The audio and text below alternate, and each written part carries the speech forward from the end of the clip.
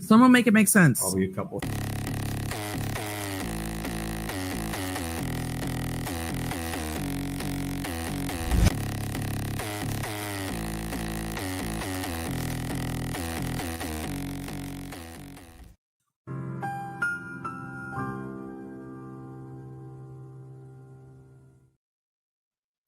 Hello, everybody. So yesterday was a cursed day for technology for me. It was one of those days. I hope today's going to go better. Everything had a chance to reboot and re-update and restart. So initially we were going to have the Never Have I Ever. And that, as you guys know, it's extra technology advanced going on. But then I had an upgraded idea. And so it involves coordinating many different things. And I couldn't get the iPad to do what I was trying to get it to do. I know there's a way. I just couldn't get it figured out. And I was like, you know what? Let's just save this for the next day. And then, I was like, well, let's just swap it. We'll do Lori Vallow. And then my computer decided to update and it was taking forever. And I was like, this is just it's not the day. So, but everything is all situated. And the thing too, right, is like for tonight, like the Never Have I Ever, we're going to go straight from that into movie night on Discord, which I've never done before. So there's like a lot of categories of technology and things that have to be ready to go connected to each other. And it's a lot of steps, but, and I want to make sure it works whenever we go to start it. Right. So anyway, but we are here now with Lori Vallow. And then tonight we will have we're going to do a quick Adelson update. Then we'll have Never Have I Ever. And it will be awesome. Super excited. It's going to be a lot better with the new iPad idea that I have. And then we're going to have the movie night on Discord. And it's going to be not to miss. So shout out to Kane. Shout out to Meg. Shout out to ABC's Docket. Shout out to CJ, one of our new squirrel friends. Excellent. You guys, I've stockpiled like a squirrel so many of these things. Like, we've got recent interviews with Kay Woodcock speaking out. We've got I've got such a long list here of these things I've been stockpiling, including but not limited to these interviews, which some of you guys may have seen. I know I've seen some of these, but it's been a long ass time, and I don't think I've even seen all of them. I've stockpiled a fuck ton. So I figured we would start with like Melanie Gibb and maybe Zulema. I've just got the possibilities are endless. And what I'll probably do is after maybe we watch those two, I'll let you guys pick. I'll tell y'all what all I have and I'll let y'all pick. Because I've got so many great things here that are all Lori Vallow related. Again, some are old, some are new. There's like Colby speaking out. I mean, there's just a lot of stuff. So normally I don't ever watch interviews at 1.25 speed, but we're going to see how this does because we won't have so many to get through. We probably won't get through all of them, I don't think, but we will see what we can do. And if it's weird, we'll watch it at normal speed. For anyone who doesn't know who Melanie Gibb is, Melanie Gibb was like Lori's best friend in terms of like her little group, right? The 144,000. So a lot of people actually have been saying that they think Melanie Gibb should have been arrested or charged because she would have known as much as anybody else who was charged, basically. Like of all the people, that were new shit, that were involved, that were charged, that Melanie Gibb is the next level up. She has testified at the Idaho trials. I don't know if she will testify in Arizona or not. It will be interesting to see, looking back, what she said at the time, because she totally knew a lot of shit, basically, is the thing, right? And she really should have probably reported things to the police. ABC Doc says Colby has a Twitter now and we'll do live updates. That's great. I don't have a Twitter, but you guys can let me know what he's saying. Is he planning on going to more days in court? Because I thought he was just going to do the one day.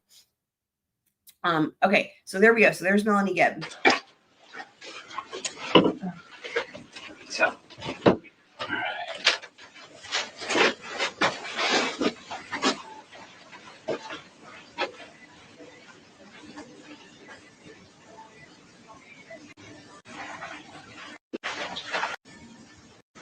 They got this Rockstar energy drink. Oh, he's going. I did not even know that he's going every day. Okay, interesting. Wow. Okay, that will be definitely worth checking out. I don't have a Twitter, so I don't think I can do it. But because like whenever there's something that's crazy with court that's like on Twitter, I try to find it. I can't find it. So I think you have to be a Twitter joiner or member person. That was scary. That was a mess. I am curious to know what changed his mind and why he's going every day. But again, we will watch the Colby stuff. I've got some. I probably don't even have all of it. I have some of it already saved on my playlist. But I don't think so. No, I think I'll be good. All right, if you just give us a yell. Yeah. We'll yell. Hey, how are you? Good to see you. I'm good. Good. Is Duncan gonna be around? Duncan's on another case right now, so if he finishes up, I'd like to know that. Yeah, I like him. He's fun. He's fun. So she's talking about another law enforcement officer saying he's fun. He's a jokester. He's a good guy. Yes, he was. I get to work with him every day. Oh, good for you. So he never wears socks. Odd. So Does he not have sweaty feet? No, he wears those little tiny what are they called? They're not anklets. Like this? Like the no-shows. Oh, the no-shows. Yeah. No, see, those creep down to me, and then they go under and they make your feet uncomfortable. So, all right. This is from April 30th, 2021. Okay. So I believe at this point, Lori has already been arrested. Let me look it up and make sure exactly, because this is already, to me, very odd. Let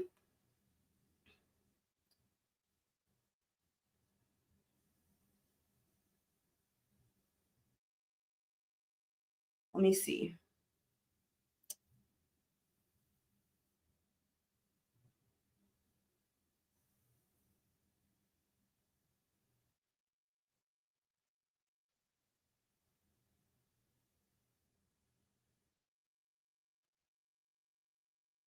So she was charged.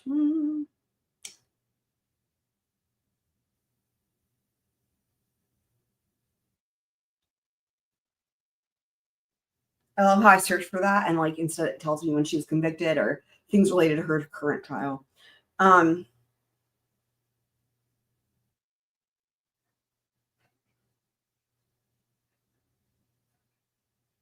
Yeah, useless. Google's so useless sometimes, guys. I don't know. I'm not going to take, it would take me forever to go through and find something that actually answers that question. So anyway, I believe she was already charged is my point. I believe she was already charged prior to this. This is April 30th, 2021. And so it's either then, okay, or it's while the kids are missing.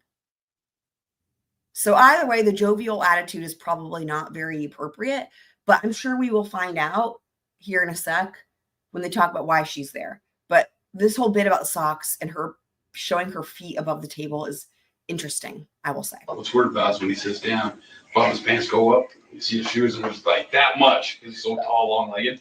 Nothing, no socks. So we always tease him about, man, are you wearing socks today? It's almost girly-like, because girls have more ankle shoes. Or did you cut the little ball off the back of your sock? I bet you guys are fun.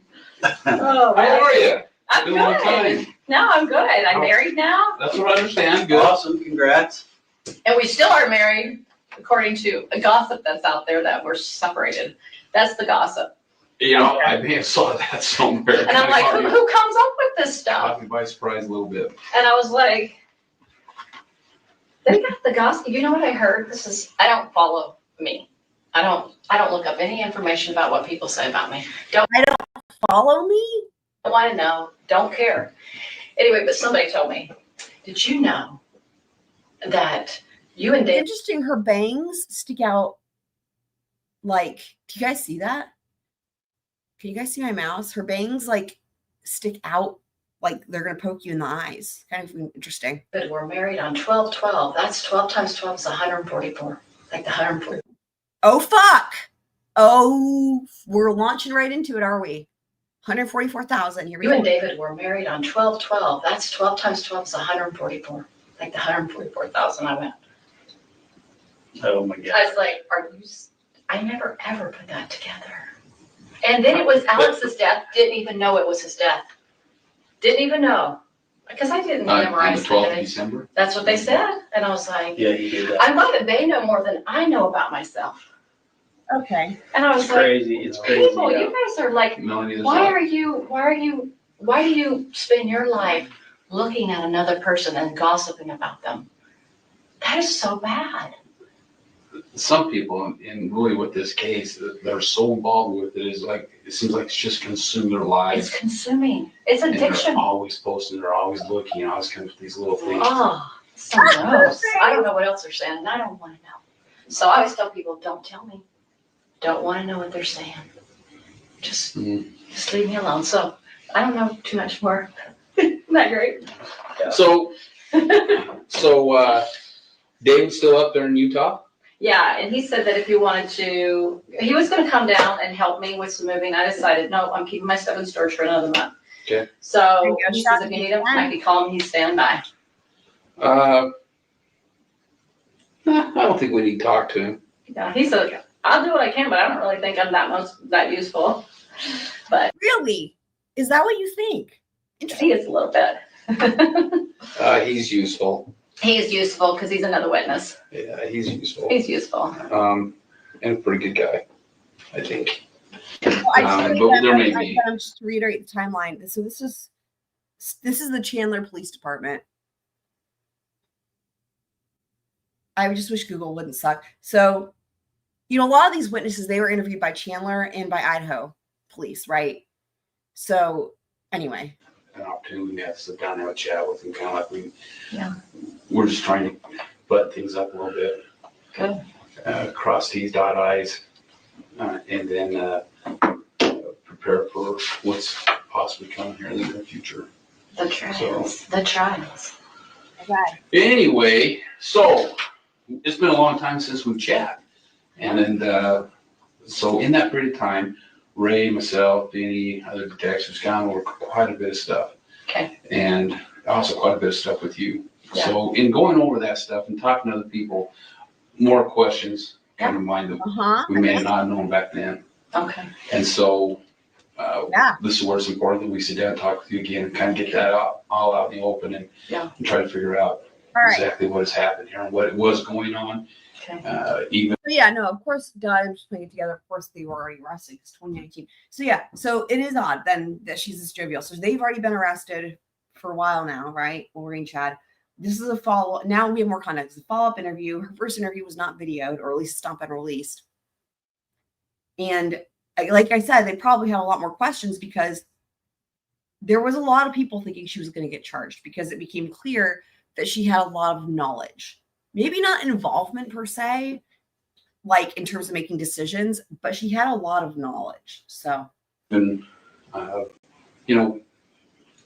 when they moved to Idaho, but maybe even prior to moving to Idaho. Okay. So that's what we'll talk about a little bit. Mm-hmm. Melanie, one of our main objectives here is we are trying to block off any type of avenues here that somebody saying we may not have checked out. Okay. So, in doing that, some of these questions popped up, and I want you to be honest with me. I don't have I'm any reason. always going to be 100% honest with you. To believe that you haven't. Okay. But what I do want anything that we talk about that I just want to know, can you show us your socks again, Melanie? Just kidding. You don't think it's important, ask it. So what I don't want to happen here is Melanie to think, well, you know what, and I don't know if that's happening. I hope not, but it's something you might be holding back on us thinking, well, I'm not sure if I really want them to know that. Okay. Unless they ask me a direct question about it. Unless everything. We don't have to be pulling information out of you. Okay. Just be able to open book and tell us. Absolutely. And it'll make this a whole lot better, faster. Yeah. So, Faster. last time we talked to you, we didn't really hit this portion up very hard, but I want to talk to you a little bit about these castings. Is that what you refer to them as? Or are you new to them? Yeah, I think so. What else would they refer to? Okay, casting. Jumping right in. It's been a while since I thought about it, so I can describe how it came about and what it sounds. This is going to be very interesting. What I'm going to do is I'm going to put in the chat which interview we're on and the date, because again, we're going to try to watch a bunch of different ones. So I'm going to put that in the chat. I would like if that helps, because I don't really know what else to call it than that. Okay. Does that make sense? So you know the idea of casting out is to help people spiritually leave the body, right? That's the whole premise from Christ. Well, I've never heard of it being, well, okay, so I know Right, so that let's go Christ back is to Christ. casting out demons. Yeah. I understand that. That's the premise, that's all. That's all it is. I mean, that's what the idea is to get, and if there is an evil spirit in you, then you ask in the name of Christ that evil spirit leave. That's what it's about. Okay. So sometimes in my mind, I'm having a little trouble trying to picture this. Okay. But like, if I look at this, I'm like, such and such has a evil spirit in them. Yeah. I'm not sure I would call a group together to have a prayer and a casting. Yeah. Or if I would just, in my own personal prayer, say, Lord, Mhm. will you help this person out? Right. Um, I don't agree with it, but I want you to know that's the idea. Anything I tell you, I don't agree with. Right. That's where it gets That's how it came about in the time. So how it started was this. We were in Zulema's house, probably in January. I don't know how to remember the date other than I was trying to think of sequences, Okay. So there was Christina and Nicole. Remember them? Mhm. And Sarena was there. I was there. Zulema was there. And Lori was there. And maybe Zulema's daughter might have been in the house, but I don't remember. And so she was talking to everybody about that Charles now had this evil spirit in him. Okay. So that was kind of what they were talking about. Okay, tell me about that evil spirit. Did the evil spirit have a name? Yeah. Remember we talked about it. It's the Ned guy. Right. That's what they Okay. said he was. He was this Ned person. Okay. She's like, how the heck could you forget Ned? Come on now. Ned Schneider. All right. So she's kind of talking to the girls, and they're all kind of talking about what's going on. And she's like, I don't know what we're supposed to do about this. How do we get, how do I do that? I don't understand what this. So nobody has any information about casting out at this point. And then Christina, she starts talking about something. This is all beyond me because I didn't do the energy work. I mean, I had energy work done to me before, but I don't know how to do it. Wow. And I don't know if Christina knew about it or not. I'm not sure. But Christina started talking about, man, I don't know how she brought it up now. It's been a long time for me to remember. I don't know how they start talking about it, but somehow they start talking about casting out somehow. I mean, I will just say we watched Richard Allen the other night, right? Let me know y'all's thoughts in terms of truthfulness or deception or, whatever you want to call it. I mean, I can't say, no one can say for sure, right? But, we watched a lot of hours of Richard Allen and we're a couple minutes into her interview. And do you guys have a sense of just, what y'all think? I'm just curious. Christina testified on day 3 of trial. She was the one who Lori did not cross-examine. And then they all started joining in. I was listening because I didn't have any comment to make to it. I was like, I don't know.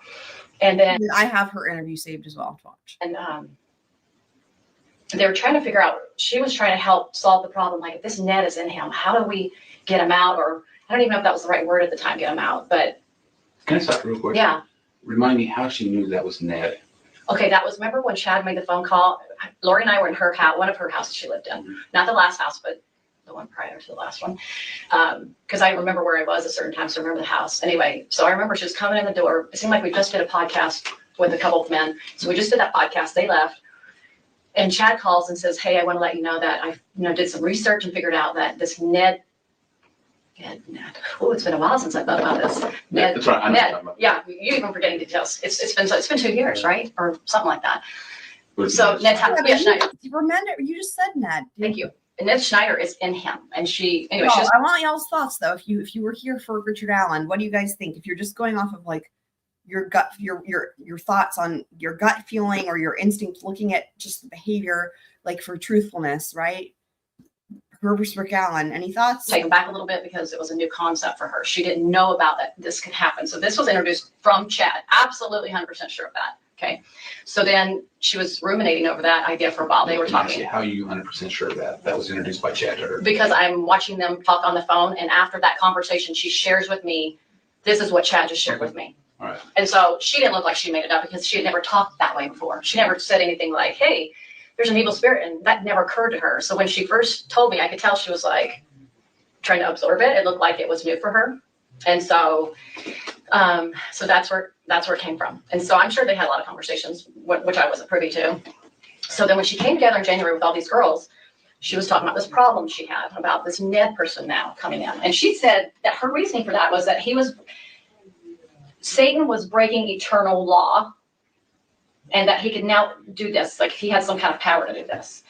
And so now these evil spirits were able to get into these bodies. So if we use you as an example, Ron is no longer Ron, he's, Phil. And Phil comes in, he is now, I'm really dealing with Phil, I'm not really dealing with Ron anymore. Because Ron's gone. Ron's gone. He went to the spirit world or whatever, someplace, right? And so, anyway, as we talked around the girl, they were trying to figure out, well, how do we do this? How do we get the spirit out? So they sit there and talked about it. And a lot of the wording that they used, which I can't recall all of it, but it had to do with features that they learned from energy work, different weapons and different. So it sounds like this is one of her ways of trying to act like she had nothing to do with it, right? Because she was saying a lot of, she mentioned the energy work a second ago, and then she's like, I don't do the energy work, but they do. So I don't know all this stuff. So I couldn't possibly have been the one that come up with it. Yeah, I'm with you on that, DSM. From the moment she came in and started talking about the fucking socks, I was like, okay, all right, I see. Very different. And it's just wild to think about the difference, right? When you compare it to somebody who's been convicted and their demeanor during the interrogations and then it's pretty insane, really. She could also be nervous. Could also be nervous. It's possible. And I think it's important to give the benefit of the doubt. However, the impression that I got was that she had I feel like she has a plan of a narrative, right? It's whenever somebody's got a narrative they want to get across, like they've practiced it or thought about it, that's when I feel like a little iffy, Well, so like stones or different things that they had learned through a spiritual means, talking about, hey, and they came up with this stuff. I did not come up with it because I didn't even know what to say about any of it. Did they come up with it, or did Lori assign them something? No, at first they talked about it as a group. They were like, well, what can we do? And it seemed like Christina started bringing it out first, actually. She's the one and I'm trying to remember the words, but I can't really remember what she said. I just remember she's like, I remember her sitting down with her one day and go, what can we do to help you, Lori? She was sincere. I'm going to write this down because, again, we've got Christina's interviews. We've got Zulema's interviews. We've got Serena's interviews. Maybe the way to get to the bottom of this, I mean, we all know what the dealio is, right? But in terms of for these other women who are trying to throw each other under the bus, we can compare them against each other. And I was thinking, I have no idea. Saying Christina. I don't know what that looks like. And so anyway, they start talking and getting different ideas. And why did Tylee hate who? Melanie Gibb? And so she was told that she had this priesthood power. Now that Moroni gave it to her in the temple, she suddenly had this priesthood power that women were now getting it, because that they don't have it in church, right? Did you find that odd? Yeah, everything's odd. But at the same time, because I was on this, so I had listened to some podcasts she had learned. So it wasn't super odd for a person that had listened to Julie Rowe or Mike Stroud, because they were talking about now if you go back and listen to those two, she doesn't come up with this stuff herself. This has been coming up by other people, okay? Well, right. And I know that the big picture, it's all a little weird, but when you hear, because, you're LDS. Yeah. When you hear something as in Moroni appeared to her in the temple and gave her priesthood powers, what did you think about that? Well, let me back up to when I first met her to help you understand how I got involved with her. Jason. I mean, again, this is very much a narrative. I mean, to give her the benefit of the doubt, I could say that she's had time to sit here and plan a narrative, but still, I don't know why one would really find that necessary if they're just going to answer questions and they're not worried about getting charged with a crime. Jason Mou's the one that introduced me to her. He met her in the temple and said, hey, there's like-minded people that are spiritual, Here's Melly's information. So she meets me and she hears me talking a little bit because I'm doing something for a stake event. It was really normal and good, and it had to do with, natural preparedness kind of things, something that we all can learn and enjoy. Anyway, afterwards, she's in the back with Melanie. And then I came out, and then she came out, and Melanie was still in there because there was other classes going on. And she was just so excited to meet me. And she was like, she's talking about people she knew like Mike Stroud, or not knew, but knew of from podcasts, and Julie Rowe and her change of heart. And I said, well, I've been changed to Christ. And my experience is a normal experience that somebody would have. But she was like mirroring me. And I thought, I was like, I think she's mirroring me, because I didn't know that then. I didn't know her. So I would have no way of knowing. But anyway, she was like, oh, I've been changed by Christ. And I said, well, I have too. And it wasn't in a more significant way than maybe what I experienced at church. It was a beautiful experience that I had. And so, but there was nothing odd about it. It was just beautiful, you know? Mhm. And so she said that she had the same, and she was super excited. And then she said, well, I said, you must have been through a really, you know, a lot of challenges in your life to be able to have these experiences. She goes, well, she says, I've had some special experiences with the Lord in the temple. And she might have said Mormon at the time too. She might have, I can't remember if that was the next time I saw her or not. And I was like, wow, what have you been through? And she's like, well, you know, my kid was raped by her father, and who would have known that probably is a lie. But anyway, she was bringing a story about all her trials, and they sounded genuine to me. I did not think I don't think people are manipulating. That's one of my weaknesses. I don't manipulate. I don't know how to. So I was so foreign to it. Okay, that's just one of her weaknesses. Father, and who would have known that probably is a lie. But anyway, she was bringing a story about all her trials, and they sounded genuine to me. I did not think I don't think people are manipulating. That's one of my weaknesses. I don't manipulate. I don't know how to. So I was so foreign to it that I was like, oh, she can't be lying to me. She sounds just like me as far as my testimony of Christ. Now, not all the crazy stuff, but just that normal kind of sisterly bond that you would have with somebody in church.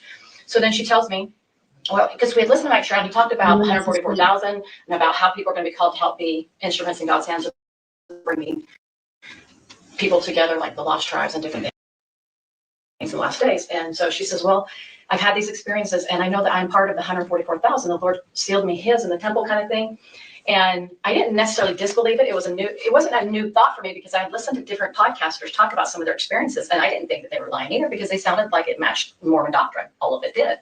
Because I read the scriptures a lot, and I thought, well, you know, I know about these things, but somebody's actually having them. And so, but, you know, people can have real experiences, but somebody can take that and act like that as their own. Sure. And I think that's what she did. She took some information that could or couldn't have been true. I don't know if the guy had it or if he was deceived. I don't know that personally. But anyway, she learned a lot about, and Julie Rowe, they talked about casting out. They talked about when evil spirits, you put your arm to the swear, you cast out, you use, and then talked about love is your most powerful weapon, and different weapons. He would say different weapons. I don't know if he described them, but he just talked about love as the most powerful weapon we can use against the adversary.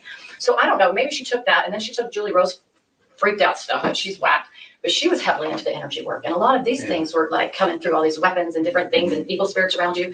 So I remember one time she told me when she was in Hawaii, before I ever met her, so this was when she was living there, she recalled a moment. She goes, I remember, Melanie, I woke up, an angel woke me up and said, you need to email Julie Rowe and tell her that she's a true servant. And I was thinking, wow, maybe Julie, because I didn't think Lord was lying to me. I thought she was really enlightened. And anyway, she believed in this. And anyway, she said she finally figured, she said, I can't even email, or I don't do Facebook. She's like, I just finally read the back of the book, had the email on it. I just said, you are a servant, and that's it. And she just said, Lord. And that's all she said. She sent off and went back to bed. So I was thinking, wow, okay. And so so when her and I met that day, she's like, I know that Moroni, she must have told me about Moroni, or he was the savior. I know that he's called me to be part of the 144,000 to help other women. I'm to gather other women, something like that, and help them be part of the gathering kind of thing. Okay. So her and I go to the temple. We go to the Phoenix temple because I remember the Gilbert temple was closed. So we're going in there. This is, if you're LTS, you're going to be surprised by this. This is where the deception really began. I go into the temple, and I'm going in the dressing room. We're getting our white clothes on, and she is in the dressing stall. And I come out and I stand behind. They have an arch window in the Phoenix temple, right in the women's room. And I'm standing there, and all of a sudden I get this like heat all over my head, and I'm like, "What's that?" So I said, "Lori." She comes out. I said, "Feel my head," and she goes, "Oh, it's happening." And I was like, "Yeah, it's really hot on top of." I didn't have a fever. Nowhere else on my body was hot. And it wasn't because the sun was coming through. It was really like this heat. It lasted for, I don't know, like a minute or two. Mm-hmm. And she's like, wow, it's happening. I'm thinking, wow, that's pretty awesome. You know, I'm thinking that's good. And so anyway, we go into a couple of different rooms. I don't want to share too much because it's a temple. Right. But anyway, she thinks that she has the power to ordain me at that point to be part of this 144,000. And so she says a little prayer. That's her thing, her little prayers. And did she say she got the keys to ordain you? Yeah. from the Lord himself and from Moroni, herself in the temple, in the initiatories, in a certain location in the initiatories. And the interesting thing, I told this to Rob, the same place that Zulema said she saw. I have to say, not everyone can be Jesus, right? Because I think Jeff has monopoly on that one currently. The Lord was the same place he said. And I was like, how did that happen where she said the same place? And he goes, well, Melanie, people can have some psychological word. I don't remember what he called it. So the psychological word that she had this experience. And I was like, well, I never had anything like that. So I don't have the experience they did because I don't have visionary experiences. That's not me. That's not my gift. So I just assume that because they had them, they knew more than me. Well, if they can see that, I can't see it. Maybe I don't doubt that people can have gifts like that. I'm very much a believer in them. Yeah. So that was a bit on the odd side that happened to me in the temple. And I've asked other people that work in the temple and different things. They said, well, they can bring Satan in with them. I'm like, oh, yeah, they can. Mm-hmm. So that was sad. So that's where my confidence came from with her, because I'm in the temple of my God. That happens to me. Sure.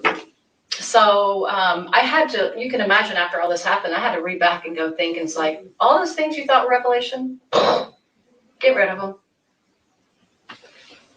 Don't even remember. Don't go back to try to figure out, Heavenly Father, what happened here?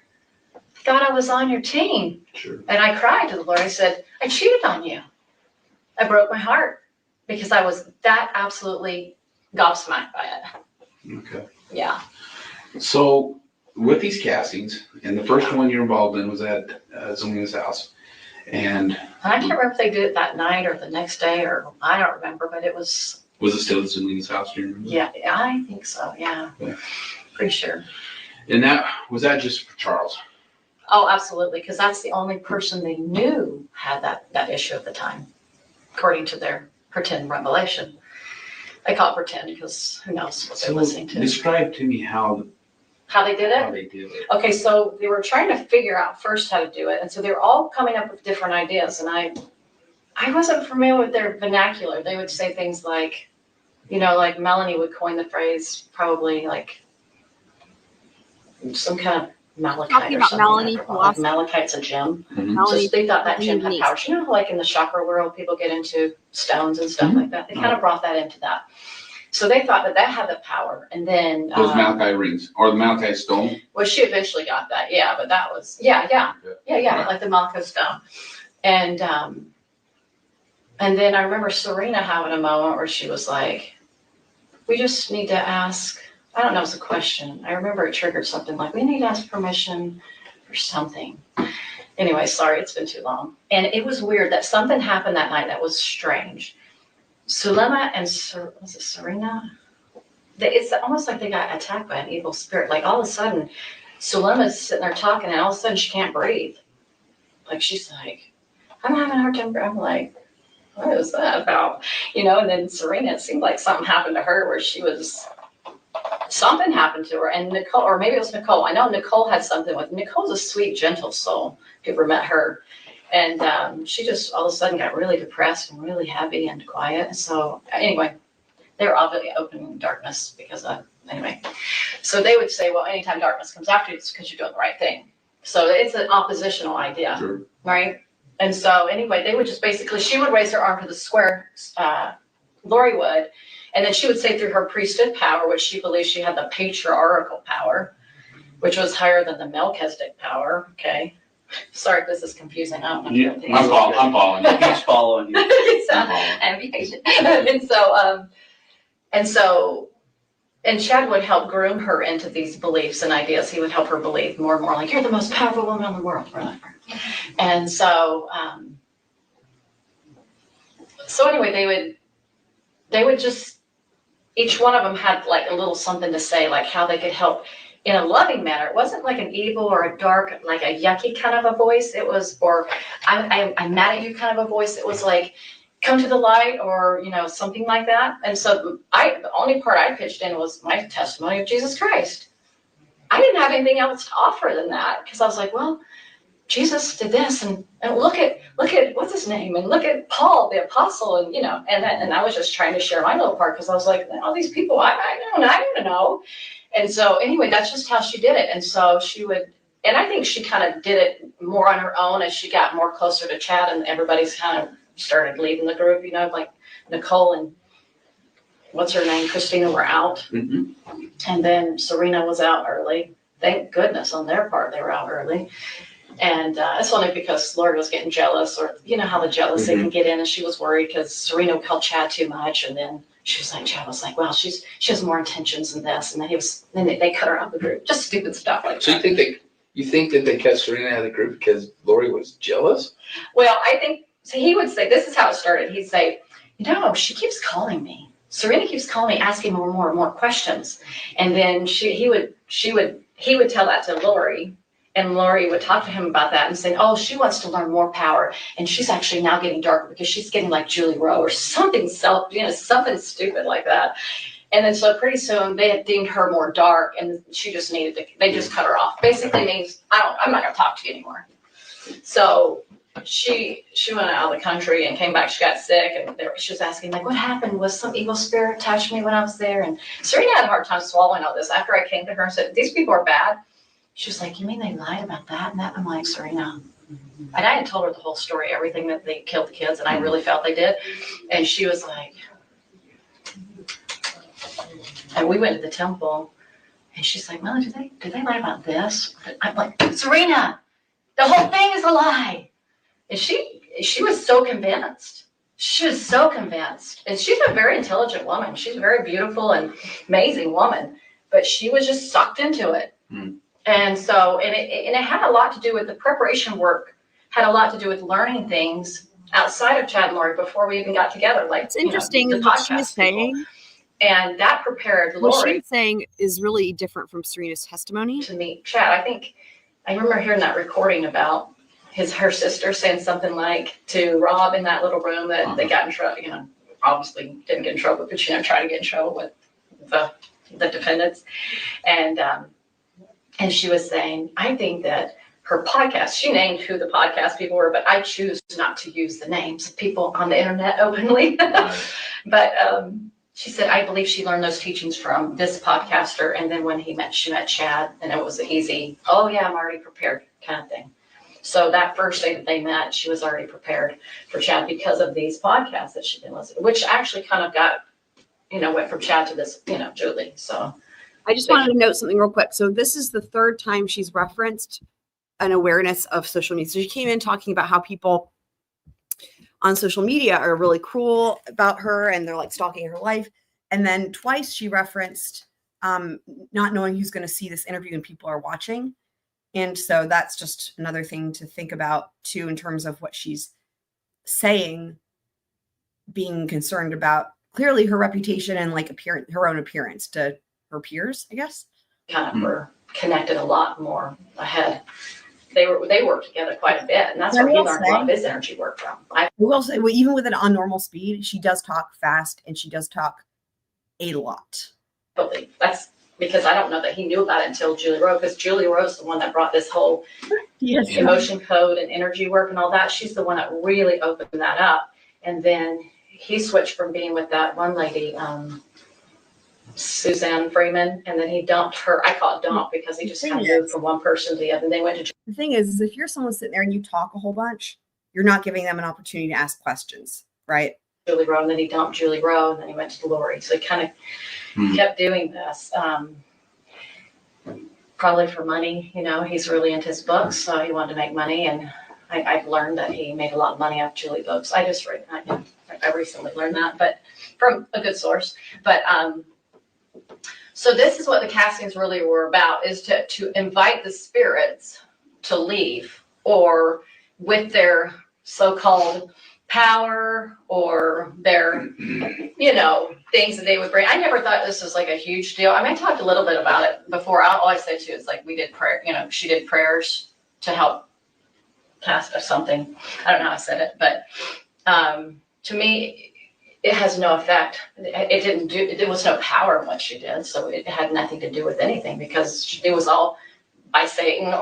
Now, when Julie Clement got involved, I remember one night we were at Lori's, the last house she was in before Charles died. I think he was still alive. And I remember They were doing a prayer, and Julie, Clement, and Zulema with their, I don't know, energy, they both do energy work.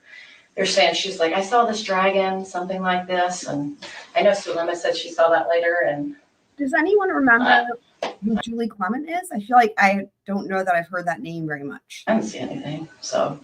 That's just what they imagined in their, I don't know, this, some evil spirit tricking them, something. How many castings do you think that you were involved in? Gosh, I don't know. I'd have to make a guess because I wouldn't know. What would you guess? Maybe 10? Maybe. I'm not sure. And they were just for chat, I think most of them were on Charles and not the kids. And Tammy. That I think is not true. I mean, I know they probably did. I don't know what they did with the kids. I don't have any idea on that part. I'm not sure on Tammy. Maybe. Let me ask you about Tammy then. Yeah. Was Chad there, or was it just Lori? Well, they did. There was one. I can't remember who it was though. Sometimes these things I don't remember all of it because sometimes I was often detached from a lot of it because I was involved in my own personal life. So I necessarily not was I know I'm asking a lot to try to reach back and grab. Yeah. So we were in a circle. We were holding hands, and Charles had passed away, so it had to have been somebody else because Charles was dead. And Zulema, she started talking about that. She was into, moving the earth and the earthquakes and all that. You probably know that. She thought she had the power to do that. And I remember Chad and Lori said something, and she thought that. I don't know if anybody else said anything. She thought that because Chad and Lori told her that. So who was it? So Chad was there in the circle. Oh, yeah. Lori was there. Yep. And I think Melanie and Alex, Zulema, me and David. David doesn't remember any of it. You can ask him. He's blocked it, dude. He was so blocked. He can't remember it. And this was after Charles died. This was right after he died when we had that little meeting. Remember how I said we got together one time in Charles's house? So that would be like July. Probably. Yeah. But he died July 11th. 7. I always try to remember 7/11. Okay. So, yeah. Yeah. You recall how soon after that was? So not the 12th. Weeks. Weeks. Within weeks. Do you think it's still in July? David had to have been in town. That's the only way I can track it. But this casting was for what reason? To continue to help the spirits that are in the bodies to talk them out of leaving their bodies. Okay. What bodies? I think it could have been Tammy. It might have been Brandon, maybe. That's the only two I could think of. That would be the only two I could think of because if they said anything about that, I have no memory of that. So no memory. And definitely, well, because not JJ, definitely, because JJ wasn't deemed a zombie until, September, right? Okay. So they would definitely not have done it about JJ. So probably Tammy and Brandon, because they said Brandon was definitely in this high level, dark. I don't want you, I appreciate you saying it was probably either one of these two or maybe both, but I need you to remember who was trying to be casted. If it was both, fine, but if it was just one. I know it's. Think about it. I can't even remember what Chad and Lori said. Okay. I remember she always used her priesthood power, and then she's like, "Go ahead, take it over, Zulema." I remember that. All right. So, were you? Because Zulema remembers. Yes. Some things. Okay.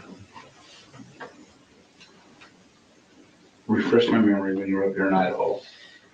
September. You dated in September. Mm-hmm. Was there a casting done at Lori's house? Not that I can recall. I tried to remember, did we have any? Not that I recall. Or did you have how about a prayer? Where you guys got together and just had a prayer or anything like that? Well, normal prayers like on a flute or something, Right. possibly like that. I don't recall. Okay. I mean, I could say maybe, but I don't remember. So as far as the castings, none of them took place in Idaho that you were present at? Not that I can recall. Okay.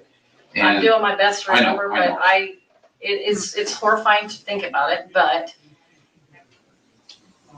I don't know. Again, I don't always put so much stock in this stuff, but I just to repeat, like what would the behavior panel say again? Put on my behavior panel hat. There's like she starts spinning around the chair. There's a tongue jut, as they say. So as far as the castings, none of them took place in Idaho that you were present at? Not that I can recall. Okay. I'm doing my best to I know, remember, I know. but it's horrifying to think about it, but I don't know. Okay. So the ones you may have been involved in were the ones here in Arizona, and that would have been at Lori's house, Yeah. Zulema's house. Mm-hmm. Where else? I remember when she was at Charles's house and the one in Houston, or was it Houston or no, the other city? I always forget what city it was. When remember she lived in Florida Texas? and Texas. Mhm. Remember that? I Yeah. remember I can't remember if it seemed like she was doing the phone with Chad. I remember her talking about Charles because he was in the house. She was really into Charles's. She kept saying, "Oh, he's getting broken down. He's getting broken down. He's getting weaker. He's getting weaker. We're doing things to help, get him weaker, get his, spirit out of his body, kind of a thing." They were like working on him. I remember that a lot. So let me ask you this. Were there any castings that you weren't present, you were just on the phone with them? So there was, in the beginning, there was a phone call. That's right. Good. Thank you for reminding me. Serena, Zulema. At one point, Melanie joined in, and Nicole, Gibb, or Melanie Woodrow. Oh, wait. Sorry, I remembered one. Let me just stick to that one right now. I'm sorry. That's all right. All over the place. This is not enjoyable for me. It's all right. This sucks. Anyway. We'll get through it. So yes, there was this phone thing because she was doing it through Zoom. It was a Zoom thing.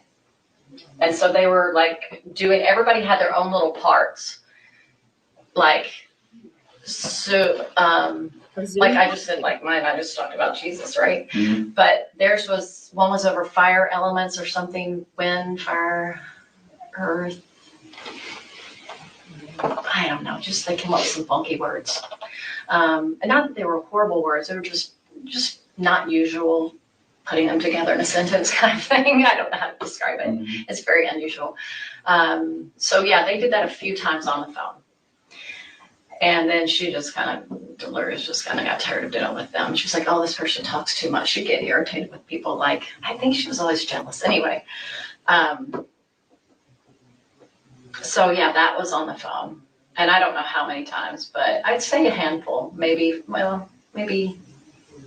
they tried it maybe 2 or 3 times, maybe. I don't know.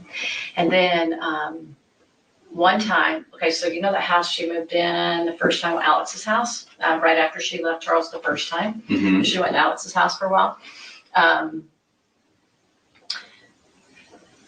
She had Serena on the phone, and Melanie was new to it, and she really didn't know what was going on. So it was the first time Melanie was exposed to it. And I remember we were holding hands, and I remember she said, "My hands got really hot, and then they got really cold." I was like, okay. My dad played Not my experience, right? And then Serena kind of related to that. They were talking on the phone, and that was the night she came up with this idea, this map thing of zombies in the world. Map. Arizona, Utah, Idaho, And then she's like, "Okay, Chad says," and she'd be on the phone, how many zombies in this state?" She called him by name, Chad. I knew she was talking to him. How'd you know he was talking to him? Well, I just did. I mean, I just did. I don't know. I knew it. Wow. I'm sure she did, but I just know she was talking to him. Who else was she going to get this information from? I don't know. No, she was into him. She was way into Chad. She was. Wow, this is a lot of things. Chad, how many zombies in this state? She called him by name, Chad. I knew she was talking to him. How'd you know he was talking to him? Well, I just did. I mean, I just did. I don't know. I knew it. I'm sure she did, but I Okay. Yeah, I just know she was talking to him. Who else was she going to get this information from?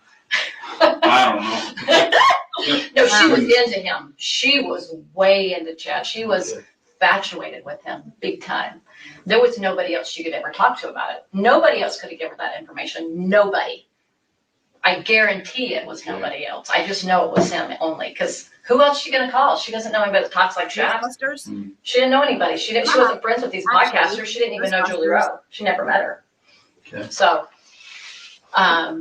anyway, and I could have maybe possibly heard his voice if she had a speaker sometime. I'm sure that happened at times. So I knew it was them talking. And I probably, she was on the phone a lot, in the car a lot. She was talking to him, and I just knew she was talking to him. And so, anyway, he would say, okay, there's, I don't know, grab a number, 100 in this state, something in this state, and then throughout the whole world. And so he got this, like, these people, or these entities are in other people's bodies. So her idea was, it was for her to get rid of the zombies. The idea was for her thought she had the power to cast out, she'd say in the name of whatever and with her power. And then he would check, oh, there's none left in the state, So anyway, that's how she did it. So anyway, I remember that conversation was kind of going on that night. And then, by the way, I don't know the heck they were talking about that. Anyone can use the commands. I'll have Nightbot put a link in the chat. It was, I don't know who, I'm sure it was Charles. And I think it was probably for the world too. It probably was. And anyway, everybody was just holding hands. And anyway, they all said their little, whatever they could come up with, they think of that would help encourage this spirit to leave or encourage them. And it wasn't done it didn't seem like it was done out of any unkindness or anything like that. Right. Oh, wow. It was just a matter of, like, if you were to invite somebody to leave. No. I think they started using different weapons that talk so much. It's crazy, but this is a good one. It wasn't done out of any unkindness. That would help encourage this spirit to leave or encourage them. And it wasn't done out of, it didn't seem like it was done out of any unkindness or anything like that. Wow. It was just a matter of, like, if you were to invite somebody to leave. I think they started using different weapons that had light in them to help that encourage that spirit to come out of the body by those words. But it didn't have no power. So I haven't worried about it since I've left Lori. I was like, she didn't have any power. She can't hurt me. I'm not worried about her. So obviously I didn't believe in it to the level of worrying about my life, right? So that's kind of it. I mean, is there something you're kind of looking at that might help you? Well, I really want to just dive into these. Yeah, to kind of understand them. Yeah. My understanding, and we may hit a little bit on this in our first interview, but my understanding is that the spirits, in order for the spirit to be taken out of the body, has to be casted out. However, if that body is or the spirit in that body is a certain darkness, just casting it out doesn't prevent it from coming back out. From coming. Yeah, absolutely. So, and there's certain ways that body can be destroyed. Body or the spirit? Or spirit. I don't know if it can be destroyed. The spirit? I don't know if they can be destroyed. Oh my God. I don't like the Father. You never heard of spirits? Okay. Oh, I'm not saying they believe that. I'm just saying you and I personally, I don't think they can be destroyed. Interesting. When we talk about this, I'm trying to. Okay, I wasn't sure. Yeah, I'm trying to dive into their world. Okay, their world. Sorry, because you're sharing personal. So okay. So yeah. Yeah. I don't think that they thought they could destroy them either, though. They were just trying to get them to the point where I don't know. If I had a dark spirit in a body. Yeah. I mean, a dark spirit. Yeah. And that's why they killed people. That body, that spirit is cast out of that body. What enters that body next? Can it be a light spirit or can it be a dark spirit? Oh, so that did occur with Charles, they said. So, okay, this was the first thing, is they were trying to cast out normal, like casting out, right? But they said, oh, no, it's still in there. Chadwood Dean is still in there. We can't get him out. They're breaking eternal law, right? This is what we're saying. Okay. They cast his personal spirit out and we put a new one in. So then they finally said, we got him out finally. Through our priesthood powers, we got him out. Now, who's the next one? Garrett? Garrett was the next one that came into Charles. And this was supposed to be a more advanced, darker spirit. Okay, so if Watch her Yeah, face, I guys. already said him. if the body keeps Oh my God, watch her face. She's like, do you believe this or not? I'm out now. This is seeking approval if ever you saw it. Watch. Who's the next one? Garrett? Garrett was the next one that came into Charles. And this was supposed to be a more advanced, darker spirit. Right there, the eyebrow, that is crazy. The eyebrow flashes, again, as they would call it. So let me answer. So CJ's saying, do they really believe this, or is their excuse? I'm so confused. I think, do you mean, okay, actually, I don't think it matters. So by they, okay. I think there's a sliding scale depending on who you're talking about, the people in the group, right? I got the impression that Zulema really bought into all this. And I also get the impression that Alex bought into all this.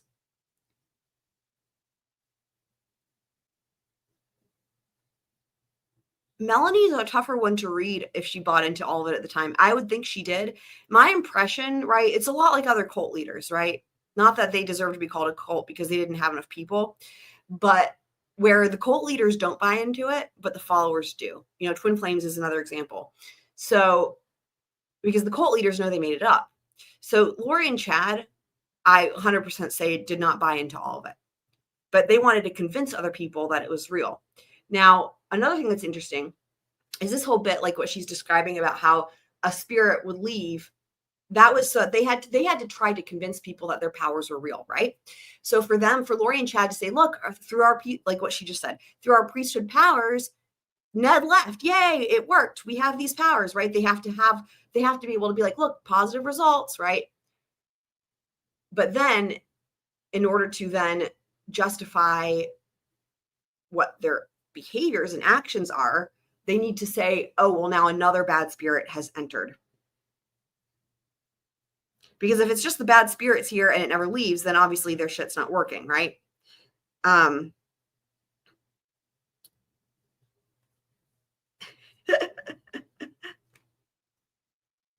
Yeah, so you're asking about Chad and Lori. 100% they didn't believe it. They made this shit up. They made it up. And honestly, in their text messages, that's where it's really, really, really apparent. I will just say that I really didn't know. Like, my opinion as to whether or not they really believed it themselves or not was not, I didn't know for sure. And where that changed for me was in Lori's trial when they read all of their text messages on the stand, because it's clear in the text messages that they know it's bullshit. Like, for example, there's those text messages back and forth where like Lori and Chad are in a fight, right? And it's like something really stupid they're quibbling over. And then Lori's like, I'm not going to be on the dark side, right? And then Chad is like, if you just give me a heart face or heart emoji or a thumbs up or whatever, I'll make sure that you're back on the light side. And then Lori does the thing. And then he's like, great, now you're light again. And that's just one example of where clearly they're acknowledging that it's not real. And they're just using it to manipulate. They're using it to manipulate other people, but even in their text messages, they're using it to manipulate each other, which is really fascinating, even though they're both aware that it's not real. So, yeah. Okay, so if And I do agree according to him. if the body And I keeps do agree with what DSN said, that the other people, not Chad and Lori, but the other people, I think the other people did buy into it and then are backpedaling. You know, I think part of it is probably they're embarrassed, right? Now that depends, right? So Melanie doesn't want to admit she bought into it, but then you have people like Audrey Baratario, right? And like Zulema, who admit to believing it at the time. They're not too embarrassed to say that. And then now they're like, now we know it's not true or whatever. I tried to find an interview with Audrey and I can't find one, unfortunately, but she was a really interesting witness in the Idaho trials. But everybody else I've got an interview with, so. Seeing dark spirit. Yeah. In order, does that body have to be destroyed? Right, DSN? Oh, no, not, see, they were learning. It was a never figured out. This was Chad pretending more and more along the way. Now, here's what I will say. This is actually to CJ's question. They're figuring it out as they go along. Right. Even she Destroyed? Oh, no, not, see, they were learning. It was a never figured out. This was Chad pretending more and more along the way, is my opinion now. It's like, he was just like, okay, that didn't work, but what can I come up with to keep Lori happy, right? And let me just figure this out and come up with, I don't know if he even played all the way through because Lori was so pushy about being with him.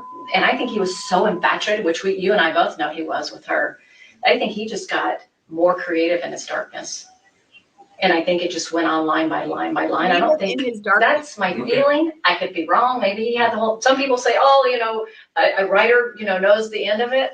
I don't know. All right, so let me ask you this then. With these castings, we know that, or I think we know, it was with Charles. They tried casting Charles. There you go, Frank. They, at one point, tried casting Brandon. I think so. It feels familiar. I'll just say that. Because they deemed him as really dark after, right about the time probably either right after Charles died, because then they were trying to help Melanie because now she would go now hooks into Melanie. She got totally taken out by Lori. And Brandon is all these things. And he's now, not only is he dark, he's actually, we found out more about him. Mm-hmm. So first he's this. Oh, wait, we discovered more about him. Now now we know he's actually a high level. He's like up there with Hitler kind of thing, right? Wow. And yeah. Did they ever say that? He was one of the Hitler crowd. He was one of the group that associated with Hitler. Mm-hmm. Was he? Yeah. Did you know that? I must have missed that somewhere. Yeah. Why is she so happy about all this, though? Who talks about Hitler and smiles? Yeah, high level. He's like up there with Hitler kind of thing, right? Right. And yeah. Did they ever say that? He was one of the Hitler crowd. He was one of the group that associated with Hitler. Mm-hmm. Was he? Yeah. Did you know that? I must have missed that somewhere. Wow. Yeah. Well, you're not missing much. But Tammy. Oh, so Tammy was. Let's see. That's a good one. Because that one's different. Because she was sweet, right? Mm-hmm. No, it was at the very. No, it must have not been Tammy. Well, But that's a good thing. Thank you, because I got to route it around. Tammy, what would they have said about her? Because she didn't have an evil spirit in her. So then at the very end, she did. And who? Because it was. She probably told me like once, so it's not like there was a lot of time spent on Tammy, to my knowledge. Wasn't it Viola or Viola? What did she say about Tammy? I don't know that she. I remember she said Right, that was in September. Oh, there's evil spirits starting to work on Tammy now. Tammy's good, but they're not in her yet. They're like working on her. And they're coming around the house, something like that. And then she had to knock at the door one night and Tammy wakes up to go see us. And of course, Chad and Lori would say, oh, that was Julie Rose's spirit that came and knocked on the door. Oh my God. Okay, That's something you lost me right there. I didn't know if this was, I did share this with somebody. I really feel like it's come out somewhere along the journey. It probably is. But you gotta understand, man, there's so much that's coming out here. Sometimes we have trouble keeping it straight. I don't blame you. That's why I keep saying, call me. If you have like a brain cramp, Melanie can help me sort me out because I can at least I've got my memory. Yeah, that's why we're here. I know, but I was just saying when you're going through stuff and you're going through all this stuff you need to keep it collected, ask me because I'm going to tell the truth. Nobody's going to tell it like me. Oh, Right. wow. So tell me again about the knocking on the door. So something about one night, it was, this is what Chad would tell. She's like, I want to be your best buddy. Call me in the middle of the night when you're trying to remember a thing. Wow. Yeah, because I can at least I've got my memory. Yeah, that's why we're here. I know, but I was just saying when you're going through stuff and you're going through all this stuff you need to keep it collected, ask me because I'm going to tell the truth. Nobody's going to tell it like me. All right. So tell me again about the knocking on the door. So something about one night, it was, this is what Chad would tell Lori, that Tammy woke up to a knock at the door and then he would say, maybe to Julie, I don't know. I mean, to his wife, I don't know. But she told me that he said it was Julie's spirit knocking at the door. That's what woke her up. So that was one indication. And it seemed like there could have been other things I can't recall, but she just said, I felt this feeling of like they were kind of like around her house, these evil spirits. That's what it felt like when she was telling me. So you know how you feel things, you picture it, but you don't have the words to describe it. That these evil spirits are now trying to get a hold of her. Oh, and then she says, she's starting to question if he's seeing somebody else. Lori was.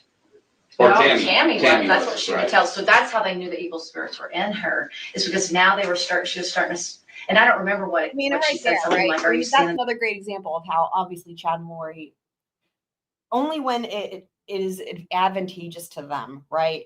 So Tammy wasn't really considered, it sounds like, and this makes sense, until she started questioning, right, that Chad was seeing somebody else. Now, having said that, there was also the thing, like that was also part of it with Charles, right? Because Charles was going to talk to Tammy and tell her. And that might have been when they decided Charles got another dark spirit.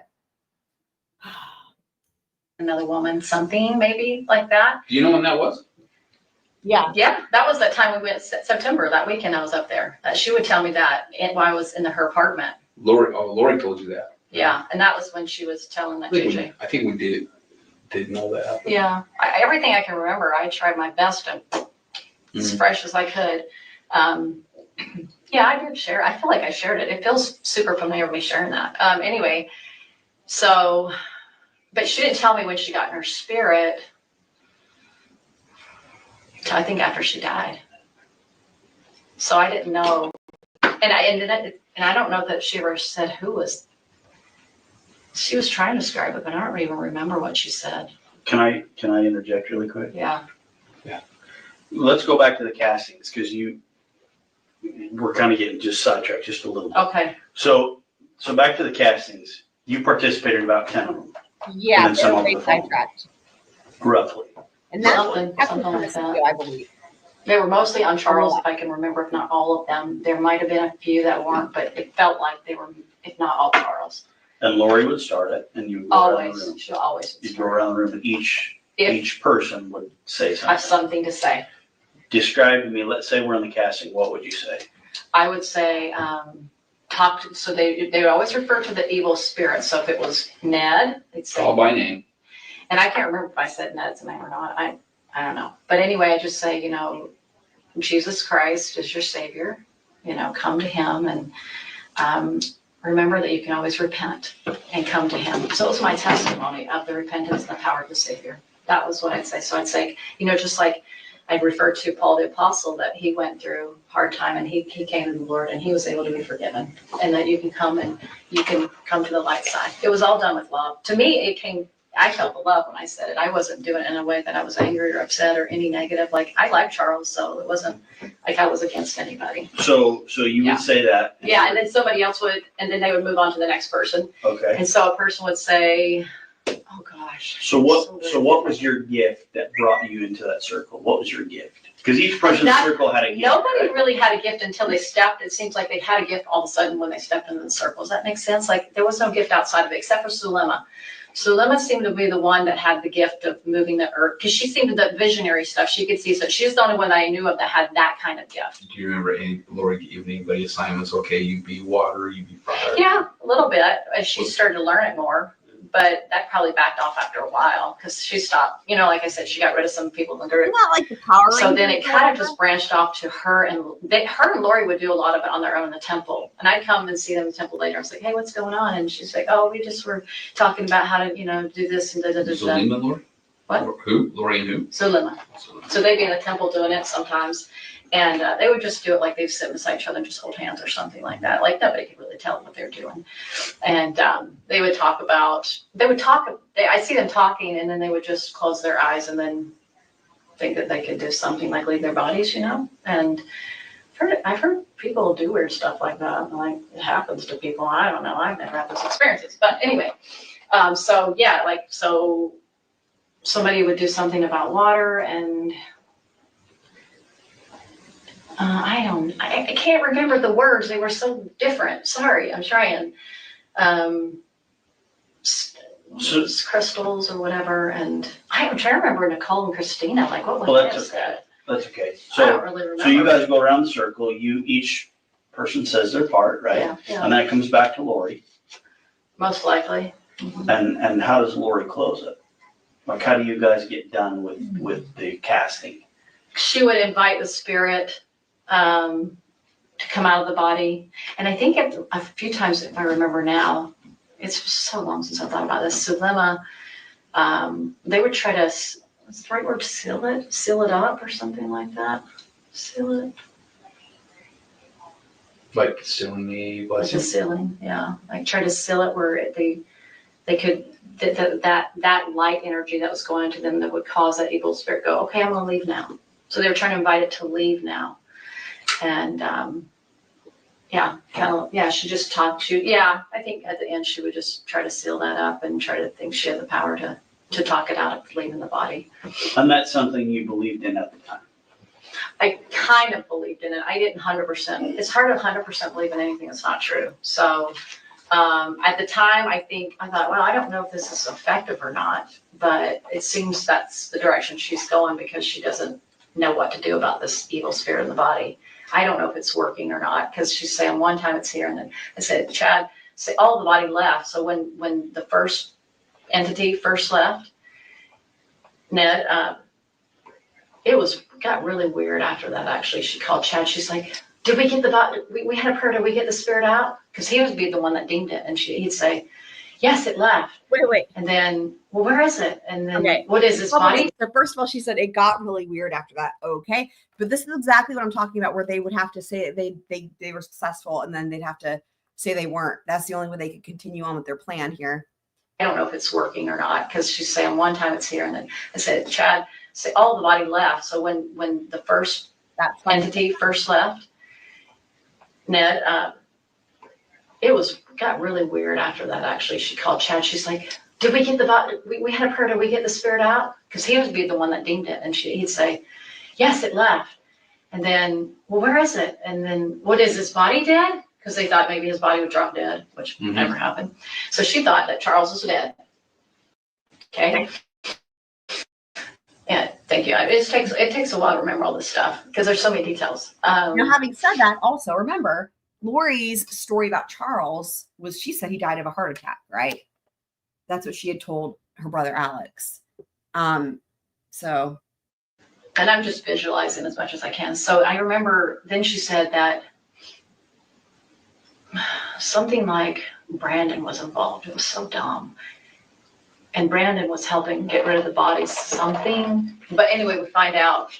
Then he said, so he kept changing things, the story all the time. Right. Then he would say, oh no, that's not really what, because, she obviously found out Charles was alive. Oh, that's not what happened. It was Brandon's father's body that died or something stupid like that. He would always try to put it also, guys, help me out here. There was also an instance where they were supposed to, what was it? There was a car accident that was supposed to happen, right? Was that with Charles? I'm trying to remember. And it didn't happen. It was either Charles or Brandon. And I don't remember the details. That one's not come up as much. It was like a failed attempt. Like, to me, it sounded like there was an attempted murder that failed in addition to the one with Brandon with the Jeep and the Tesla. How did she get Alex to kill Charles? So Alex got sucked in to the cult. And again, when I say cult, it was not really enough people, but Alex got sucked in. And so Chad and Lori used Alex's, so Alex had been excommunicated from the church. Okay. And that was a big deal. So I think one of the first ways they got him sucked in was saying, like, look, we're telling you that we are ordained by God and we have the power to this and that, the other thing. And we're saying that you've been forgiven. So you may not be able to attend the church, right? Like legit church, but you can join us and you can have redemption. I think that was the first thing. And then it was this whole thing about him being Lori's protector. That was his role, right? Remember how she said that everybody had roles? So he was Lori's protector.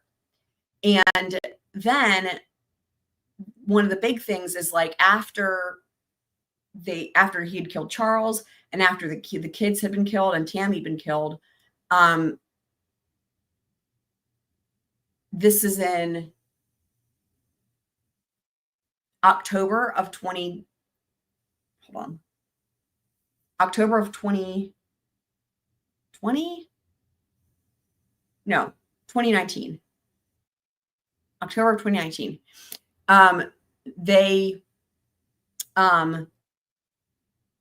Lori and Chad give Alex the patriarchal blessing. And that's like a huge deal in the LDS faith because Chad was not supposed to be able to do that. But the patriarchal blessing is like telling Alex that he's been forgiven for everything, essentially. Like, I'm paraphrasing.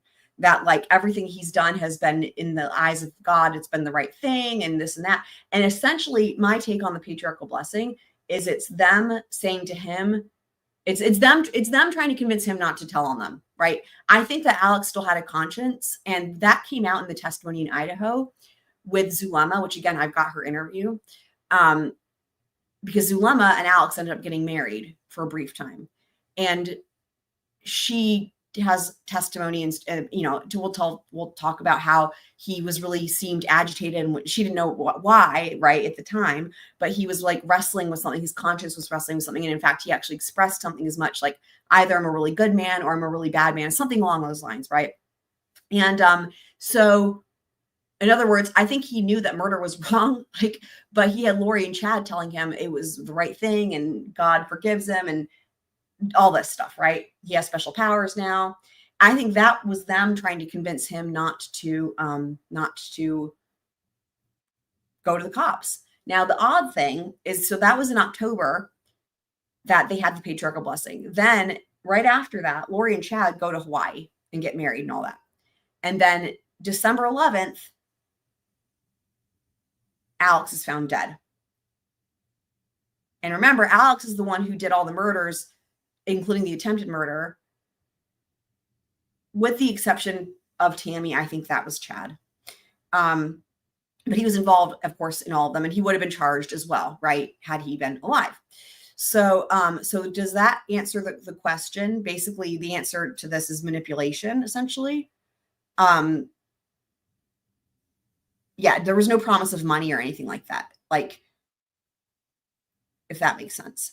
Welcome, Victorine. And welcome, Candace. Off, like, find an excuse why it didn't work. So when, that first time she said that Charles was going to get in the car accident and die, that January, because I remember it was right around my birthday, and then, because it was right after Christmas, and then I said, well, why didn't he die? And then Charles's excuse, which was always Julie Rose. CJ, were you not familiar with this case? I'm just curious if you weren't familiar with it until whenever you started seeing what we were talking about with it, or were you already following it? Excuse that I heard was, because of agency, it didn't happen. These people didn't meet up with the right plan and it didn't go according to plan. So it just We're just here. Chad, that would always be excuse for why things didn't go. He just would lead her along to one, and so they thought they were always discovering things, and the adversary was getting smarter and smarter, and they were just leading, and it just got stupider and stupider. The story did, and it just got more crazy. And so I'm just real quick. So Northwest, if you just got here, because Northwest is like a real expert on this case. Did you hear my question about the car accident thing? Because I'm trying to remember the circumstances around that one. Like, what was the deal with, there was somebody who was supposed to die in a car accident? Do you remember? I was trying to think, was that supposed to be Charles, or was that supposed to be Brandon Boudreaux, and what happened with that? Because that one's not come up as much, but I feel like if anyone will remember specifically, it'll be you. I'd go, yeah, okay, whatever. And I just kind of blow it off. Well, no, let's back up. So Tylee was deemed dark back in July. She was deemed dark at some point. Cast for Tylee. I do not recall that. Okay.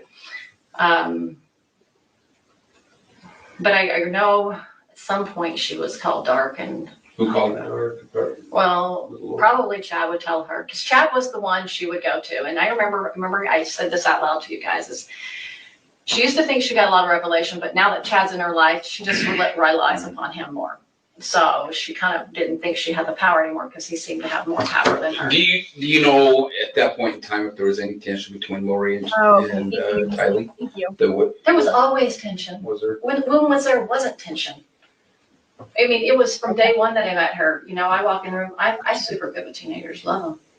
Hi. She's like, if we were each other, I was like, hi. Okay, there we go. So Northwest saying Charles and Tammy were both. That's what I thought. There was one with Charles. Charles and Tammy were both supposed to die via car accidents. Okay, Charles with JJ in the car. That's the one that I was trying to remember. Charles with JJ in the car.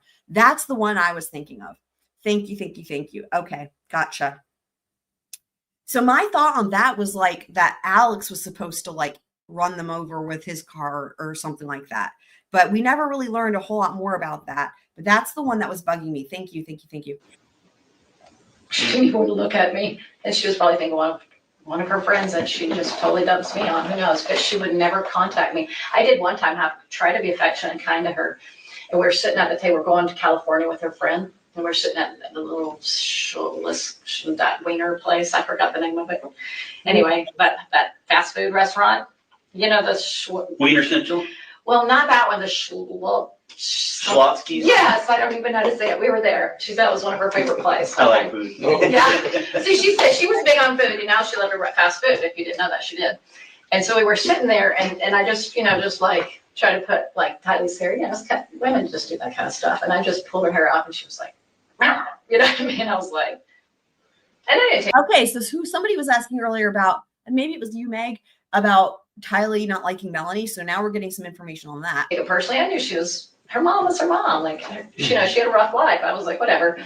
And I think it upset Lori. That kind of upset her. I was like, you don't need to be upset. Well, But anyway, so she didn't think she was darker that time. That was another time. That was earlier on. And I know this stuff, bringing it up can be kind of embarrassing to think that I actually bought into some of that Absolutely. Uh-huh.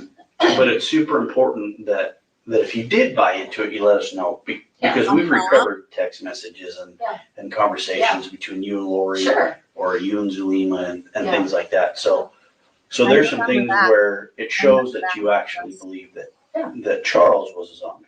Well, like I said, to a certain level, I believe it, just like Zulema. But remember me asking her the last time I saw them, I said to him directly, it's like, and this was just to show you where my beliefs were, and Zulema's. I said, I'm not 100%. Now, here we're not influenced by Chad and Lori because they're not in the room. This is us three now, alone, without their influence, and Alex. So here we're in Zulema's home, and I remember he's sitting right by the door, and she's in the kitchen, and I'm right here. And I go, 100% of the zombie thing, I'm still not 100%. Okay, so that's what I said. So he goes, 100%, and then she goes, I'm still getting my answers on that. She goes, I'm still not 100%. So that's what our conversation. Now, to me, if she said that, that means she didn't know that they died, or they were whatever, they're missing or whatever. I don't think she was privy to that because of her comment there. She didn't seem like she knew what was going on to me. But this was after they had moved to Rexburg. This was like a few weeks before he died. So this was what? Charles. No, Alex. This is right before Alex died. Yeah, so this is after they moved to Rexburg, they came back. Yeah, this is after they went to Rexburg, and they already were married. They just got married. Zulema and Alex. So when I say, I went along with the text because I was trying to believe in it, and I was trying to. Now, the other thing is the whole thing about the marriage with Zulema and Alex. That was really arranged, in my opinion, by Chad and Lori, again, as a way to placate Alex and keep him not. I think that they really had this fear that he was going to talk. And so they married him to Zulema, and that was just right recently before he then died, right? And so it was like the patriarchal blessing, then like the marriage to Zulema, and then, and then Alex dies. With a very creepy wedding night indeed. So by the way, just so James, the Never Have I Ever members only was supposed to be last night. So what happened was, I guess, I don't know if it always updates on y'all's end when I change things. Like when I change things on StreamYard for the time, I don't know if you guys see it right away or if it's delayed, but basically just to reiterate what happened. So prior to those live streams, like, cause we were going to do Adelson's and then go right into the members only. I was having technical difficulty. Well, I'm trying to do something really complex with the iPad and the computer that will make it really awesome. Even more like in a different, I had used it last time, but I'm doing something different this time. It's going to make it better. And I was having trouble getting all that set up. And the thing is I also needed to have the Discord set up for movie night. And it was like, I couldn't get all of it figured out in time. So what I did was I switched the members only and the Adelson stream to tonight. And then I swapped this live stream. I swapped things around. But then my computer started updating and it was taking forever. So I was like, you know what? It's just not a good day for technology. Technology's fighting me. So we'll do this in the morning, like what we're doing now. And then tonight we will do the quick Adelson update, and it'll redirect into the members only live for Never Have I Ever. And then after that, we'll have the after party on Discord with the movie night. And And so far, technology is doing great today. So hopefully that should all go swimmingly. So. Too, but there was always that little part of me that was like, you know, you're gonna have that. You're gonna have that doubt until you ever had doubts about something, but you go along with it for a while because you kind of, and then you're like, So I'm sorry. Her trying to justify this is really funny. Yeah, this is after they went to direct school and they already were married. They just got married. Thank you, Jane. Zulema and Alex. So when I say, yeah, I went along with the text because I was trying to believe in it, you know, and I was trying to, but there was always that little part of me that was like, you know, you're going to have that. You're going to have that doubt until you ever had doubts about something, but you go along with it for a while because you kind of, and then you're like, So I'm not denying that because I told you I was gullible. So that, I mean, it's just that I didn't 100% believe in it. I never 100% believe in anything, but she was so convincing when she'd come around and she would just like make you try to believe it more. You know what I mean? It's like when you have something, you ever try to believe in something and you keep talking about it to keep convincing yourself of it? You know, multi-levels are great at that. You know, you're just trying to talk yourself into it. And so, but the 100% was never there, even though it made it sound like it. Even Lori doubted it. Because she made a few comments and I remember her seemed like she could have been in the last house she lived in when Charles died in. You know, if he's a Satan, he's a good one. Or maybe she was in Texas too. It was one of those. So I'm just saying. That did not surprise me. Like I said, there's these little acknowledgments and we saw it in Lori and Chad's messages where they're acknowledging that this is all bullshit. 100% believe in something that's not true. It's very difficult to. This time that you were with Alex, Zulema, and you, where was that at? That was at Zulema's house. And did you have a conversation at that time with Lori and Chad? They were in the room. When was the last time I talked to them? Well, remember I was already coming down. I thought you said that. Wes, what do you make of that text exchange between Chad and Lori where they're having that little fight? And then he's like saying that he's gonna, she's gonna be considered dark or something, like she's gonna fall out of favor or whatever the case is. And then he's like, if you just send me a little heart emoji or like a thumbs up emoji, like you'll be back on the light side. I'm paraphrasing, right? And then she does it. She sends like a thumbs up and then he's like, great, now you're all good to go. I mean, it's shit like that's just one example of many where to me, it's very clear that Lori and Chad, I mean, again, this is just with every cult leader, right? They come up with a new idea. They know that they're peddling bullshit and they're trying to convince other people, That you talked or you just got to talk to them or something? No, I said we weren't talking to them. So we weren't in their conversation. Like we were just talking, the three of us. Oh, okay. So I want to make that clear that they weren't under our influence. They weren't trying to influence us. I was trying to say we three got to talk without them in the room, which really. Because they left? I would say Lori thinks she's translated into an attorney watching her trial. I mean, I think she thinks that. I mean, it's really funny. But they were wherever they were. Okay. I don't know where they were. And it wasn't that you hadn't been on earlier with any phone conversation or anything? The only phone call that I shared with everybody, which is the truth, is when I was coming down from Utah. Remember, it was the Thanksgiving time. And remember I said I did the three-way call and I called them to say, hey, let's say a prayer. I'm worried about them.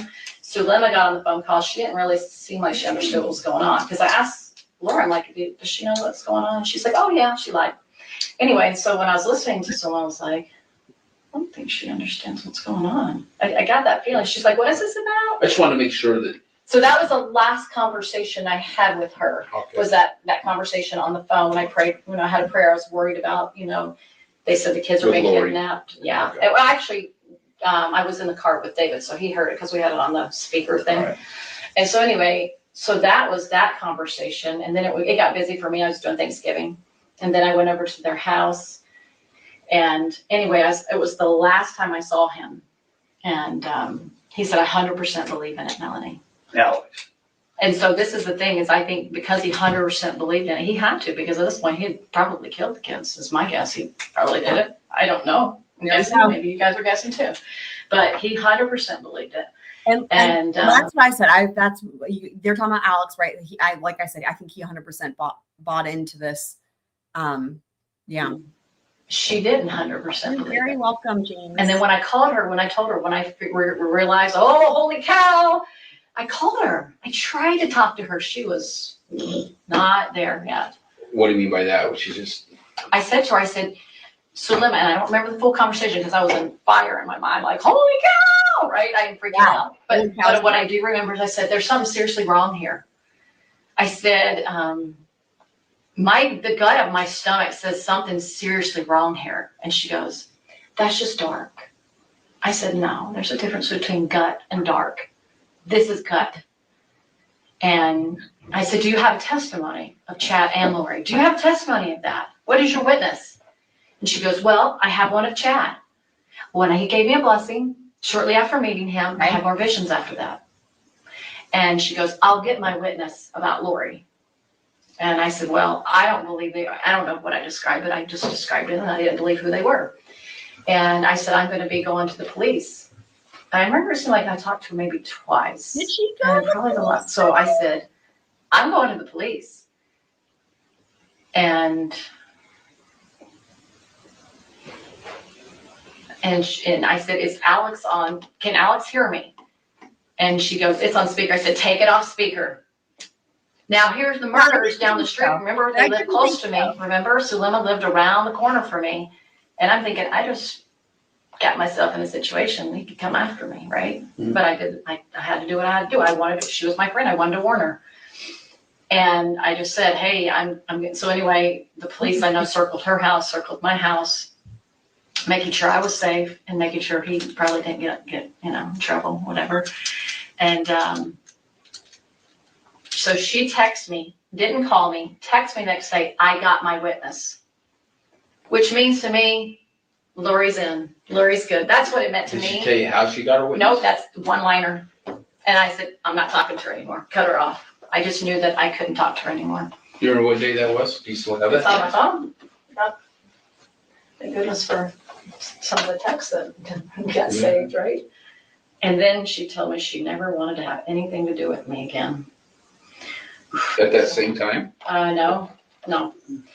It would be after he died, after Alex died. So she was still under the influence of children, so Lori at that time in her life, so.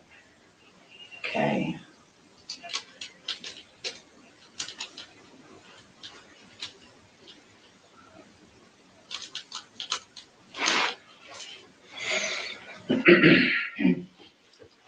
Just gonna step out here.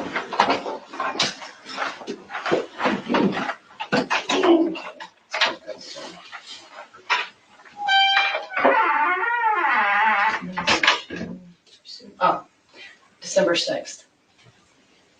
I received my witness today. On December 6th? Yep.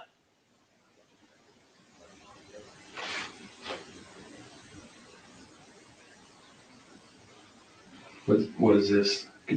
So I got $2,000 picked up from Melanie's piano, and she was out of town, so she said, can you collect the money for me? So I had this $2,000 cash, and she said, Mel asked us to get it for her, or can we pick it up?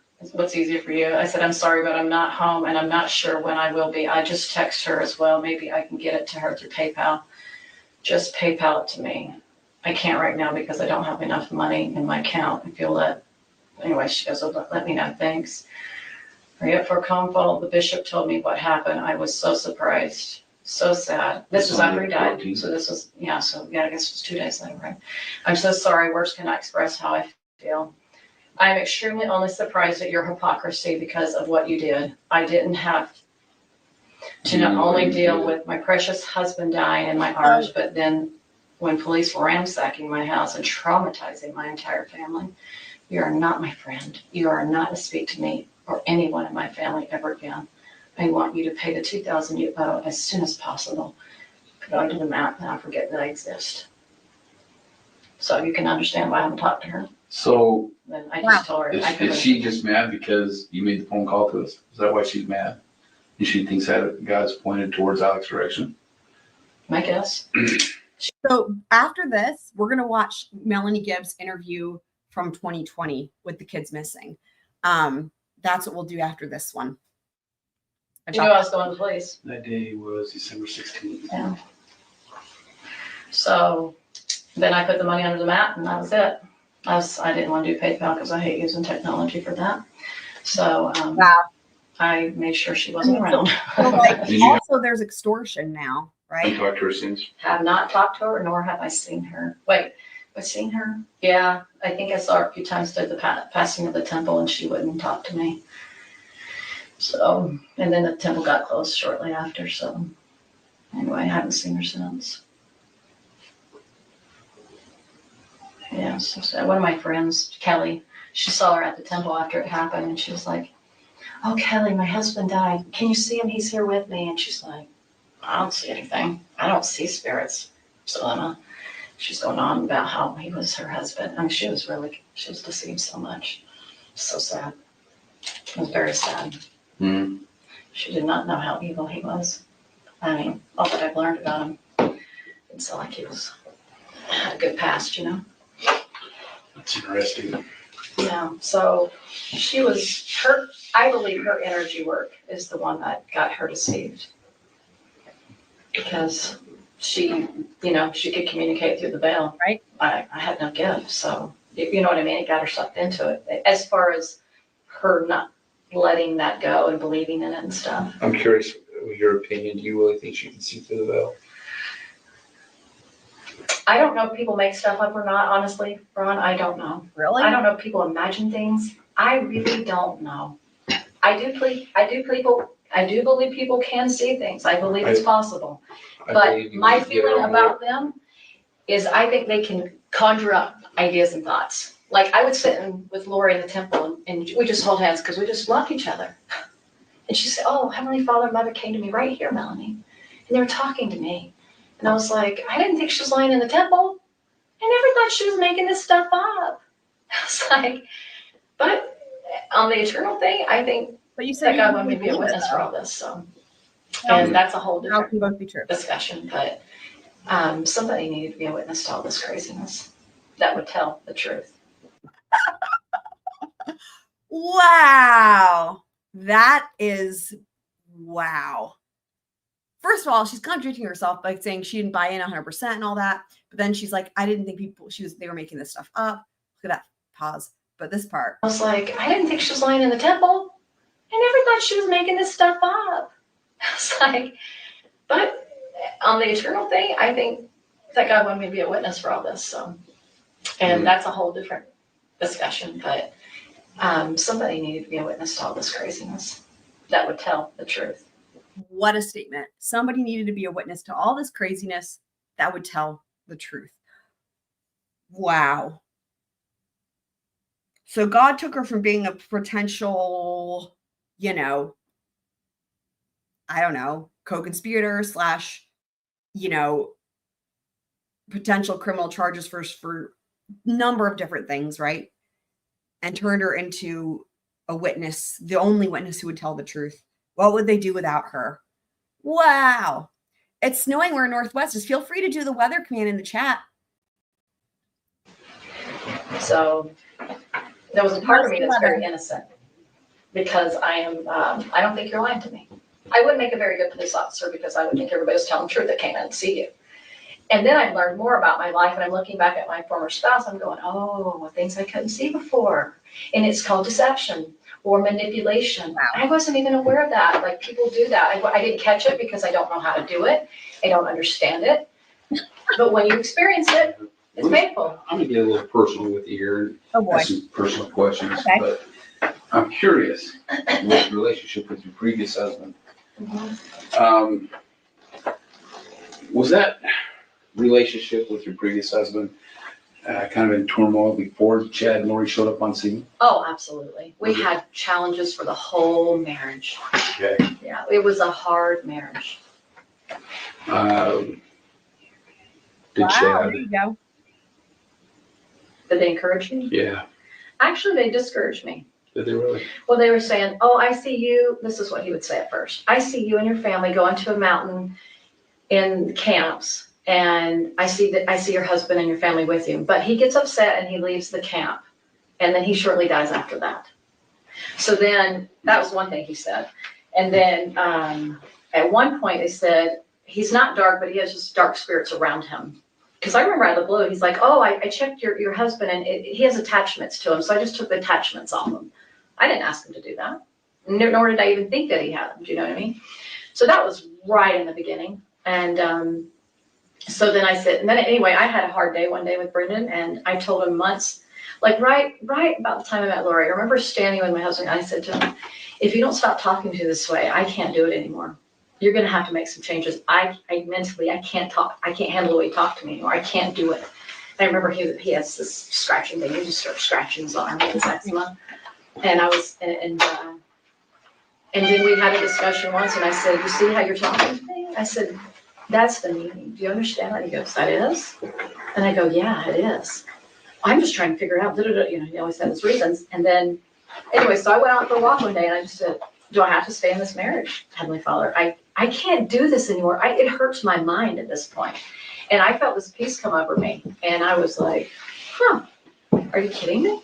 So anyway, I tell Brendan, I fasted the whole day. I was like, I feel peace and I feel happy. I am so done. I was in so much pain. But that's the reason why I came to know the Lord, is because of how hard that relationship was. And I spent a lot of time repenting on just any kind of unkindness that I showed. I mean, I spent a lifetime doing that. So anyway, I said to her, hey, I just want to let you know that I'm divorcing Brendan or something like that. And she's like,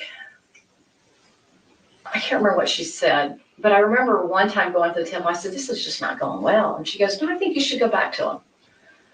And I was like, yeah, I'm kind of sensing that too. Everything's just hard. And they asked her, I don't know why they asked her. They asked her, and they should know, they know by now they're going to get a sermon, you know, or like a, what do you even call it? A diatribe. Like, anyway, I don't know. You know, like he's getting upset and the kids are So she was actually, believe it or not, she encouraged me to go back with him. And then I got to a point where I was like, I got to do what I need to do.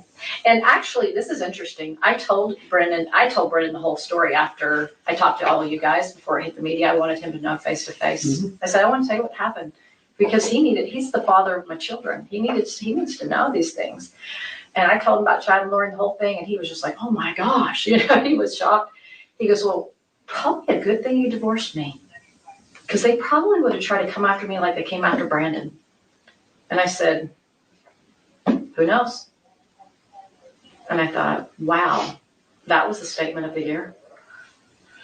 I'm going to ask you a question, and I do so with a little bit of reserve because I don't want to sound too, it's going to be a weird question. Okay. But it is what it is. You know, you can. Do you ever feel like with Chad, there was ever a point in time that Chad was wanting to bring you into any type of relationship? I never felt that from him. He did contact me, but I never felt that. Okay, you know, that's why he's asking the question. I was literally just thinking about this, it's really interesting how there was like a matchmaking element to this, similarly to with the twin flames, but minus the gender conversion, where Chad and Lori paired her with David, right? Her current husband, Melanie Gibb. They paired Zulema and Alex together. There could be other pairings that I'm forgetting, but that's why he's asking this, because now it makes sense because of how Lori said that she should get back with her ex-husband or whatever after she was going to divorce him. The thing that him and Lori did, I never felt that kind of a romantic, no. But one time he contacted me, and I'm sure I shared this briefly, 6 months before I met Lori. He texted me on Messenger and says, hey, Melanie, I just finished my last book and I'm going to be in Arizona. Do you think you can help me with a get together? I said, sure, I'd love to. And then I contacted Jason Mao and I said, hey, well, Chad's coming to town. Why don't you guys both do a duo together? And so they both were like, he's like, sure, that's fine. And so then I got the word out, like, hey, they're both coming to town. So anyway, when I picked him up, I'm so glad I did this. I picked him up from the airport. I had somebody in the car with me. Glad, you know, because who knows? I don't think he would have said anything about these multiple lives. He hadn't told me about that, so I didn't know anything about it.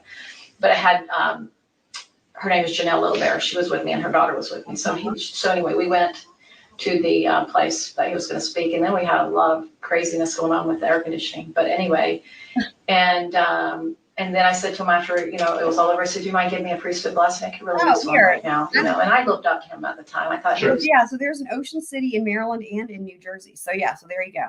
This great visionary. And which I don't even think he's a visionary by the record now. Now, maybe I said it earlier on, but now that the more I learn and ponder, I'm like, I think he made it all up. Anyway, so he gave me a little, it was just nice. Like, Oh, she thinks he made it all up. blessing. Anyway, but he never, I didn't feel like he was trying to come on to me, or maybe he used me just to get his book sold there. But when he met Lori, it was a totally different energy than when I met him. It was, so that's just letting you know. Of course, I never had any type of interest in him at all, because you can tell why. So he was not somebody I'd be attracted to. You know what I'm saying? But Well, that's that's rude. Shallow. Okay. Okay. Let's talk a little bit about the night that you were at the apartment in Rexburg. The night that we believe that JJ came up missing. Yeah. If I recall right, you guys were doing a cast, and Alex had already taken a podcast. I knew what you meant. And Alex had taken JJ, gone to his place, and we know that then he brought JJ back. Yeah. And because I don't have any paperwork right in front of me, he went upstairs with JJ. Is that correct? Is that what I remember? Did you remember, like, you mean like when we were doing the podcast and then he came in the door with him sleeping? Yeah. Mhm. Yeah, I kind of went that way. So he goes upstairs. And do you know where he went when he went upstairs? Just kind of, oh, well, yeah, because he went into Lori's room because he wasn't in David's or I's room, my room. Those rooms are empty, so he had to have been in there. And then you didn't see him again that night. Who? JJ? Hey, Alex. He left. No. And Jay left. JJ's still up there. And I never saw JJ either. Right, but Alex left. You watched him leave. Yeah. Okay. Well, we heard the door open and close, and we probably said it like goodnight or something. Like, you know. I mean, maybe we're podcasting. Who knows? Do We you could have. I recall don't know. seeing him walk? This is really fucking important. I will say also to this question, there are people in the Squirrel crew who are really adept at finding people and what they're up to. I'm not one of those people. I don't use social media, which is probably going to be one of the best ways. But for anyone out there who is adept at those things, feel free, because that is a good question. I was wondering literally the same thing, Northwest, when you said that. You read my mind on that. He left. No.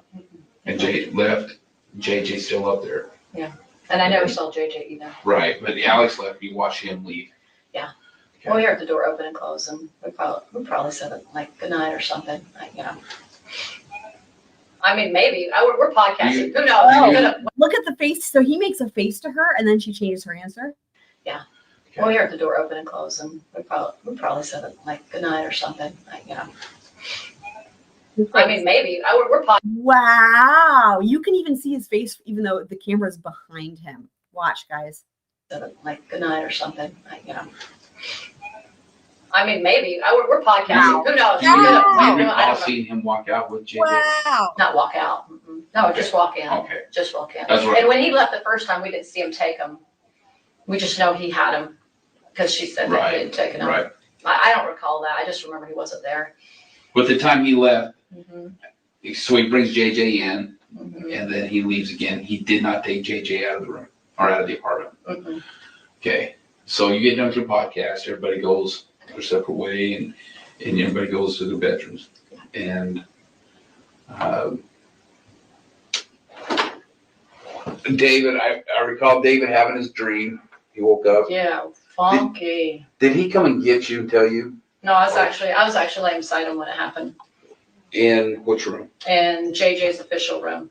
Okay. So he woke up and you're at the side of him? Yeah. And tell me about what happened from there. His heart was beating. He was distressed. He said, I just had this really bad dream. And then he kind of sat up and he was just, and he just was, I said, well, tell me about it. And he's like, it was just so dark. He's like, I saw an earthquake and I saw people hurting and I wanted to help them and I couldn't, and something like that. That's what it feels like, remember. It was like his heart was hurting. Like his whole body was under distress. When he has dreams, they're like lifetime dreams. You know, some people dream vividly. I do not dream like that. He has incredible dreams where he feels everything in his dream. So it affects him at a totally different level. Okay.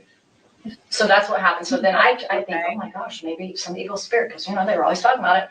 So I text Lori, and I text Chad. I'm I agree with like, that. I don't remember what I said. agree. Probably, are you awake or Mhm. something wrong, Chad? David, I don't. 100%. I think Northwest is, I think David heard something in his sleep, and his sleeping mind didn't know what it was. 100%.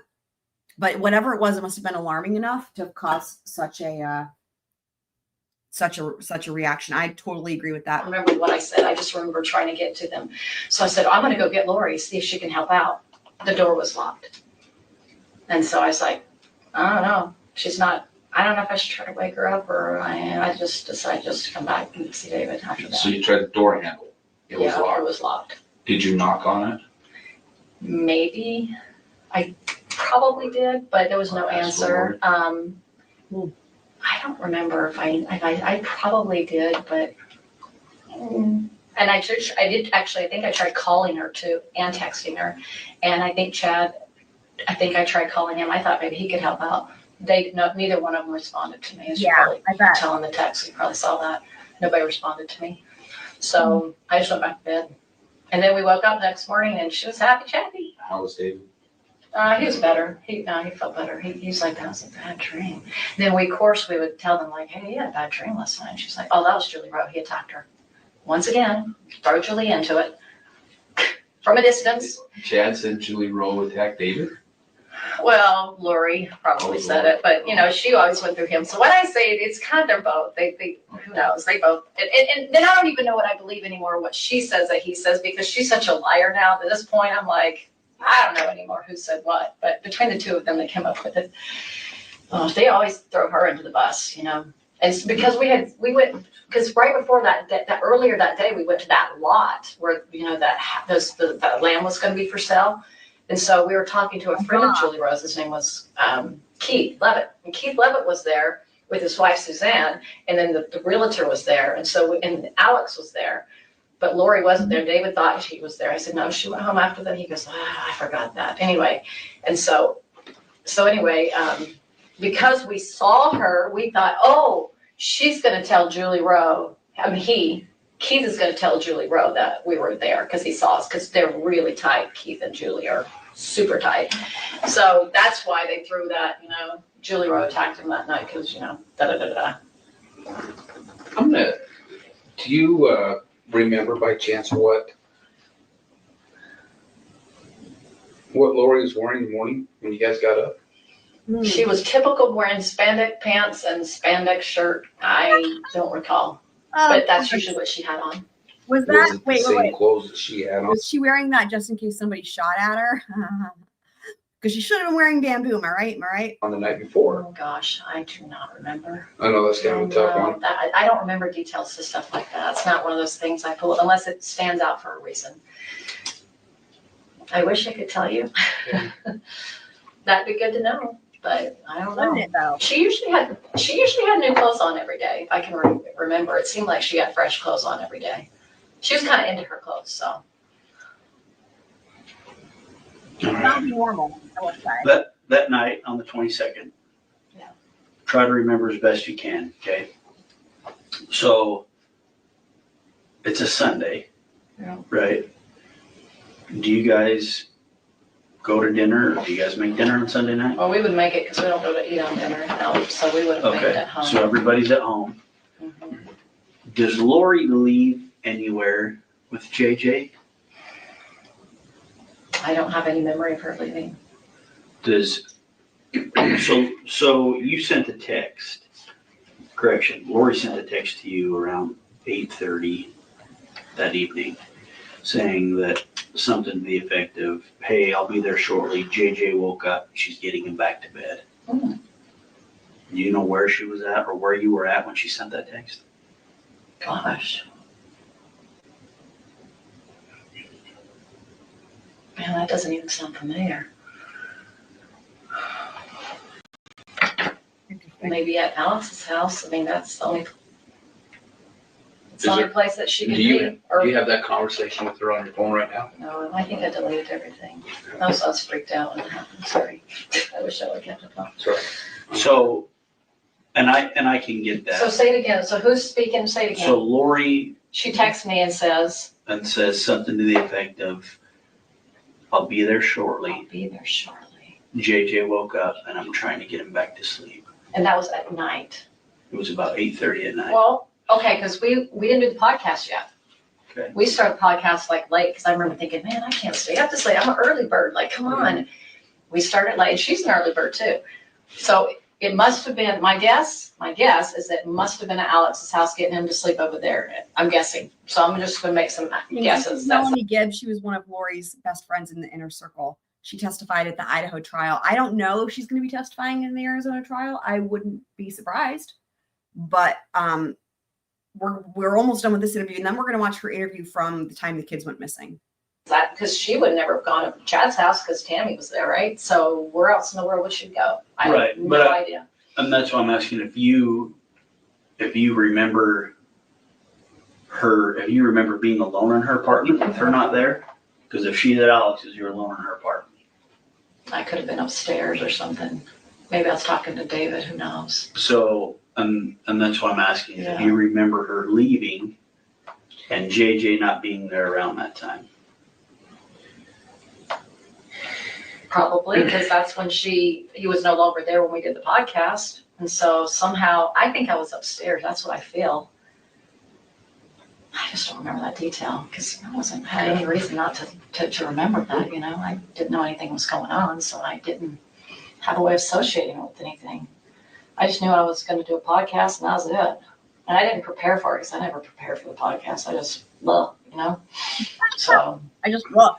And that night when David was having his dream and you send the text to Chad, and understand, I'm not casting any judgment here, yeah, that's okay.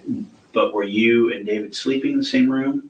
Or That night we were. I think so. Yeah. Okay, so and which room, if you're walking down the hall, which room were you in, the right or the left?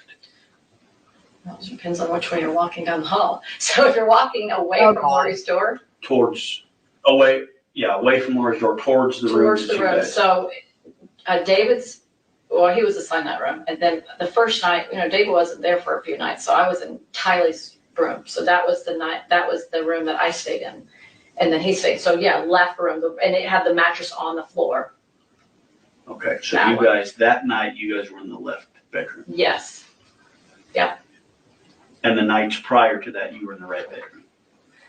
Yeah, I was a couple, I don't know how many nights. I know at least I was like 1 or 2 nights in Tylee's room. I know that. I just gotta remember when he came there. Was it Friday or Saturday night he got there? Remember, awesome, love it. Anyway. It'd been the first night that he got there. Which night was that? Do you remember? I don't, but you guys shared the same room the first night he showed up at the apartment. Probably. Because he was. I was there like a day or 2 before he was. Right. Because didn't I get on a Wednesday? I think a Wednesday and Thursday. So I would have been in the room Wednesday and Thursday in Tylee's room. And by the way, too, speaking of which, thank you, James. So the memberships are relatively new, and I'm totally open for whatever. And in fact, in the Discord, there's a thread where y'all can request things that you'd like to do for members. But already we've done a lot of stuff, and we sort of started out with games because somebody suggested a trivia night, and that sounded fun. So we started with like the trivia nights, and then somebody suggested like Never Have I Ever, and we had so much fun. We've done multiple rounds for those, multiple trivia nights and this will be the second Never Have I Ever. But you know, it can be whatever you guys want. But those are just things that have been really, really fun. Everybody has had a blast. And tonight we're going straight from the members only live stream with Never Have I Ever into the after party, which is going to be movie night on Discord, so that I don't get my channel taken down. And it's going to be you guys are going to laugh so hard. It's going to be amazing. I'm super excited. Okay. And then I think he was there 2 nights. I think. So I think I was there for a total of 4 days. And then we left on the Monday. Friday, Saturday, Sunday. No, that was 5 days. Anyway, sorry, they blur. So anyway, I don't remember other than like something, I don't know what I said on the text. Probably something like something's wrong with David. He had a dream, something. I don't know what I said, but something to the fact that something's wrong with him.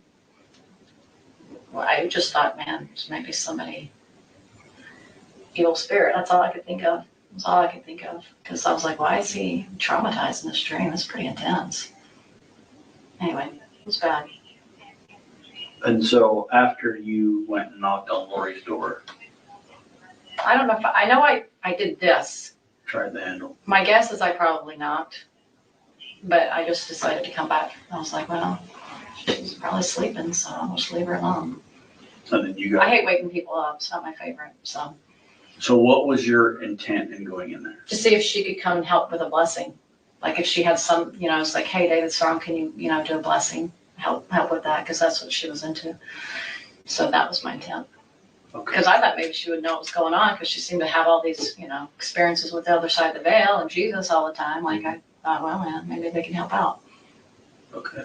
Yeah. So, again, we're asking these questions because, it may be something that the defense wants to hit on. I Sure. mean, you never know what Right. they're going to want to talk about. Well, and I could see that angle. Just like, well, why were you contacting them in the middle of the night? Well, just sort of experience. I don't know what else to say. Well, I think the more important thing is like the fact that they were not available to answer. And so when we talk about this stuff, it's for that purpose, right? Yeah.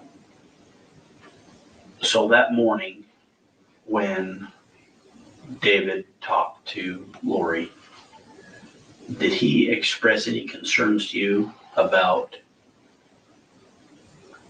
JJ's whereabouts? I'm going to bump it up to 1.25 because they're speaking slower now, and this one's almost done. And then we're going to be jumping into her 2020 interview. Did he express any concerns to me? I don't recall him expressing concerns. On the drive home, did you guys talk or text Lori or chat? No, I mean, what would we have to say about JJ? Just, I know that he questioned her, like, where is JJ? Let me see if he has a zombie in him. And he didn't believe it. I mean, Normal stuff, normal everyday zombie talk. I don't remember. Was he saying that kind of mock? Or Um, was he really? no, I think he was genuine. Yeah, Brother! he's not a mocker. He's pretty genuine about these kind of things. I just don't remember that full conversation. And that's why I asked, because if he was concerned, right? Oh, He has right, a like he was, zombie in him. yeah. It would be, I would think that maybe you guys would maybe discuss that if you could remember discussion on the way home, because it was kind of a long drive, right? And then during that drive, there was 3 or 4 phone calls that you made to Lori. Okay. During that drive, and do you remember what that conversation was? Wow. It's jogging my memory. Holy cow. I know it's a lot to remember. Well, you could have asked this like a long time ago. Well, And I don't even know if I would remember because it wasn't significant enough for me to remember. There's certain things I remember and some things I'm like, I don't remember that.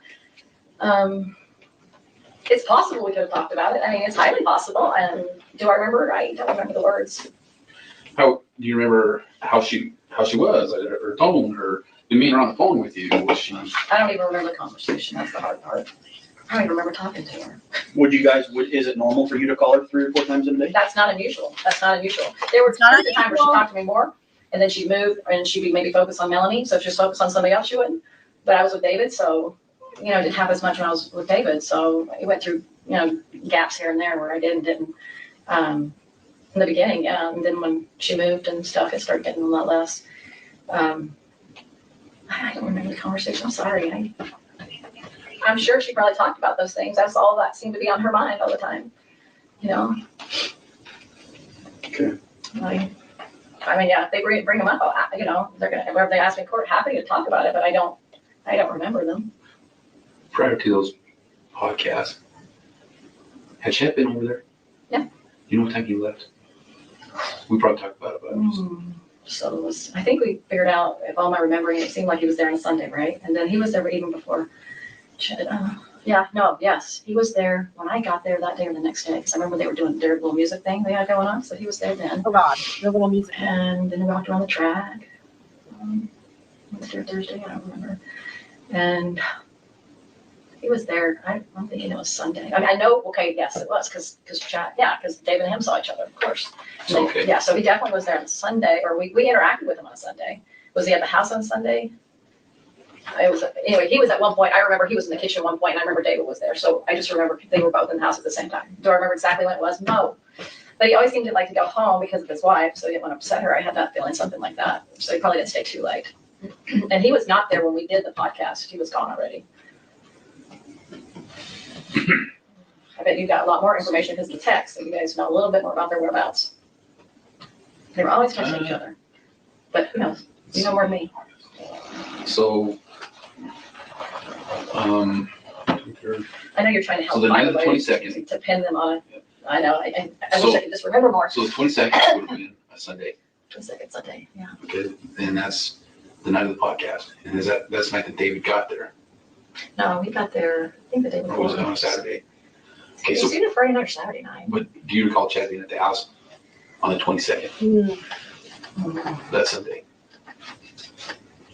I know it's stuff. I'm gonna say there's a high chance he was. Right this moment, I have to put pieces together to figure it out. I'm just saying this is the night that JJ went missing, right? And he's asking if Chad was there. The days blend to me. When you're there 5 days and you're trying to figure out which day, that's hard for me. The morning of the 23rd, when Lori's up and about in the kitchen, when you guys get ready to go, does she say anything about Chad? Well, I don't know. I didn't see him there. I don't remember seeing him there. I don't remember. Did she talk to him that morning or anything? I don't know. David remembers this part best because he had a conversation with her. And he remembered it because we were leaving and, you know, he talked about it. Now, I remember that whole conversation to whatever I was listening. I know he was over here and I felt like I was in the living room for some reason. But I couldn't, I was like, oh, was that day? You know, I was kind of joking. Was that Saturday? Was it Sunday? Or what day did she say that? And so he did remember that it was that day, which I'm grateful that he remembered it was that day. Sure. But yeah, I remember her telling me about how, and I remember she was doing my hair. I think it was that morning. Yeah, it was Sunday. So it really helps if I can start remembering things associated with it.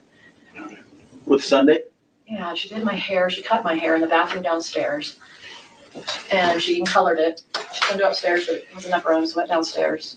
So we were in her bedroom. She We were cut in your hair bedroom. downstairs Yeah, I think, or upstairs? no, downstairs. And then it seemed like we started off in her bedroom, doing my hair. And then she's like, let's just go downstairs. It's easier down there. I don't know why. I can't remember the reason. She just thought it was easy. Now she had all her stuff up there. So Upstairs? yeah, I mean, that was all her, well, because there was hardly anything downstairs in that bathroom. There wasn't a lot down there. It was pretty empty. I remember. There was hardly a few things in there, but not much. So it was small. So anyway, I was sitting there and I remember looking in the mirror and I remember David was back there in the kitchen. I don't know. I mean, he was somewhere in the house, obviously. And then I remember her doing my hair here and, or cutting it. And David didn't like my hair short. So anyway, it's a long story. But anyway, she was trying to trim it up. I remember it was like off a little bit. And it was pizza boxes or something. And JJ was trying to cut them something. I'm trying to remember what she would make for breakfast. And she wasn't a cooker. She wasn't much of a cooker. We had something. Melanie, let me ask you this. With multiple probations, Yeah. were you 100% believer in that? Probably sounded like I was, but there was always that question mark. Everything's a question mark for sure, but did I sound like I believed in it? Yeah, I tried to. I tried believing it at times. She'd tell me stuff like, no. And then sometimes I was like, I don't like this because I'm not, you know, Well- I haven't lived very many lives. What was your spiritual name that you would use for you? Phoebe. Phoebe. I don't remember if she had another name for me. Man, it's the memories. And then how were you related to her? How were you related to Lori? So she was Joseph Smith, but I forgot his name now, but one of his descendants, right? One of his great-great-great-great-grandfathers. So he was his great Joseph Smith. Anyway, her name was Mary Smith, and he was whoever the other Smith man was. I forgot his name now. I used to know. And I was the oldest of all her kids, and I was Phoebe. And then the last one was Christina. She went out Christina, I think at the last or the second to last, something like that. She had like 10. With the same something like father? that. Yeah, so that she only had one husband in that one, according to her. Now I don't believe that now, just for the record. Right. I'm not believing in this stuff. So Lori was your mom. I did find an interview where they interviewed him. He says he's retired. It's from 3 years ago, though. She is hella annoying. She is hella annoying. Her vibe, though, is going to be really different in the next interview we watch of her in just a second here. Right, yeah, he's retired. He was retired already. That's right. Okay. Yeah. Because there's times you call her mom. And Yeah. Did I 100% believe in it? Say like, I buried in the 90s at times, you know, but I tried it like, is this really, I mean, there would obviously be like, is this really true? This is so far out here, you know? I definitely question all of it. I mean, Well, but it sounded like I did, because I referred to it and like I did. that's the thing we want to address is, Yeah. you know, it's probably going to be something the defense takes on, right? Sure. Based on all this stuff, Yeah. Sorry, Candace says one of my grandmothers was married to Joseph Smith. She's the only one that divorced him. Holy shit, really? Wow. do you have stories? That is crazy. She sounds like a badass. Like that is amazing. She divorced him. Reading the text messages and the conversations, Yeah.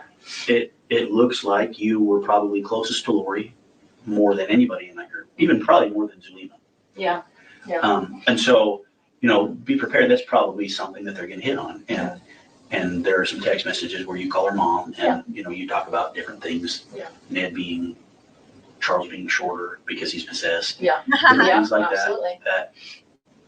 that it does make it look like. And I can believe that you believed it, right? I mean, they're manipulative. And there's things that they said and Heard about people him being always do. shorter is Yeah. great. We just want to get ahead of all that stuff You want to before it prepare me. comes out in court, right? And that's my testimony is always going to be like, it's going to sound like it. If he said, it's going to sound like it, according to text, I believed it. And yes, I did believe it to a certain level, but can you ever believe in something 100% that's not true? Well, I don't think any of us can, but that's my thing is you believe it enough to sound like you believe in it. Well, I know. Does that make sense? No, that makes sense because a lot of people who believe in whatever faith they believe in Right. will sometimes question that faith. I get that. Yeah. Like if I say, do I believe in my church? Is it 100%? Yeah. 100%. Do I believe in Lord? Not 100%. But have there been times with your church you're like, sure make it hard sometimes. Oh no, I always know it's his. I always know I think it's his. I think there's a lot of people out there that are like that. They'll just go, No, don't always believe in everything. Sometimes I might be like, oh, I'm not sure about how I feel about vaccines and profit doing. Yeah, I have a little bit of that feeling. So, but I know that is my 100%. But I was never 100% with them. Even though I maybe acted like it, maybe I sounded like it. Well, understand they're going to look at it like this, and I'm just going to play devil's advocate, right? Go ahead. real quick, are you Okay, go done? ahead. Are you done? Yeah. Yeah. Okay, so let's be done here. We need to talk to you about some other things. Okay. But I want, if we're gonna be done. Oh, you mean this room? Yeah. Real quick, Phoebe. It was Phoebe, and what else? Did you say Christina? That wasn't me, but Christina was one of her daughters. Did I make that clear? I'm sorry. Christina. I was Phoebe, and Christina, the other Nicole and the Christina. Oh, the other friends, gal. Yeah, she yeah. was one of her daughters. Do you remember what her name was? If you asked me, I might remember, but if I could come off the top of my head, no. December 12th, Okay, 2000. hang on. We're not watching that one yet. We're switching to Melanie's other interview. Here is, okay. So this is her interview from August of 2020.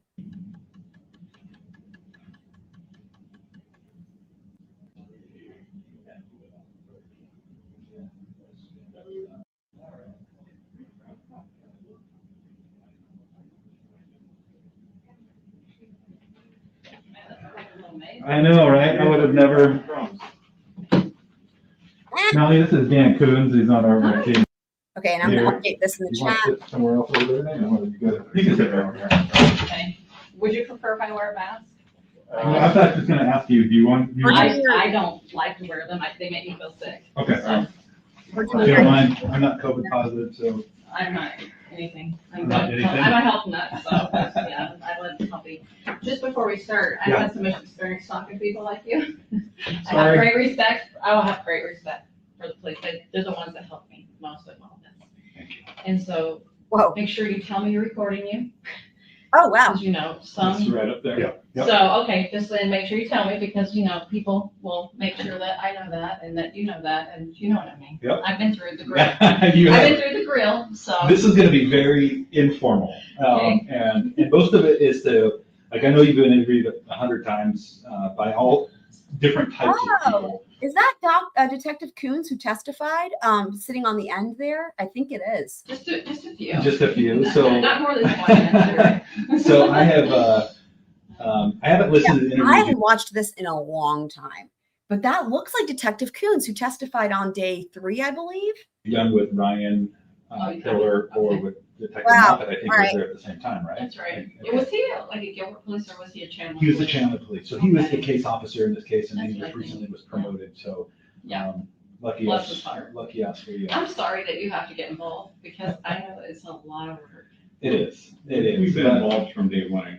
Yeah. Well, of course you have. Yeah, I'm so sorry. And I've been involved too, so. Yeah. Our whole lives have changed. Mine's life changed a I little bit differently than yours. I bet. I mean, you go around and have to answer questions every day? Oh, no. Okay, good. No, people, a lot of people don't know, recognize me. Okay, good. Yeah, because people, you think about how many people are on the planet and how many people are in Gilbert. Mhm. People in Idaho recognized me more when I was up there. I bet. Yeah. How long were you up there? How long did I end up staying? I think Because you were planning for 2 weeks, right? I was gone for 2 weeks. I left earlier, I think a week, Okay. maybe, somewhere around the week. Okay. But I got to go to Mesa Falls while I was there. Oh, very nice. Yeah, it was something else, man. Yeah, I was on the standby list to go up there, but then they Wow. kind of were, I guess. So this fall. So Lori was arrested on February 20th, 2020. So this is August of 2020. So they're already arrested. I believe, though, from what I can find, this is the earliest interview they have that has video of her interview. Be glad. I know, right? It's nothing like getting on the seat and the whole world's watching you on video. Well, that's got to be, it is. It is a little. The remains were not found until June 9th. So Lori was arrested on February 20th, 2020, and then the remains were found June 9th, 2020. So this is, 2 months after they found the remains? It's stressful. Okay. But I always tell people, I'm like, you're testifying to the truth. Exactly. You're testifying to the truth. Exactly. So go ahead and ask whatever questions you want. Well, that's what I was like. Oh, Brigham Young. Okay. Well, if you want me to tell the truth, here it comes, and I'm not going to back away. Yeah. That's And still I'm not going to amazing. let it make me crumble or fall because I'm telling the truth. And Yes. so you have to be confident with that. Absolutely. And if you're Wow. okay with the world hearing your truth, then you just got to spill beans. Yeah, absolutely. So we just have mostly what I have, and Dan's got some other stuff. Dan's Yeah, kind of went on some different. Holy shit, that is him. That is the dude. That is the dude that Lori cross-examined about the bamboo shirt. Holy shit. With some most of the Gilbert reports and body-worn camera, that type of thing. Most of what I'm trying to do is come up with a timeline or better understanding of timeline, and hoping that you can answer some of these questions. Okay. So the best of my knowledge is October of 2018. Is that correct? That's When when I Lori met her. and when you and Lori met? That's right. Okay. Is that also when Lori and Chad met? They met weeks after it. So I met her by herself first. Okay. And then I had known him already, but not super involved in knowing him, if that makes sense. Just kind of a casual knowledge of him. And anyway. Okay. So you met, do you remember the date or anything? Which, for what? When you met Lori? It was like on the 3rd or 4th. I was teaching. Okay, I'm gonna let y'all pick. So here's what we can watch. I've got a ton of these things. Do you guys want to watch this Melanie right now? Like, what do y'all want to watch? Do you want to continue watching Melanie? Do you guys want to watch Zulema? Zulema's interview? Do you guys want to watch Sarena's interview? I've also got the phone call from Alex Cox's ex-wife talking about the weird relationship between Alex and Lori. I've got the interview with Jason Mao. I've got Kay Woodcock speaking out just the other day about testifying in the trial. I've got Christina Atwood's interview. I've got Summer Shiflett breaking her silence after the Chad Daybell trial. Summer Shiflett is Lori's sister, and I'm sure there's more. That's just to name a few. Northwest is saying Sarena. Anyone else want to weigh in? Because we're not going to get, I've got so many, we're not going to get to all of them. We're going to get through a few of them, but this is going to be multiple. And especially too, because at some point we'll want to watch what Colby said about testifying. I don't even think I have it on this playlist because I've already got so much stuff, but we will definitely watch that too. Summer. Okay. Let me see where Serena's.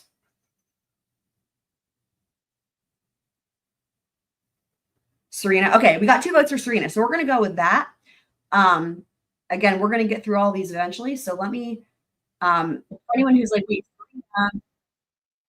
so Sarena testified on day 4 of the trial. I believe day 3 or day 4. I think it was day 4. And she's the one that Lori had 2 friends. The first friend, Christina, she did not cross. And the second friend, she did cross. And that was Sarena. And that's the one who she crossed and she was real rude to about her religion and all that. But for those of you guys who were there towards the beginning part of Lori's, Melanie's interview, she threw Sarena under the bus big time and made Sarena seem like she had a lot more knowledge and involvement than what Sarena seemed to testify to. So I'm just trying to see if I can make this a square. There we go. Perfect. Okay. I couldn't find any law enforcement interviews with Melanie Palowski, but I agree. I would love to see that. Does anyone know if they exist? I looked. Yeah, Lori's niece is Melanie Palowski. I could not find interviews with her. There's like interviews, I think, of her talking after a trial or something. I'll keep looking, but I didn't see any law enforcement interviews.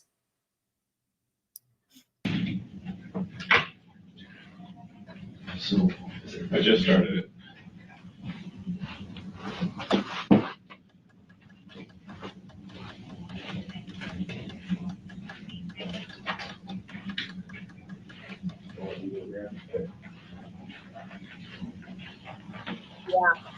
Yeah, there's her coming out and talking to the Idaho News with her new husband. I don't think they really even talk about it.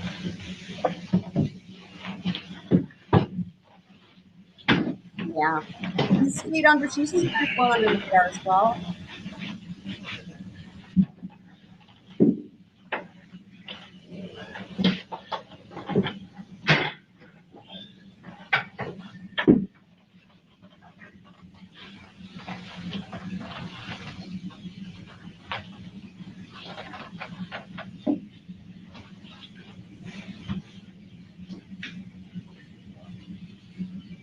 Let me go ahead here to where she's in.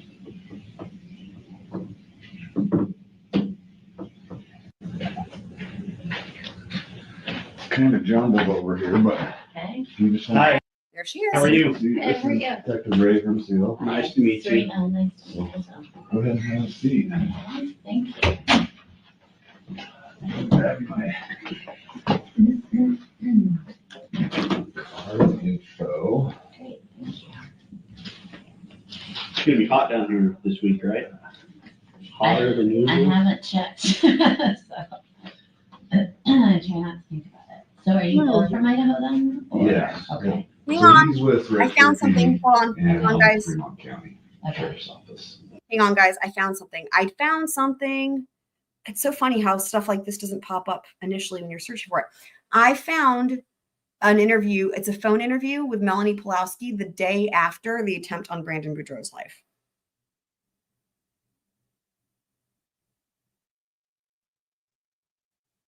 I kind of want to watch that. I might want to switch to that. Do you guys care? I have not actually seen this. This was not easy to find. So the video is blurred out. I'll just show you guys, and then you guys can let me know. So here it is. So it's an hour long, and this is the day after the Brandon Boudreaux shooting. Should we just see? So, okay. Oops, sorry. There we go. Oh, it's blurred out because she's got the kids with her. That's why you can hear her talking to kids. Okay. All right, cool. But you can still, this is going to be great. I'm excited. All right. That's why. Okay. All right, let's do this. You can get your stuff out. You can leave your diaper in there because we don't need your diaper right now. Can I leave this out? Can I leave this out?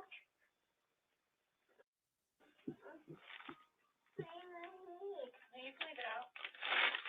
Can I leave this out? Yeah. And my diaper out? I just want to remind everybody that where this is in the timeline of things. The day after Brandon Boudreaux's shooting, this is before. Okay, I know I answered this question the other day. I believe it's before Charles's death. It's like the first. I'll just double check. I'm pretty sure, or it might have been after. Hold on. It might have been after Charles's death, but it's before the kids are missing or anything. Let me just double check. Okay, no, October 2nd. So this interview would be October 3rd, 2019. So this is after Charles's death.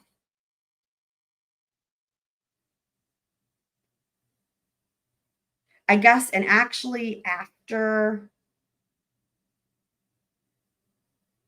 the kids are gone, but before anybody's figured it out yet, if I recall.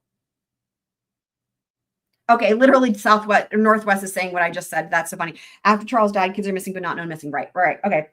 Yep, that's what I figured because September. So we have July, Charles is dead, right? September, kids are missing, but she's just bullshitting everybody and there's nothing being done yet about that, right? And then this is October 2nd was the shooting of Brandon, or attempted shooting of Brandon Boudreaux. And then this interview is October 3rd. Okay. So I'll update the thing in the live chat, the pinned comment. Sure, you can put that up.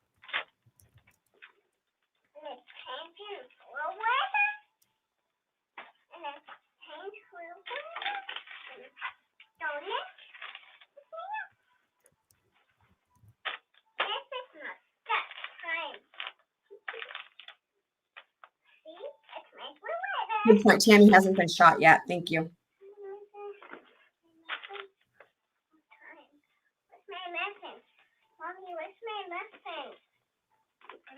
We don't have muffins. We have pretzels, animal crackers, fruit leather, and Ritz crackers.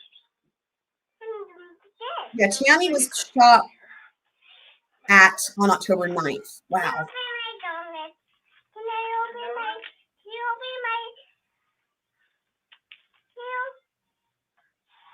How do I get back to the? Easy. Harder than I remember getting. Final stuff. Get you crayons. Yeah, I don't have a real big coloring book. I'm sorry, but we got some things to color. So here.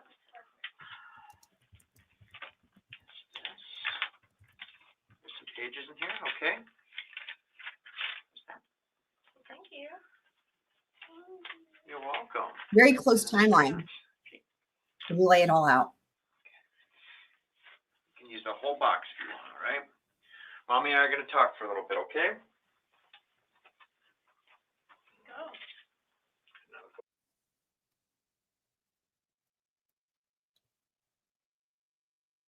Audio is redacted, it says, obviously. I don't know how long for, but I'm sure they're talking to the kids, about the kids. Okay. Well, what's your first name? Jerome, what's your birthday? And you are mother to, what are their names? Chad never divorced Tammy. They were still married when Tammy died. So Chad's wife. So we're working through a divorce. I don't actually know if it's final or not. They said since we worked through mediation, they said we'll get something in the mail. I looked online. So we've submitted everything for it. It just has to be signed off by the judge. So that's where we're at with. Okay, so you've actually gone through the court system, signed divorce paperwork? Yeah, so through mediation, we submitted everything to her, and she said everything's good, just the judge has to sign off on it, and then we get something in the mail. Okay, so It's gotta be getting close. currently married then, but it's at the Yeah, short of getting something that says it's official. right. Okay. And that marriage was with whom? Okay. And you guys all in common? Are your children together? Yes. Any other kids that you have? Okay. Any other kids that he has? Not that I know of. Okay, fair enough. Paul and Lori are rating these children, some of them as dark. All right. And you are living right now at the. And do you know where he's living? I believe he's at. So it's redacting the addresses and stuff, obviously. Normal. I don't know. He said that he moved in a couple weeks ago, but. So they're talking about Brandon. That were moving in Seattle that weekend, so I don't really know. It's been mixed things what he's told me, so I'm not sure. I'm assuming he's been there for at least over the weekend. All right, so it hasn't been very long. No, just barely moved there. And your custody agreement is, what's the custody arrangement with the? So, I've had the kids full-time until he's moved in. James, it's blurry on purpose because you can hear the children sounds. You can see there's a pink thing on the floor. There's babies there playing. So it's blurred out because of the children. His own place, and now we've worked doing 50-50, so You hear the baby sounds? like Mondays and Tuesdays are his, then Wednesdays, Thursdays are mine, and then we alternate the extended weekend. The Friday, Saturday, Sunday. Sunday, yeah. And is it your weekend then? I also watch. Right, maybe it's just one baby. Okay. And are you working right now? I'm not.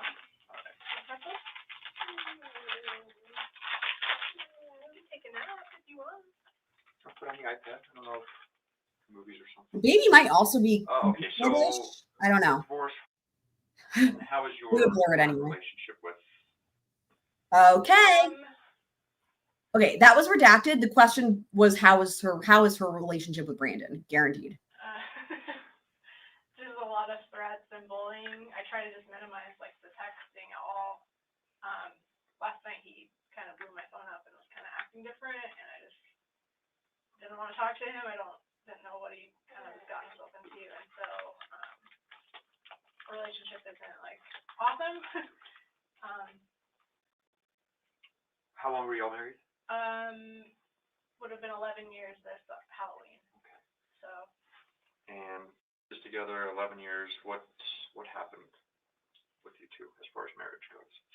So there was a lot of like lies and manipulation. He traveled all the time, sometimes like a month at a time for DirecTV and AT&T, and then this last year I found just some videos, a lot of like gay activity, and I kind of kept to myself until I knew better. He started. So he sued her for this. This is all made up. He sued her for this. And my recollection, I haven't looked into this in a while. My recollection though is like he won or she settled. There was either way. This was defamation, you know, or it might've been like defamation per se. So this is just, keep this in mind. Melani Palowski, aka Melanie, is Lori's niece, and that them two were tight. And Melanie was in Lori's inner circle. And so, and remember, Chad and Lori were calling Brandon Boudreaux and some of the kids dark, right? And and Melanie's, and remember, there's also the whole thing too, we were just talking about where they kind of tend to pair people up with, you know, I don't know. But anyway, keep that in mind in terms of everything that Melanie says is, you know, going to be biased and slanted in certain ways, right?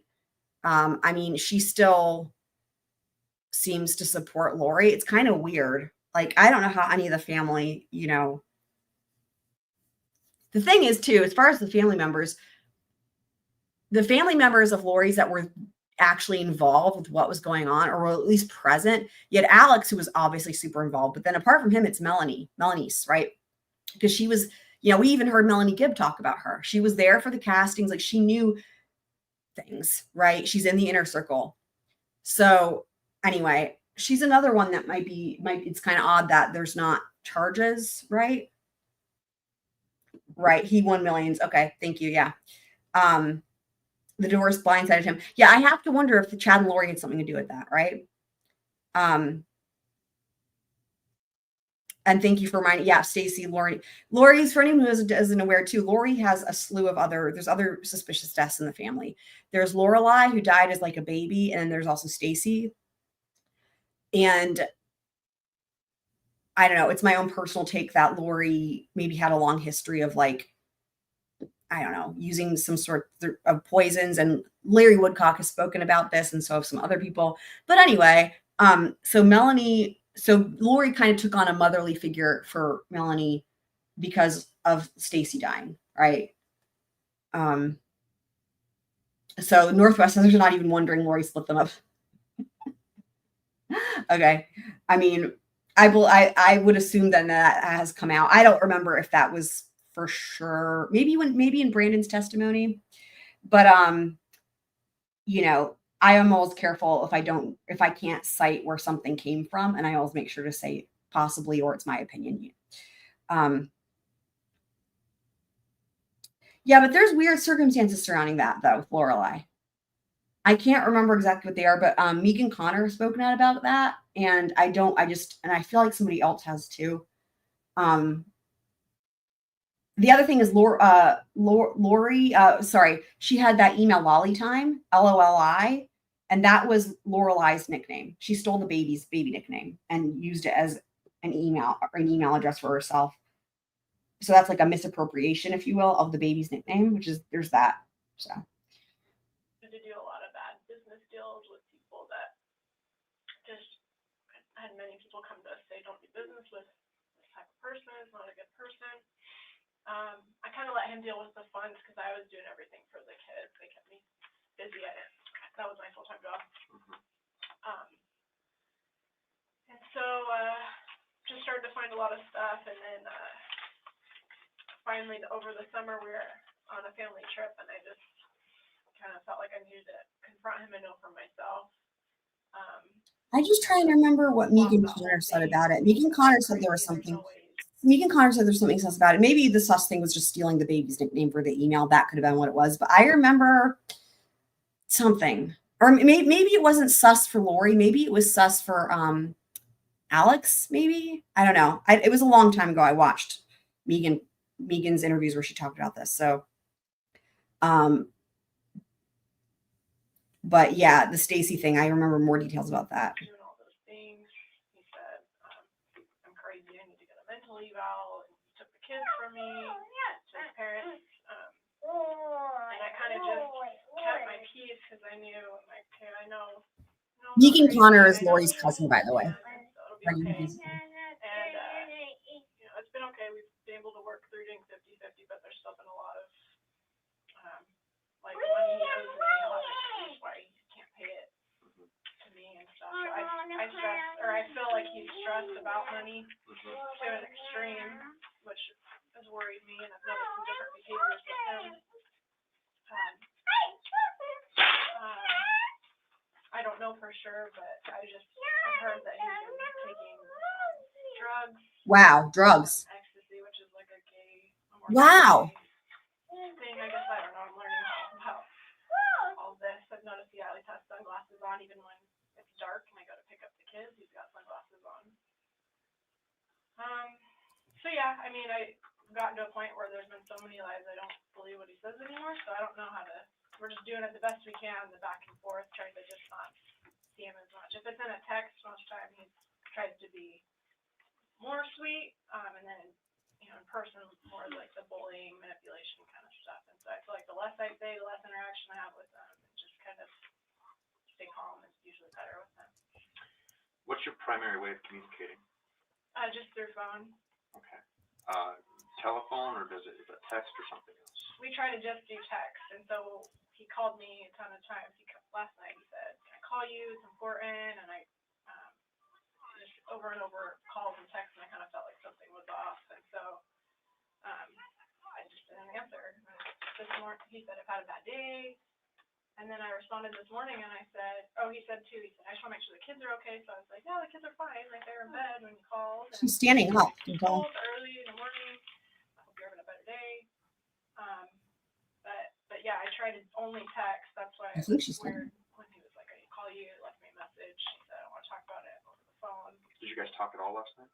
No, I just texted him this morning. Okay. So. And what did you text him this morning? When or what? Both.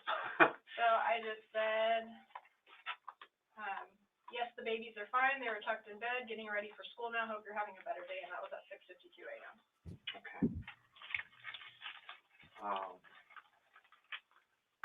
Sorry, with everything, there's a lot going on. So yeah, that's fine. I apologize. I'm just pushing some of the messages off.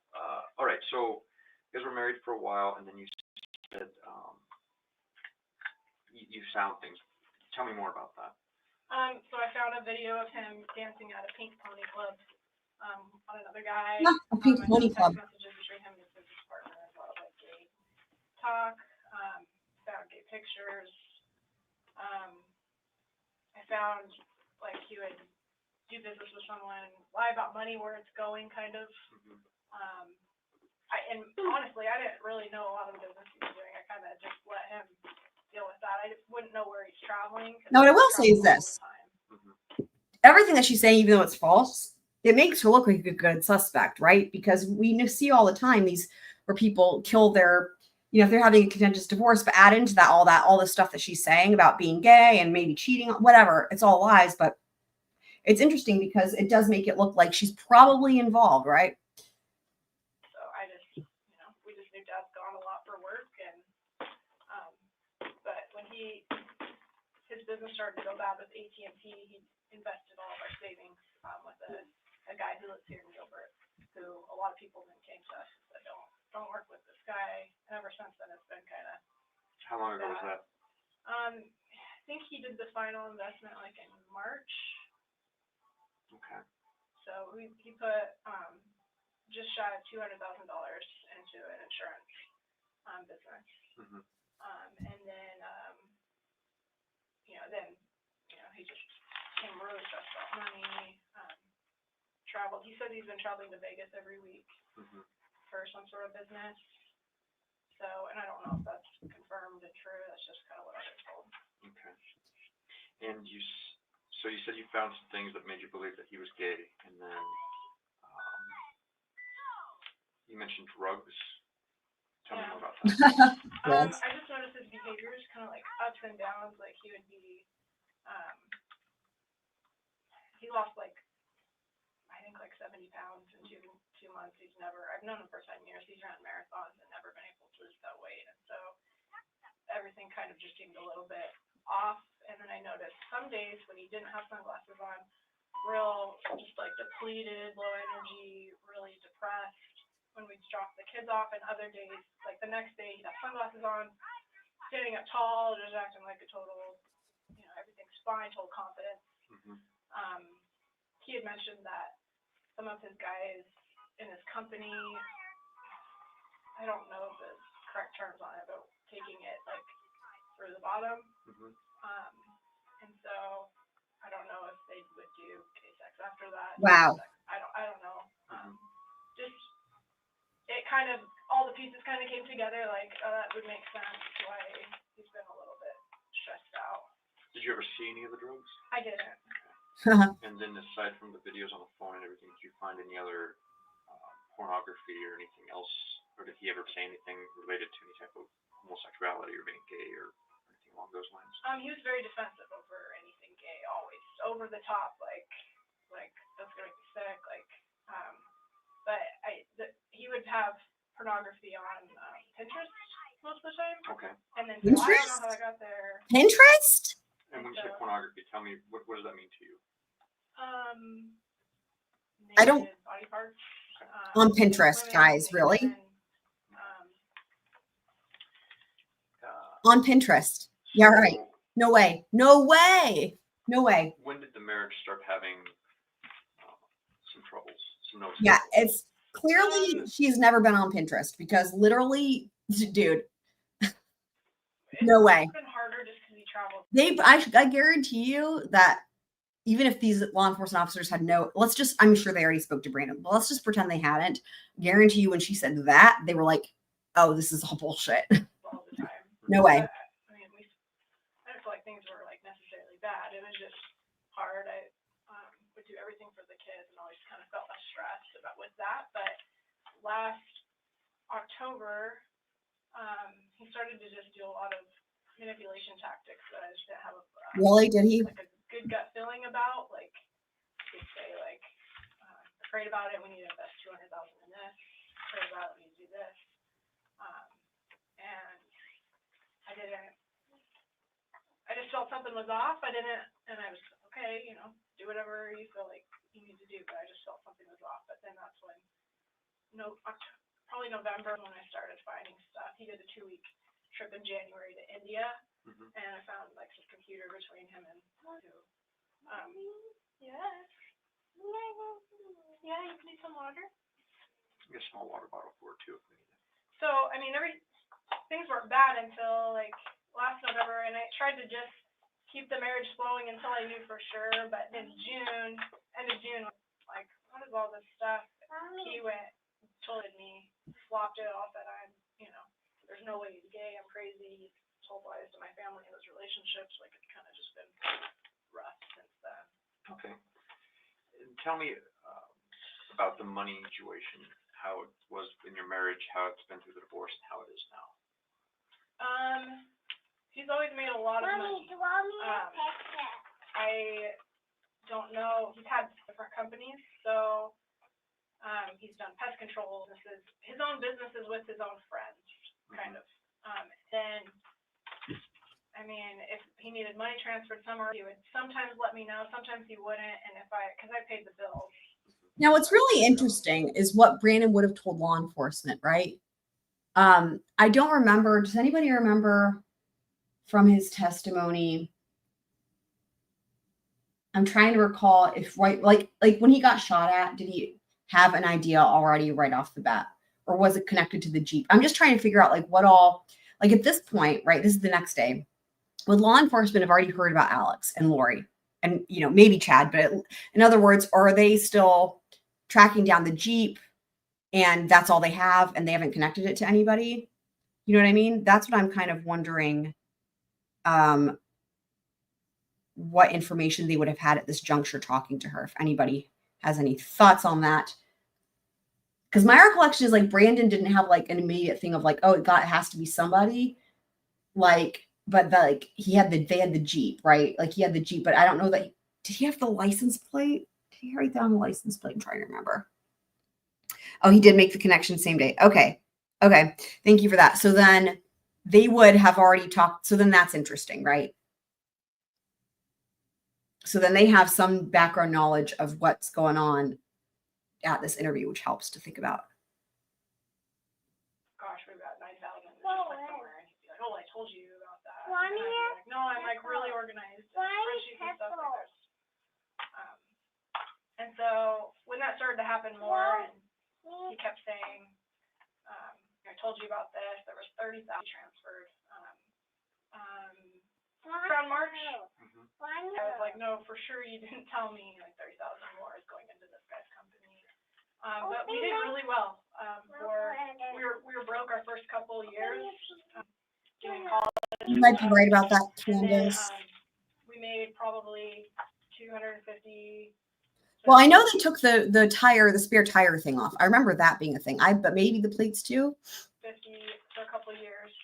But this last year, when business started to go bad, he decided to leave that company with AT&T, and then kind of didn't have a job for a while, didn't know what to do. I feel like Brandon maybe wrote down the plates. With this company for an insurance firm. Do you know who that's with?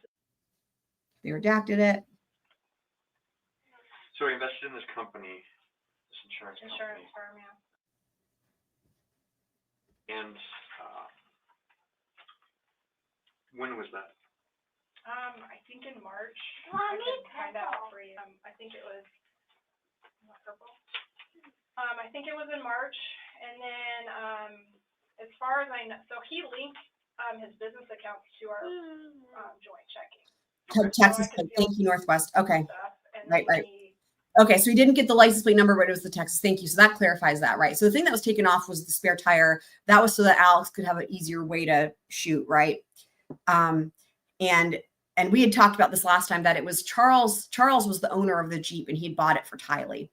So that all makes sense then. Okay, so he made that connection same day. Okay, good. It wasn't in there though. The money he invested, it went to pay off Ryan Ridge or something. I don't know where it went. But apparently he had a business. So when we did mediation, I just didn't feel good about all these businesses he's in, and so I just asked for him to buy me out my half, whatever, so I don't have any responsibility in those or liability in those businesses. And so his business partner Chris Pierce has been buying me out from all those business divorces final. But money right now is very short for him. Like because he has everything invested. And wasn't there also a thing of like Lori relying on money from Melanie for something? Y'all remind me. I feel like there was a thing where the money that was coming in to fund Lori's lifestyle was coming from Melanie, which was coming from Brandon. And what made me think of it just now is she's talking about him buying her out and giving her money and all that. So, and it makes you wonder too if the divorce had something to do with that the motivation for Lori, you know, if he had a lot of money, I don't know. Okay, that's what I thought. Thank you for confirming. You know, if I ever second guess it, I always make sure because I don't want to ever say something. So they wanted to use Mel's money. Okay, so I was right about that. Cool. Yep, exactly. I know there's no way that that's the case. So that does seem like a huge motivation for them to definitely want to split them up. And the divorce, oh God, what a mess. Yeah. Okay, so I remembered that correctly. Thank you for confirming. So I know he's brought up that he's stressed about I mean, because that's what literally what she's talking about here is like right here. Half, whatever, so I don't have any responsibility in those, or liability in those businesses. And so his business partner, Chris Pierce, has been buying me out from all those business divorces final. But money right now is very short for him. Like because he has everything invested and then stocks. So I know he's brought up that he's stressed about, being able to pay child support and stuff already, and he hasn't been able to pay the full amount on reimbursements for schools and stuff like that. So we're okay though, because we've got bought out on those from his business partner. Like we're not stressed about money. Like I'll be okay until she goes to work again. Okay. So for him, I'm sure he's stressed out. And when you say bought, I kind of roundabout talking about. So because he invested 180, I believe. So I got 90,000 from Chris Pierce, who wrote me a check for that, and then he just paid me 6,000 from I think this was Redacted. or his business. So 6,000 from that, and then he has something. He built computer rigs or something with a partner in Utah that he has to pay me still on. So I don't think everything's been paid out yet, but that's been enough so that Amy is very vocal. And is there any more money that's owed to you right now? Good point, Northwest. Yeah, so the computer rigs. This reminds me again of Wendy Adelson, right? He owes me money. And there's a pest control company did with partners that went out, so he owes that, and then just reimbursements he agreed to pay back on. Go ahead. Oh, sorry, I was just gonna say I've had it full time since July, and so he said he'd reimburse things. You've had the children for full time since July. Is that when the divorce? Yeah, so that's when we started mediation, and the mediator said, Melanie, you guys need a quick separation, take the kids, go get a rental. And so first or second week of May is when we moved into that rental, and then he stayed in our house that it's trying to sell. Yeah, so that's our home. That is minutes supposed to be closed down. We're just waiting on the buyer to sign on that. And so from July to just recently, he hasn't had kids. He had them this last weekend. But That before was his first overnight. He would, the mediator had set up times for him, but he said, I can't make those times. I have to go to Vegas. So I was trying to be flexible with him and say, I want to see you. So some weekends I'd let him have them during the day or whenever he could. That's available for him. Okay. Hey, Mommy. Yeah. He has pen. He does have his pen.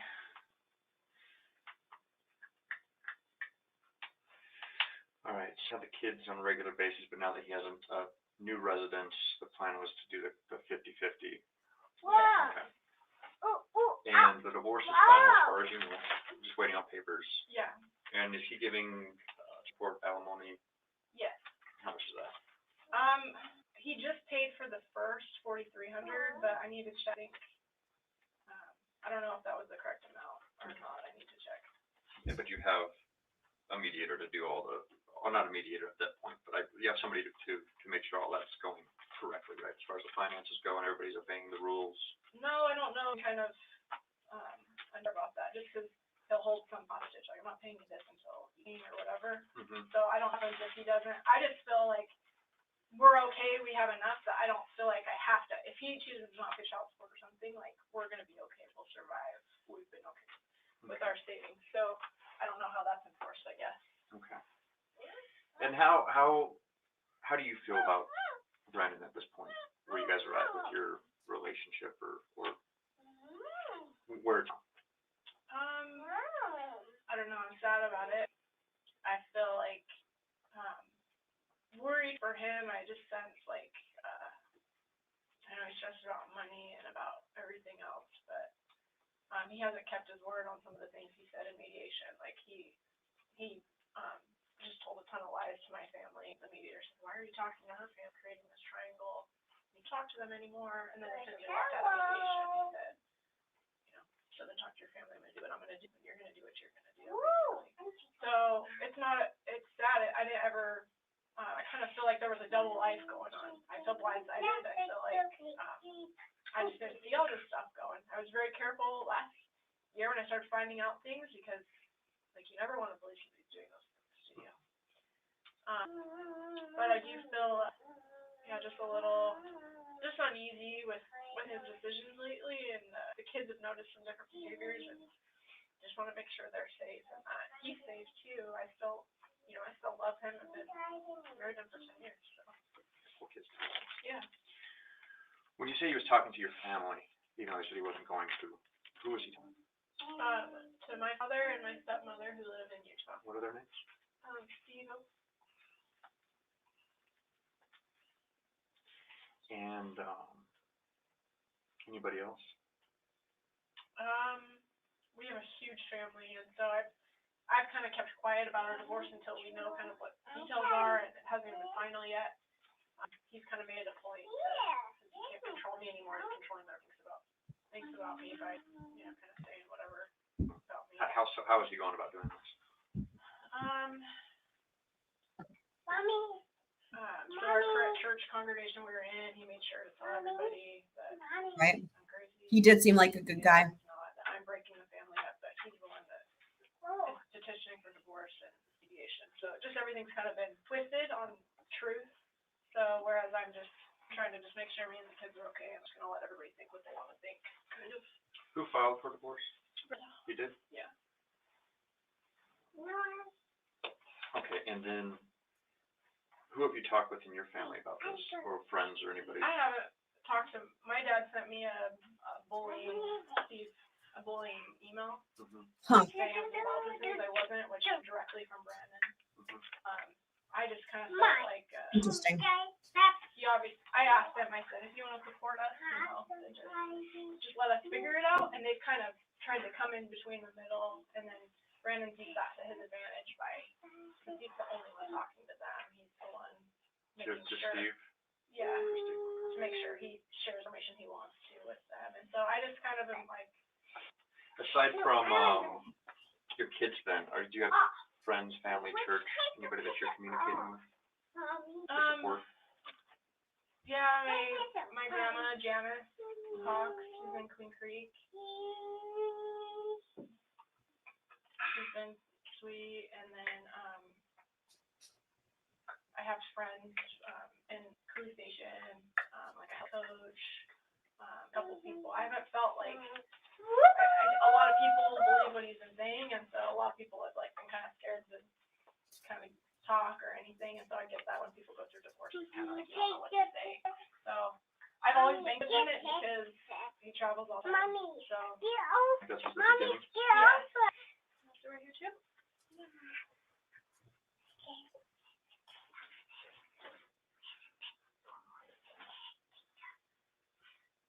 Okay. So Janice's grandma, she was in Queen Creek? Yeah, her stand.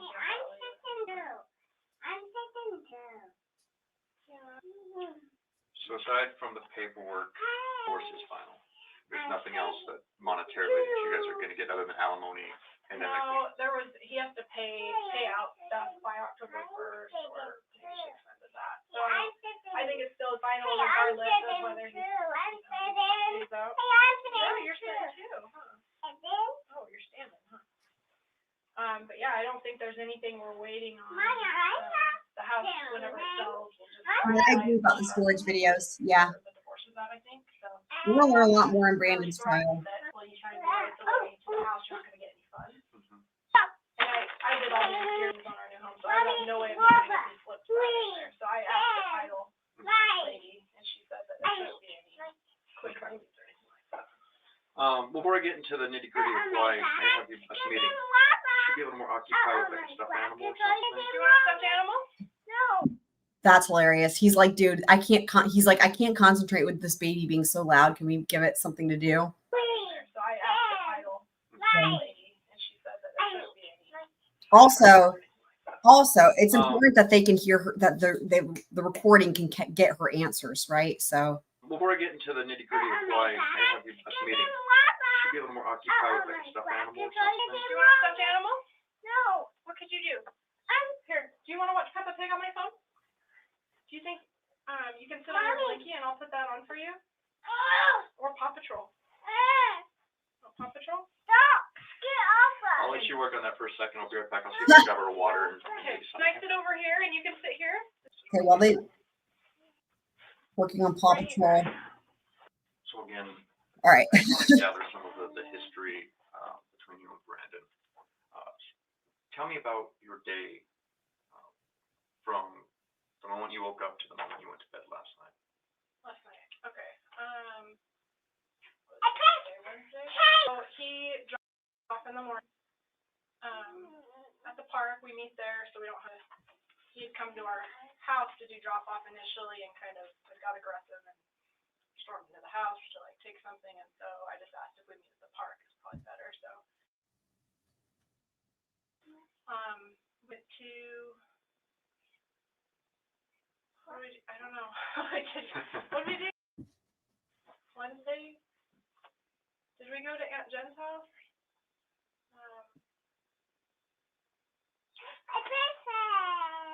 We usually just go to the park, we run, sometimes we go to the gym. Which kids did you have yesterday? Mommy, it's not working. Oh my God, the kid. I only pick up. Call Daddy. Okay. Wow. There you go. So I have her during the day, and then after school on Wednesdays, I pick up my others from school. around what time? So at 2:40 we got there, and then it takes like 3:20 to finally pick them up at ALA, and then then we went to Santana Mall and we looked at the puppies, then we played there. Go grocery shopping, but then we ordered it online through Amazon, and then Welcome. If you have a new girlfriend. No. And then we were home, we made dinner, and then went to bed. I picked my 4-year-old at Legacy, so it's across the street from us, and he goes to all-day fall break camp right now, so I picked him up at 6, and then came back, we went to bed, and then Brandon started calling me at 8:30-ish, and we were kind of already in bed at that time, so I was kind of in and out of it, and just kind of felt a little unsettled throughout the night, like, is he going to show up at my house, what's going on? So you went to the mall yesterday. Who was with you at the mall? It's redacted. 2. They get out at 3. That's gonna be. Oh, we went to Jamba Juice too before that. We went to Jamba Juice, and then we went to look at puppies. So this was probably like 4-ish. Did you have anybody else with you besides the kids? No, just me. Okay. And then eventually ordered food, ate at home, went to bed. Do you remember what you did between getting Grace to picking the kids up? I was at. So from like 2 to 2:40, we were at the park where I meet Brennan, and I was running laps around the field while she played with the kids there. Okay. I don't think we went anywhere because we were gonna go to the gym, but she was like throwing a fit in the back of the car, so I was like, let's just go home. So I just kind of cleaned up the kitchen and kind of stayed home. She took a nap, and then really the only place we really went was to the park before we picked the kids up. Okay, so I spent mostly at home in the morning of yesterday. Yeah. Okay. Did you communicate with anyone that you remember as far as any type of phone calls or text messages or anything with friends or family? I think I called my grandma. Maybe. You're not getting anything from her, man, except lies. Really. It's my We can look there in a takeaway. minute. I'll put it. I write notes as I go because my memory's not the best. So. I think it was yesterday when she was the message. I was taking a picture of her getting into the plant, sending it to family members because it was cute. I texted my head coach. I don't know if I really made any calls. Did anybody contact you yesterday, just before the evening? Before the evening, Brandon and I don't think anyone else. On what happened, though, we can take a look at it here in a second. Okay. All right. So the reason I ask is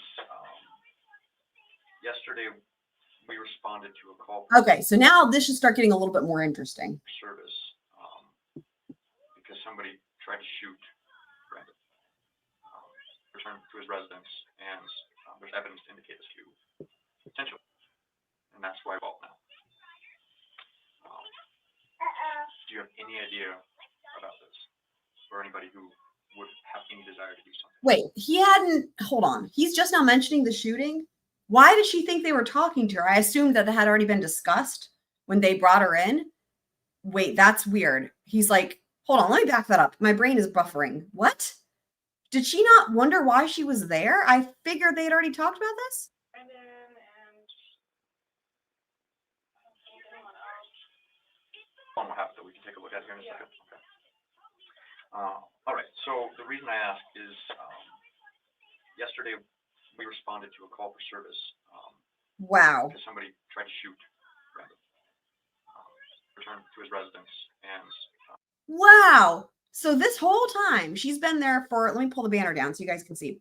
She's been there for over 30 minutes. Okay. But prior to that, they called her, asked her to come down, and this didn't come up, and she didn't know that this is why she was there. And that is shocking to me.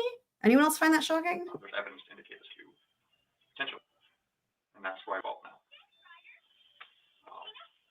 Well, she's pretending like, so in other words, it's like she doesn't know about the shooting. That's what she's acting like. And this would be her first time finding out about the shooting. But she never asked why she was, of course she had to know, but like the fact that he's saying this means that they never got an indication from her that she knew. Like he's telling her like, hey, just so you know, this thing happened. Look. The reason why you're here today. We'll have that we can take a look at here in a second. Okay. All right. So the reason I ask is yesterday we responded to a call for service because somebody tried to shoot Brandon.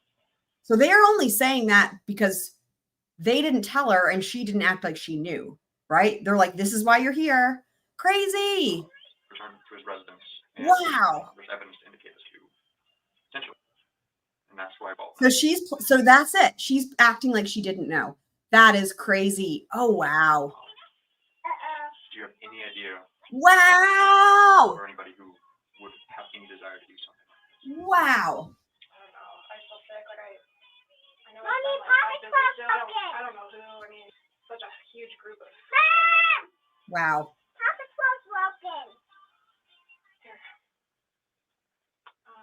And this is. Baby, can you not interrupt this moment, please? Candace. Oh my God, child, be quiet. Absolutely, Heather. 100%. The thing is she came in and for the whole first half hour, she was just talking about their divorce and the finances and the gay and all that. And like, wow. Holy shit. And this did she train this child to jump in on purpose here? This is crazy because her reaction here is really important. Oh my God. Oh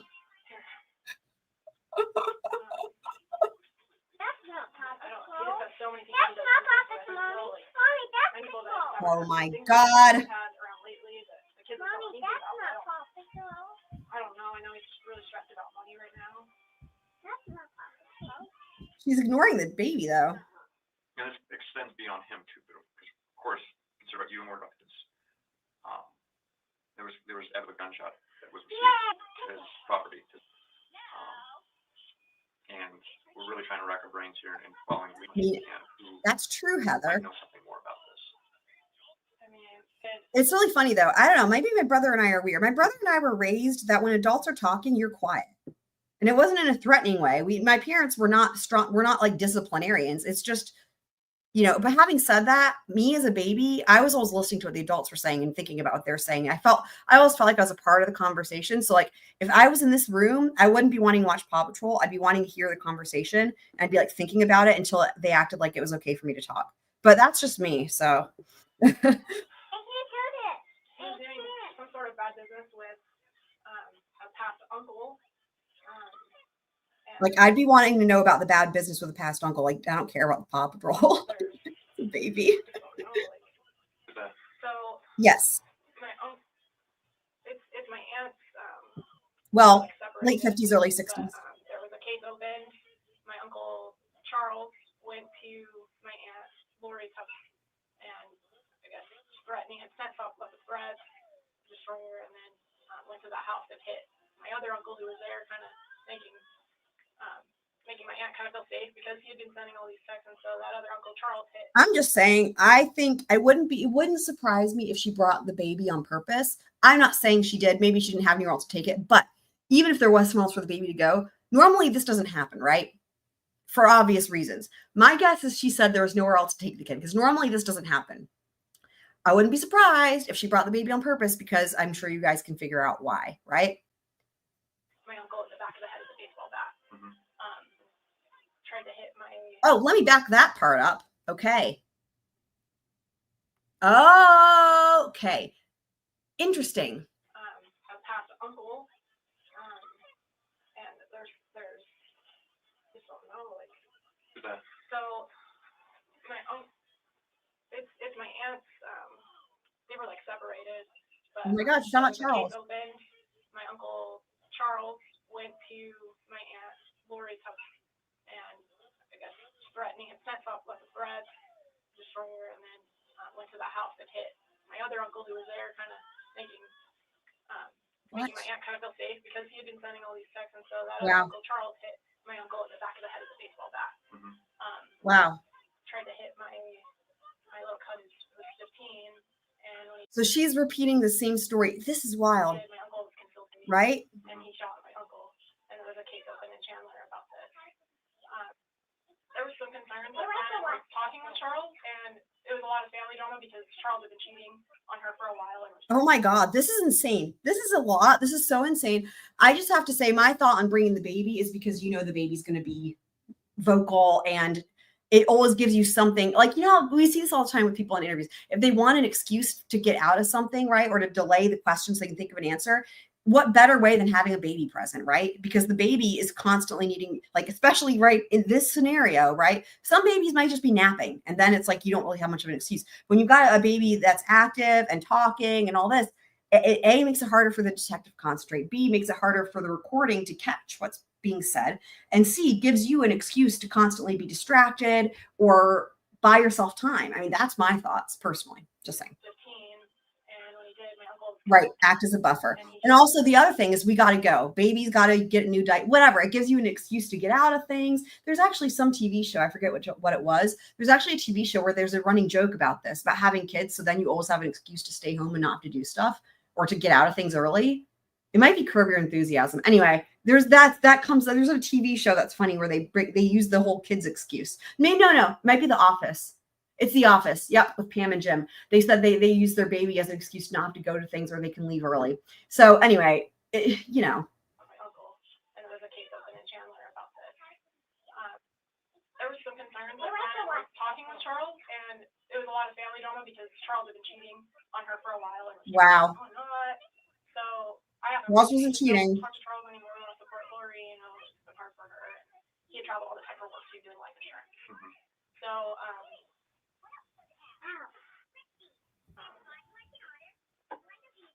I got text messages and emails, I guess, between Brandon and Charles, and then Charles came over to our house before this happened, and Brandon lied about it. And so there was something weird going on with Brandon and Charles, and Brandon was very defensive, like, no, I'm not toxic, a while ago. And it felt just kind of fishy.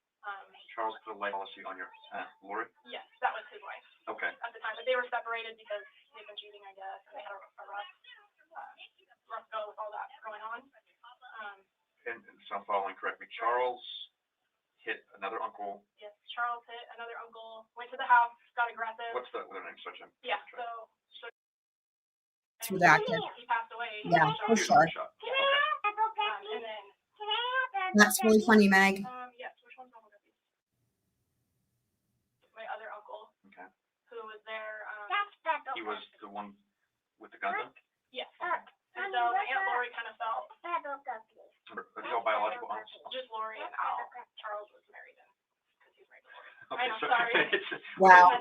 Lori's your actual aunt. Yes. Yes. Yeah, and so my mom passed away when I was little. So I don't have a great relationship with my I don't have a great relationship with my dad and my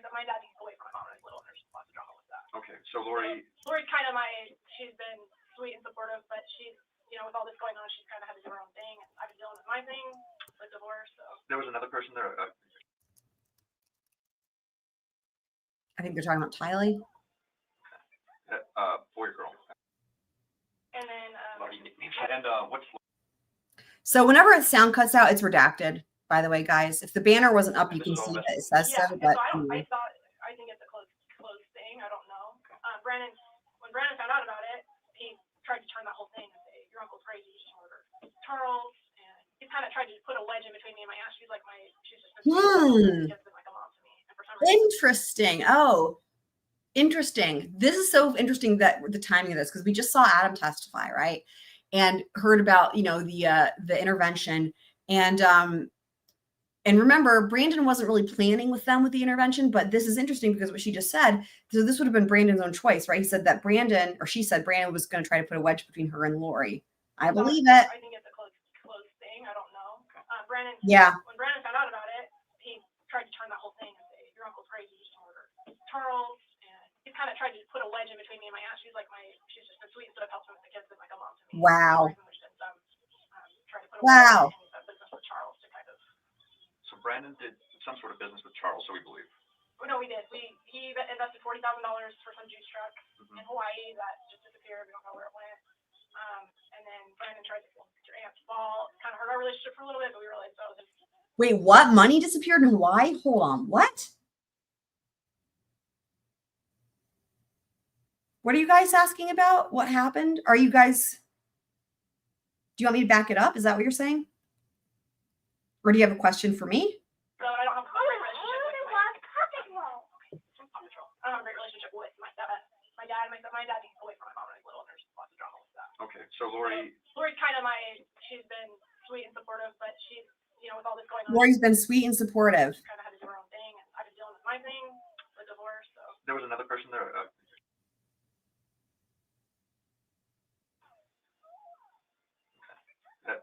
boy or girl. And then, And what's It's redacted. Redacted. and this is all invested, please. yeah, and so I think it's a close thing. I don't know. When Brandon found out about it, he tried to turn that whole thing and say, your uncle's crazy, you just murdered Charles. And he kind of tried to put a wedge in between me and my aunt. She's just been sweet instead of helping with the kids, been like a mom to me. And for some reason, there's been some trying to put a wedge in it, and he's done business with Charles to kind of. So Brandon did some sort of business with Charles, so we believe. Oh, no, we did. He invested $40,000 for some juice truck in Hawaii that just disappeared. We don't know where it went. Yes, it's juice truck. So it's juice. What was it? Juice shop or juice something in Hawaii? Okay. And so Brandon, it seems suspicious. He's like, the money disappeared. We don't know where it went. I mean, that to me is the interesting part. Where did the money go? I mean, this is my thing, right? Like with Murdoch. Where did the money go, people? Where did the money go? Interesting. And then Brandon tried to get your aunt's fall. Kind of hurt our relationship for a little bit, but we were Brandon was like, it's your aunt's fault. Yeah. So Yeah. And they're doing business, whatever. So, I don't know. Everybody I can trust. She's never lied to me. She's always Been for you. yeah. So. Sorry, you guys. Did you hear this? She goes, by contrast, like Lori's never lied to me. Oh my God. And they're doing business, whatever. So, I don't know. Everybody I can trust. She's never lied to me. She's always. Wow. Been for you. Yeah. So, She's just a serial killer. No big deal. I know Brandon has issues with that, and he doesn't like her for some reason. And he obviously is working with Charles. So Charles is deceased. Was Ty injured or anything? Or is she? I don't think he's injured. Al got stitches, I think, in the back of his head. Okay. But the other thing. No, he did not get so Lori had stitches. $2 million, Charles had a life insurance policy on him too, so they have a autistic son together, and so when everything happened, it's hard for her. She didn't get any money of the insurance. He somehow split somebody else who knows who, because they don't let you know for privacy laws. Okay, so Charles had a life insurance policy on himself, and then Yeah. he died. The money went somewhere else. Okay. No, so it's somewhere. So somebody has that. Okay, so any money is her daughter? Yes. Okay. And it's not Charles's daughter. If they ask, yeah. Another Yes. bio father that Lori was with. Yes. Do we know what his name is or was? Or? He had a heart attack and died. So So it is or was. Yeah. Also, yes, passed away. So what was his name? I mean, Official, who's often in the chat, astutely pointed out, because when we watched his interview, Alex's interview, I mean, with law enforcement, there's a part where the camera shows and you can see the back of his head really clearly. It's towards the end of his interview. And I paused it on there and I said, there you go. You can see it, right? And we looked at it. And Official, shout out to Official, very astutely pointed out, it looked like the type of cut you would get if you were shaving your head and got a nick. And what's interesting is it's really funny is like literally Official said that in the chat. And then I kept playing the interview and they're like taking pictures of his head. And they literally have a joke about how he cuts his own hair and he can't see the back of his head very well because he doesn't have a mirror to see the back. And it's really funny because I was like, oh my God, that's wild, right? Like that, right? Like in other words, we wouldn't have known that he cuts his own hair, right? But now we know he cuts his own hair and he had just cut his own hair and he can't see the back. And so he can't cut it very well or whatever. And they made a joke about it. And I was like, holy shit. Like, but anyway, that is what you can see it really well in that interview, that it's so minimal. It's pretty crazy. Yeah. Okay.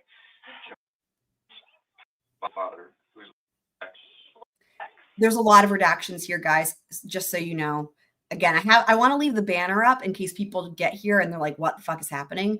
But the banner is covering up where it tells us the audio is redacted, but just know that the audio is being redacted on an awful lot. He had molested the kid. Wait. Who, what? Hold on. Who, what? bio father that Lori was with. Yes. Okay. Do we know what his name is or was? Or?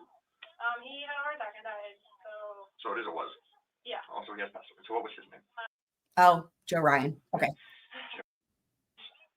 My father, who's because he had molested the kid. Al has something on his record. I think he went to jail for it. He tased him. So he did go to jail for that. Okay. He's kind of been there for years. When Charles sent all those threats, he was like, "I'll just be the happy." Now, I have a question. I guess it looked like. Do we know for sure? My recollection of it is this: is that Colby doesn't seem to remember ever having those things happen to him. Obviously that's possible that kids can have. I mean, I'm not saying that, but what I'm asking is this: is there any record of that happening apart from Lori telling people? It seems like they had. I mean, but again, I'm saying as anything that I'm gonna say, I'm like, wait, this all would have come from Lori, right? Because he's dead. And just like with everything else later on, right? She went to Alex to be her quote unquote protector and he tased him. I mean, I wouldn't be surprised if it was all bullshit. You know what I mean? And my money's on, I still think there's a thing with poison. That's my personal opinion. There's no evidence of that. But you know what though, guys? A lot of times that's why people use poison, right? And poison can come in a lot of different forms.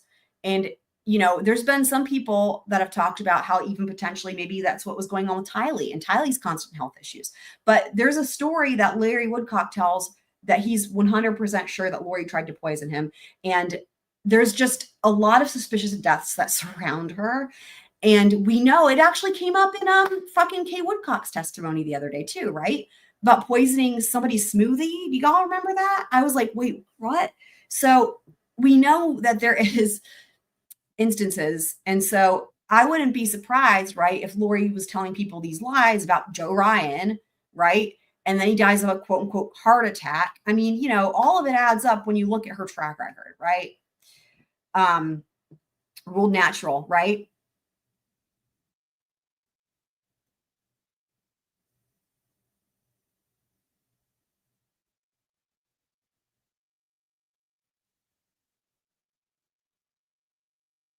And the thing too is, right, and then you have to wonder, so sometimes it's like in situations where it really happens, kids can be coached to not say anything by the parent that's doing the abuse, right? But you could also have a situation where you could have a parent like Lori who's coaching them to say it happened when it didn't. And to be like, well, you didn't remember, you were too young. I mean, I don't know. It's really tough because of Lori's way that she manipulates reality, right? And people. So,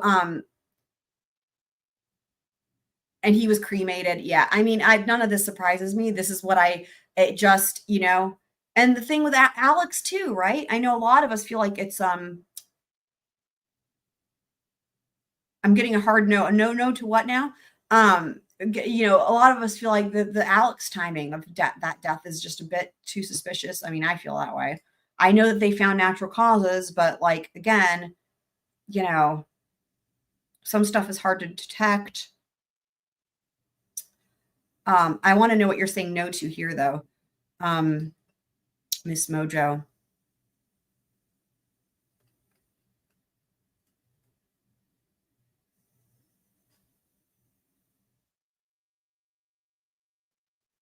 Oh, you're saying you agree? Okay.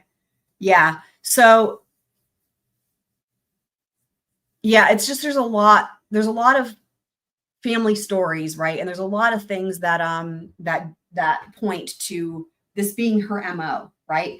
And really the interesting thing too with Tylee, you know, if indeed Lori was poisoning her long term and not killing her, then you're dealing with a factitious disorder imposed on another, used to be called Munchausen's by proxy.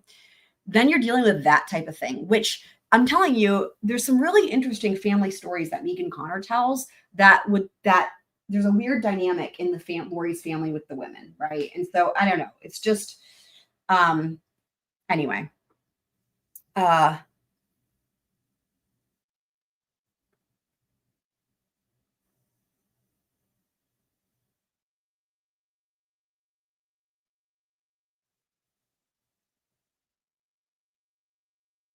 So yeah. So Miss Mojo's chiming in. Everything Lori said about Joseph Ryan is a lie. He never did anything to baby girl. His sister.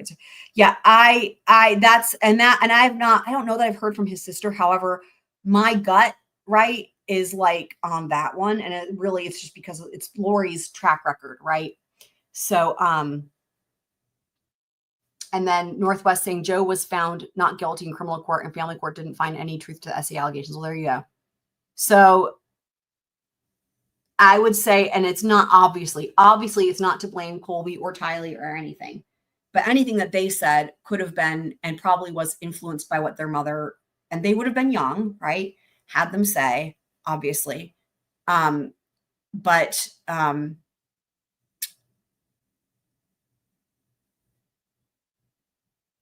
you know, again, I guess it just gives her, you know, an excuse to make the person look like a bad dude, and then drops dead of a heart attack, right? And then, but prior to that, you have that event where Alex shows up and tases him because, you know, this has been an ongoing thing, right? Alex being her protector. It's just very interesting. Yeah, Tylee was 2 and 3 years old, right? Yeah, that makes sense.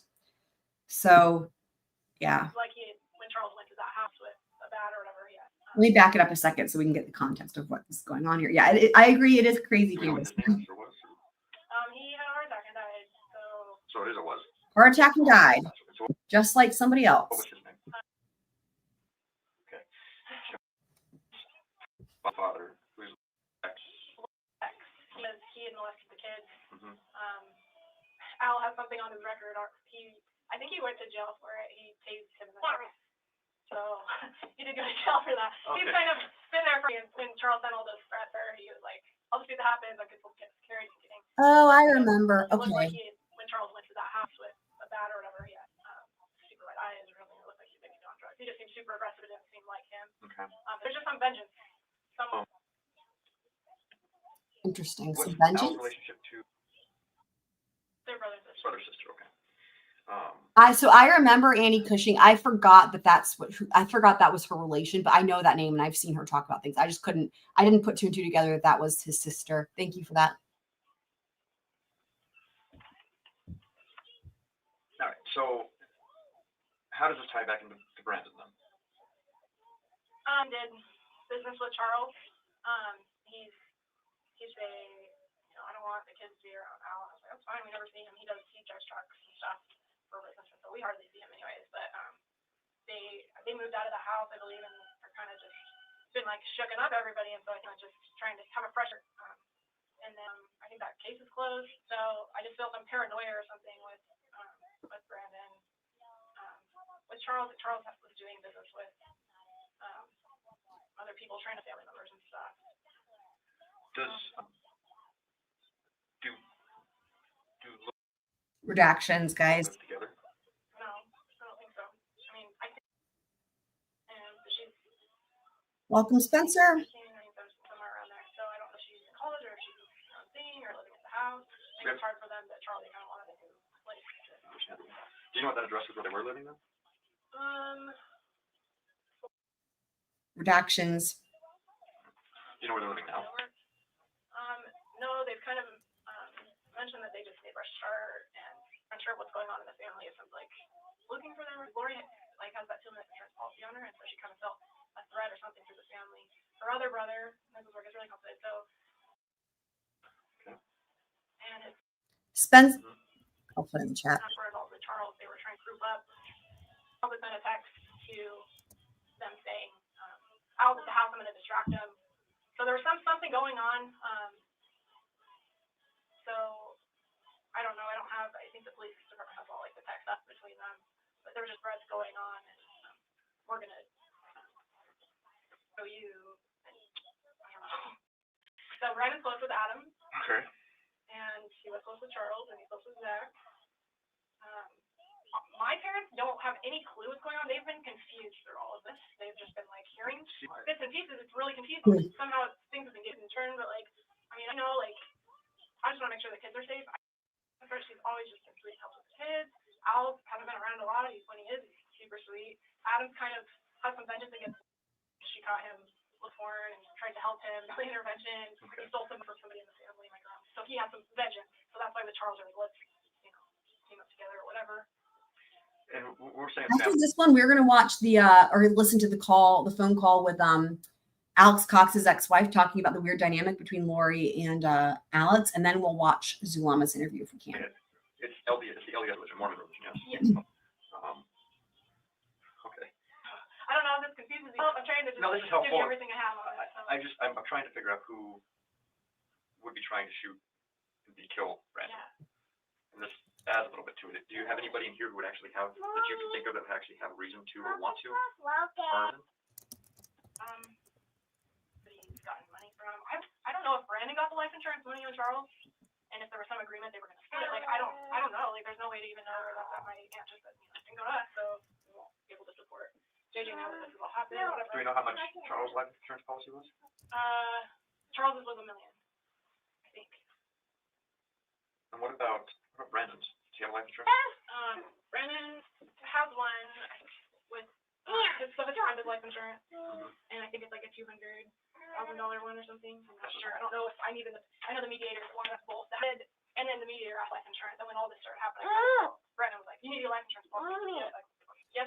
Y'all, all this look. Here's the thing: life insurance, all this life insurance. Life insurance is a good thing to have, but it's just so crazy, right? Like how many cases life insurance is involved in people getting their life insurance last minute or changing their beneficiaries. It's just y'all. If y'all get a life insurance policy that's worth, I'll be honest, any amount of money, make sure people aren't acting sketchy around it because it's just all too common these days. I feel like. I'm in the process of getting one through USAA. They need to come and do the medical exam, but when all this happened, a little bit like kind of scared. Like I don't know. I can't believe this is like I feel like little and in the dark about a lot of this stuff. And it's all just going with it. Yeah. Do you have any contact information for Mommy? Have watched me I don't know, I have their phone numbers, I don't know if they're accurate. If anything I can get at this point to reach out, because So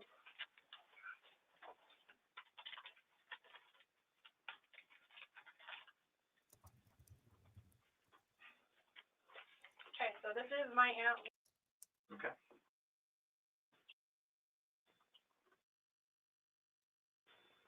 It's redacted.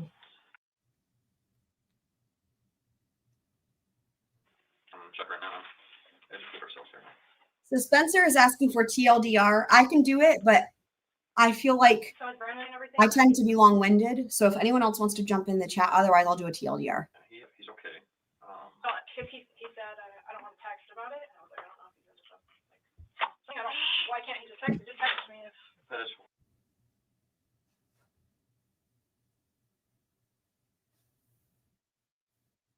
My grandma. Sure.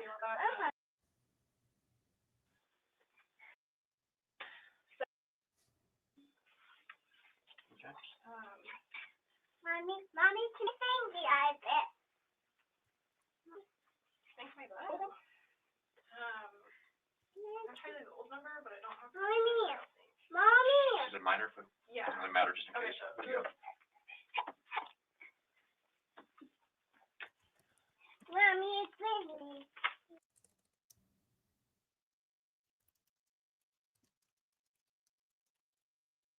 It's redacted, guys. I'm not sure if. Whatever or what, but I don't really have her stuff. And then Tylee? Have a full number for you.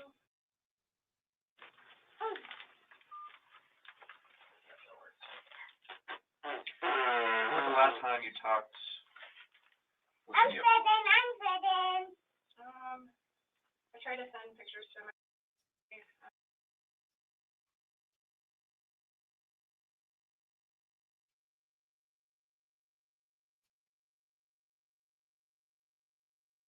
Mommy, me down. You need down? Trying to just go live normal as I hope. On my text to my Mom, also you're like gonna yesterday, get pictures? hiring health coach, my aunt. Mm-hmm. You got a Do you picture. know where I'll show she's staying right now? picture. Or if she used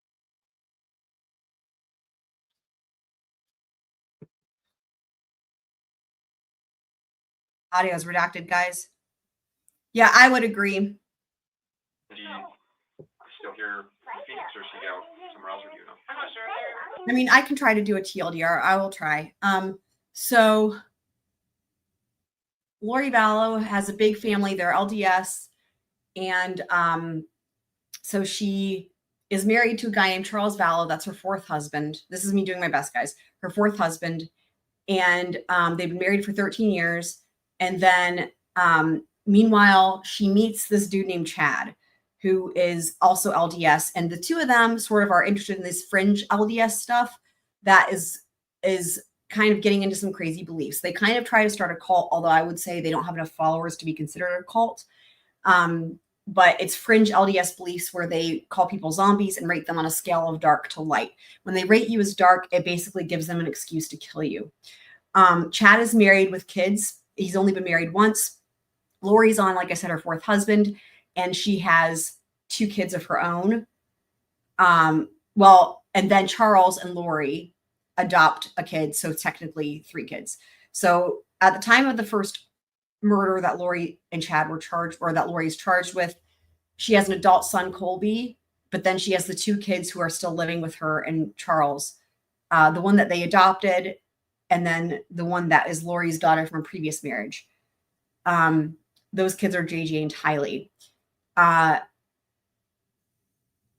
Charles goes to law enforcement to say that Lori's been acting really crazy and she's threatened to kill him and he's afraid for his life. They don't really believe it because the idea sounds so coconuts that they're like, there's no way. And then Charles dies being shot in July of 2019. And Lori and her brother are there and try to say that's like, I'm leaving stuff out, obviously, guys. This is TLDR. To say it was self-defense. Lori's brother's name is Alex. Alex is now dead. So Alex is in with this group with Lori and Chad, right? So Alex shoots Charles, right? And they're trying to say it was self-defense, okay? So then fast forward to September, the kids go missing, but nobody really knows they're missing and nobody really knows what happened to them. Fast forward to October, Alex, the brother, tries to shoot Brandon Boudreaux, who is the ex-husband of Lori's niece named Melanie. That's the interview we're watching right now, where it says Melani Palowski on the screen. That is Lori's niece, Melanie. And after Lori's current trial, she's going to be going to trial for the attempted murder of Brandon Boudreaux, okay? So Alex tries to shoot and to kill, attempted murder, right, of Brandon Boudreaux. If you're wondering why Alex is in charge, it's because he's dead. So then shortly thereafter, there's an attempt to kill Tammy Daybell, which is Chad's wife. And they fail at that one. And then 10 days later, Tammy is dead. Chad's wife. And after this, Chad and Lori go to Hawaii and get married because now they don't have spouses anymore. And then in Hawaii, they're approached by law enforcement. It's on camera. We've watched the body cam. Law enforcement shows up and they're like, where are the kids? Because no one's seen the kids at this point for a long time. They're like, where are the kids? You need to show up and produce the kids, right? And they can't produce the kids. Lori was arrested in February of 2020. They found the kids' bodies in June of 2020, buried in Chad's backyard. And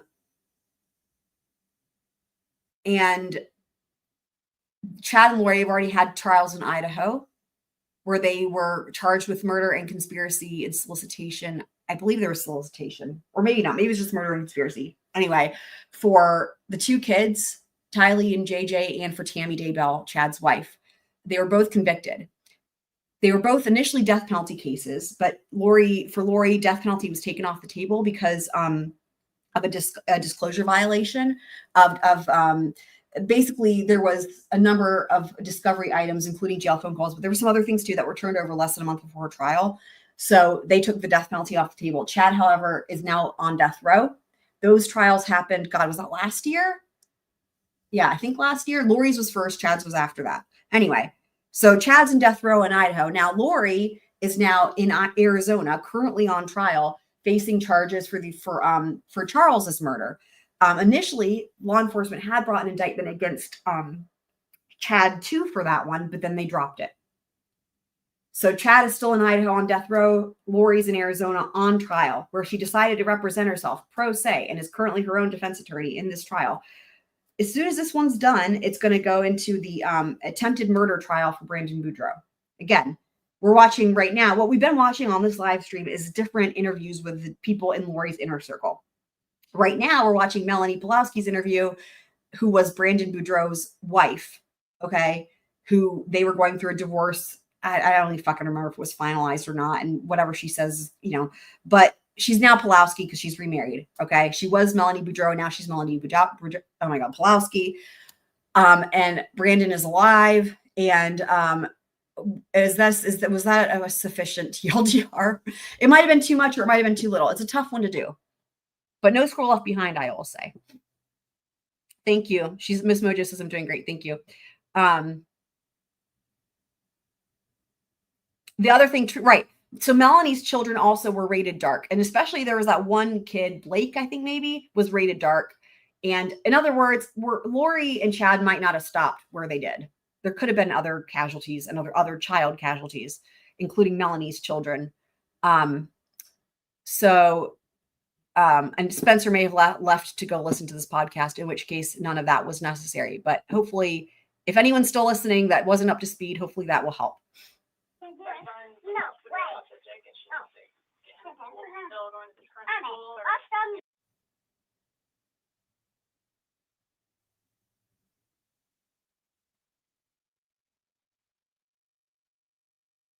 Redacted.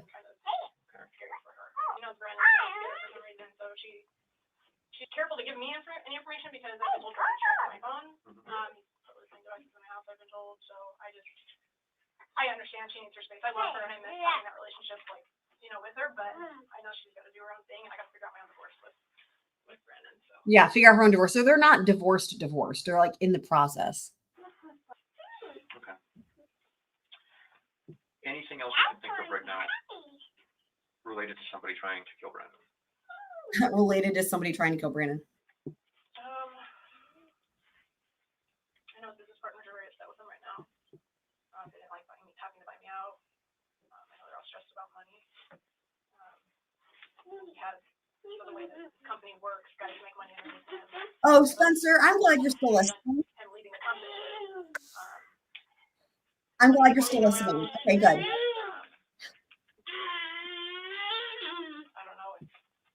I definitely first Hilarious, because, Spencer. I know he has a gun, and kind of, I don't know. Spencer. Has anybody expressed wanting to do anything to him? Spencer's quick, guys. He catches on quick. This is not the first time he's done a TLDR and gotten caught right up to speed. So he's quick. So, yeah. Mommy, I'm here. I hear from like, Mommy, I'm thirsty. we went to go get a This child, I'll get you though, water. We'll Just get a water in just a second, okay? they're losing their tempers with the kid. That's funny. There's a lot more I mentioned. Mommy, I'm thirsty. We went to go get a Mommy. I'll get you water. We'll Just get a water in just a second, okay? The thing to remember is like the deaths that they've been charged with, there's additional suspicious deaths that no one's been charged with, right? But it's better to start with, there's already so many, right, that are actually being charged that's enough to start with, right? So. I drink the water, okay? Good point. I know him, like, he's through a lot of local business, like, not a good guy, but we're under doors, because he's on my last show, like, I know that guy, now he goes with these guys, so, I mean, it's kind of something I always, I never knew what he was doing all the time, but there was always that, I hope everything's okay, I hope he's not doing bad business, I hope, there's so much money flowing around, You're welcome. I don't know what's going on, so, but I do know anything or any sort of me tries to flip it on me, say it's me or my aunt or something. And Accurate. This is why it takes its teamwork, guys, right? Let me go get her a water real quick. Do you want a water bottle too? Sure. We'll be finishing up here in a minute, but let me go grab water. You can press think about this real quick. If you have any questions too, write them down. All right, I will say too that as far as my Lori playlist, while I watched the other trials, I didn't cover them. So on the Lori playlist, it's actually pretty manageable. Like I've got a couple videos there, like live streams, reading like the pretrial documents and then sort of getting people caught up to speed that were newer. And just sort of like, what did we do? We went back and watched some of the testimony where the Got Me by the Storm text comes in and all that. And then her trial, but they've only had 4 days of trial. And some of those live streams might finish with a twin flames tangent, which if it does, they're usually timestamped. So anyway, but in other words, there's not that many videos. So it is actually pretty palatable. But the TLDR, I think hopefully that will be. And then of course, if anyone has questions, y'all can always ask. And if somebody else doesn't answer it in the chat first before I go to speak, then I'll answer it. Right?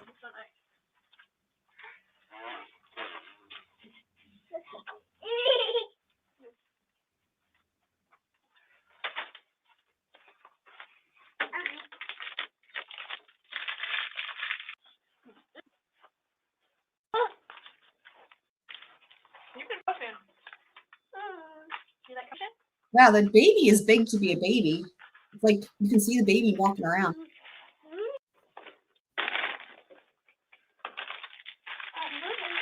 Wow. Like they're pretty. Look. See what I mean? Way taller and bigger than I imagined. Anyway.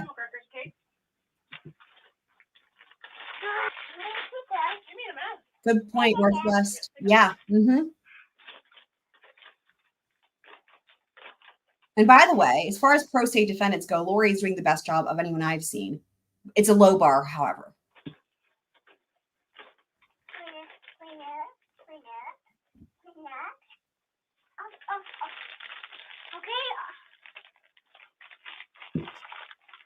It's very low bar. Okay, are they done?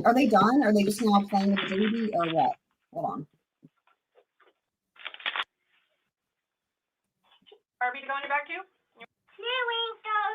Okay, they're just playing. Detective's not in the room. Okay, don't pull it down. We're gonna get. Oh my gosh, are they leaving? Getting put together, right? First off, is there any reason why? Okay. Why would Adam want to hurt or kill? Okay. The only thing I can think of is that no one knows where that life insurance money is, and if it went to somebody, which Brandon and Charles were directly doing business in life insurance together, if somehow Brandon was supposed to share it, I don't know, like, always kind of acted like they were. But he was really close with a lot of friends, and it turned sour really quick.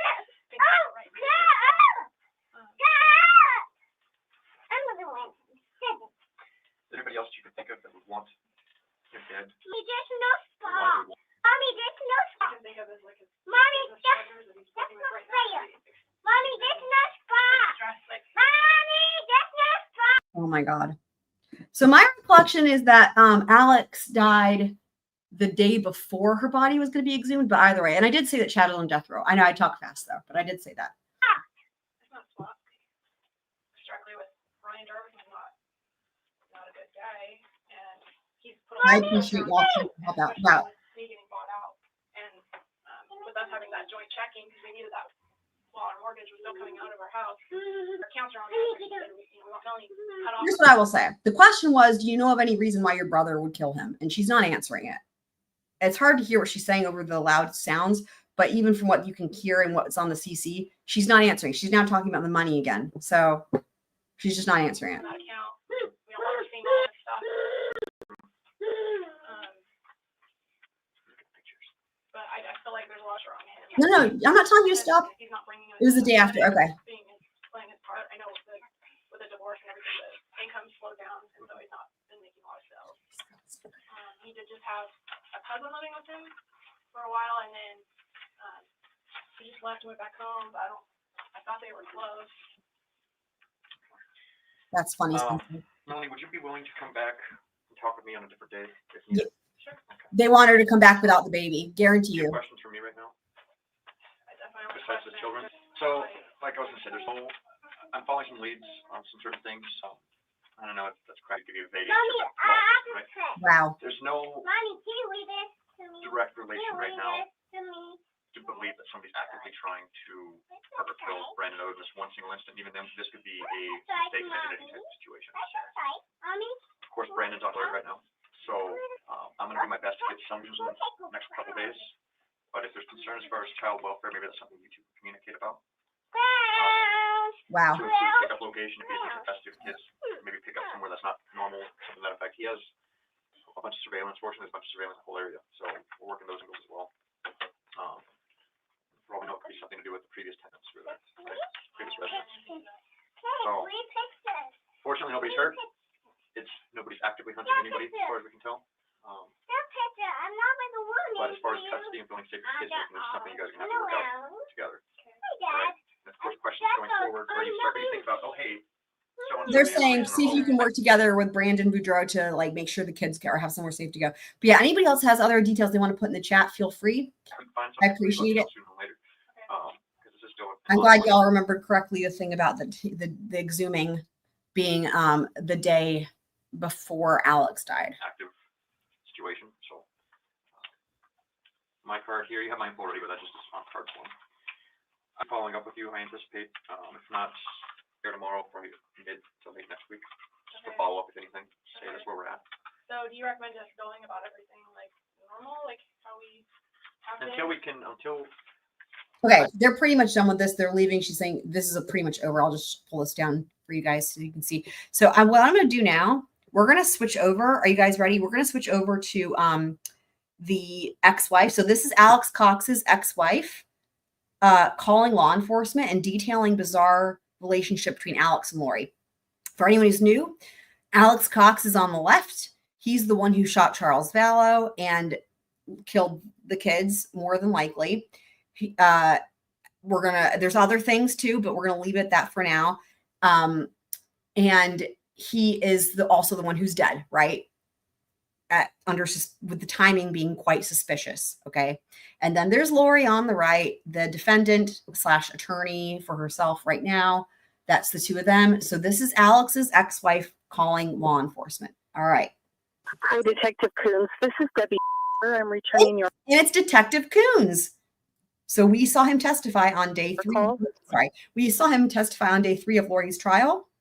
And we also saw him in Melanie Gibb's earlier interview, which we didn't watch all of, but Detective Coons from day 3 of Lori's trial is who she's talking to, this ex-wife.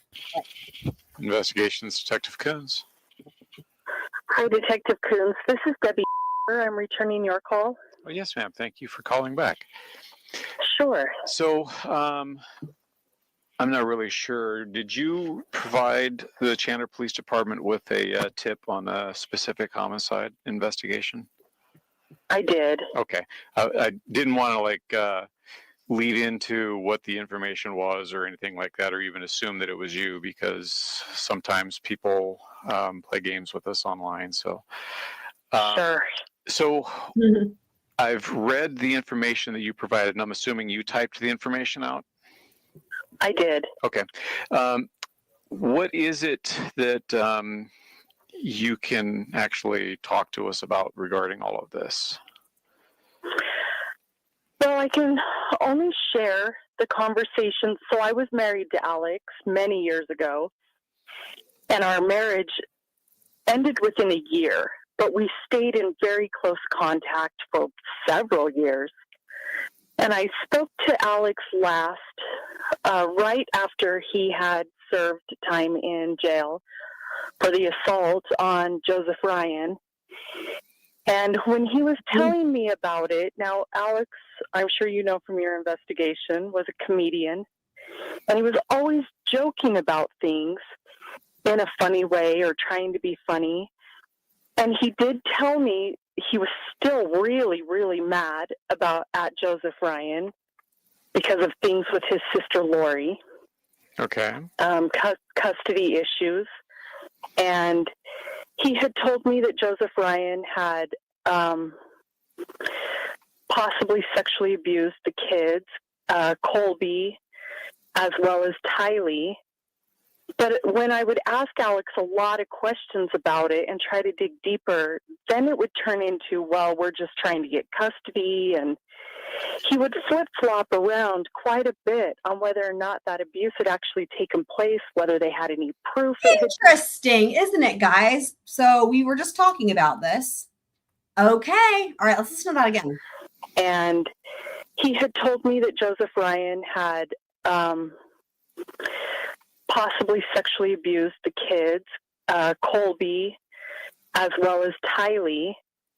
But when I would ask Alex a lot of questions about it and try to dig deeper, then it would turn into, well, we're just trying to get custody. And he would flip-flop around quite a bit on whether or not that abuse had actually taken place, whether they had any proof it had taken place, or if they were just playing games to try to help his sister get custody. Mm-hmm. But in that conversation, he told me that he wanted to bait Joseph Ryan into a fight so that he could kill him. And if I had really at that time thought he was serious, because he said it in a joking way, but it was still creepy and weird. Weird enough that I never spoke to Alex again. That was the last time I ever talked to him. I just thought, okay, jail has not been kind. Let's listen to this again, because this is all the tea that matters big time here. We have not had this insight. Like, this is an inside look. Wow. Okay. Mm-hmm. But in that conversation, he told me that he wanted to bait Joseph Ryan into a fight so that he could kill him. And if I had really at that time thought he was serious, because he said it in a joking way, but it was still creepy and weird. Weird enough that I never spoke to Alex again. That was the last time I ever talked to him. I just thought, okay, jail has not been kind to him. He's off his rocker. I really don't want to have this guy in my life anymore. Oh, okay. So I just never spoke to him again. That was the last time. But he had told me he wanted to bait him into a fight so that he could kill him and claim self-defense. Okay. And how long after how long after Alex had been released from serving his time that you guys had this talk?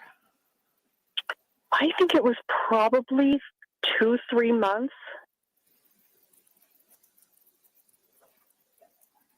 Okay. I'm not 100% sure on the date. Really amazing. We did not know. Okay, when Detective Coons was on the stand, he did not talk about that he had done all this other stuff, right? It seemed like he just looked at the crime scene and looked at the bullets and looked at the, and it did not come up. And so we did not know that he had interviewed Melanie Gibb, for example, and Alex's ex-wife, and probably other people as well. He may have even interviewed Lori. We don't know. And so when you think about how kind he was to her on cross-exam, it's mind-blowing, right? Because he could have been a lot worse, even if he didn't have all this involvement, right? It's like the way he was portrayed at the trial, I'm not saying it's false, but it was very limited, right? For reasons.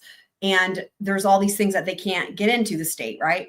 And like he did a really good job of making it seem like he just was there. He looked at the evidence, he looked at the angle of the bullet, the trajectory rods, he used that lizard cube program and whatnot, and then Lori got him on cross and asked about the $200 bamboo shirt and all this, right? And the type of gun and the stippling, and like everybody did a really good job of not bringing up that he was doing these interviews, because I had no idea. So I'm just thinking about how crazy it is, because in other words, whatever his involvement was that we saw from the trial, it was actually a lot more. And you have to imagine what he must think of this lady and how much restraint it must have taken for him to have been patient with her when she was cross-examining him, right? I know it was relatively soon after, just not immediately. Okay. Did he ever go into any details of what he did to Joe or anything like that, or why he did that? Yeah, he told me that he had tased him, and he told me that the reason he did it was because Joe was making it difficult for Lori to get custody of the kids.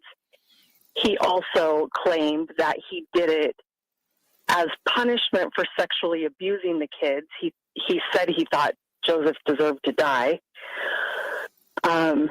because of the sexual abuse. But really, Alex couldn't provide any. Well, I didn't feel, because I was like, well, are you sure? How do you know? Did you take the kids to a doctor? I was asking a lot of questions, and he just couldn't be straight with the answers. But those were his reasons that he stated to me that he had tased Joe. Okay, and did he say that he had tried to kill Joe that time, or was it something different? He didn't say he was trying to kill him. He just wanted to hurt him. Okay. But he did tell me he wanted to kill him, but I took it more of, I want to kill that guy, just kind of conversational. I didn't think he would actually go do something like that. Okay. I was even shocked that he tased him. But I didn't even know about the tasing. I heard about it from Alex. What do you mean you didn't know about the tasing? Oh, I'm sorry. Alex had kind of fallen off the radar for we hadn't talked for about a year. And so I just thought he kind of fell off the radar. And then we talked, and he told me where he'd been the last year and what he had done.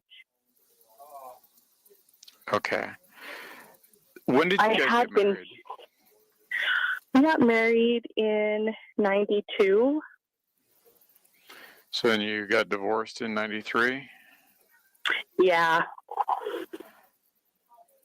Yeah, that, I don't know that this helps anything with the investigation, but as soon as I married him, I didn't know his family before we got married. We dated, whirlwind romance, got married, then I got to know I'll look for that Northwest family.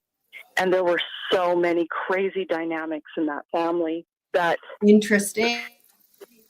And I've gone back since all of this came out and read my journals from that period of time. And there was just a lot of crazy dynamics in that family back then. And it caused a lot of issues right away. And it actually made me scared and nervous. How so? And we thought about, because there was a lot of inappropriate sexual touching and things going on in the family, particularly between him and his sister. So between Alex and Lori? And Lori. Okay. You kind of got me at a loss on this one. What do you consider inappropriate sexual touching? like they were simulating sex acts, and which is not normal to me for a brother and a sister. For example, he would pick her up and she'd wrap her legs around his waist, and he would kind of bounce her up and down on himself. Okay. In front of me, and they would moan and simulate sex acts. And I have brothers, and I would never act like that with one of my brothers.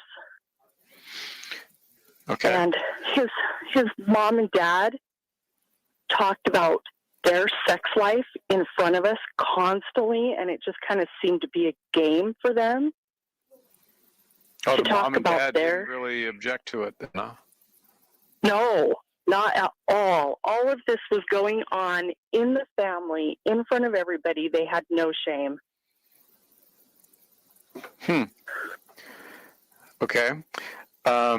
So that obviously was kind of an alarm for you, I'm assuming, during your marriage.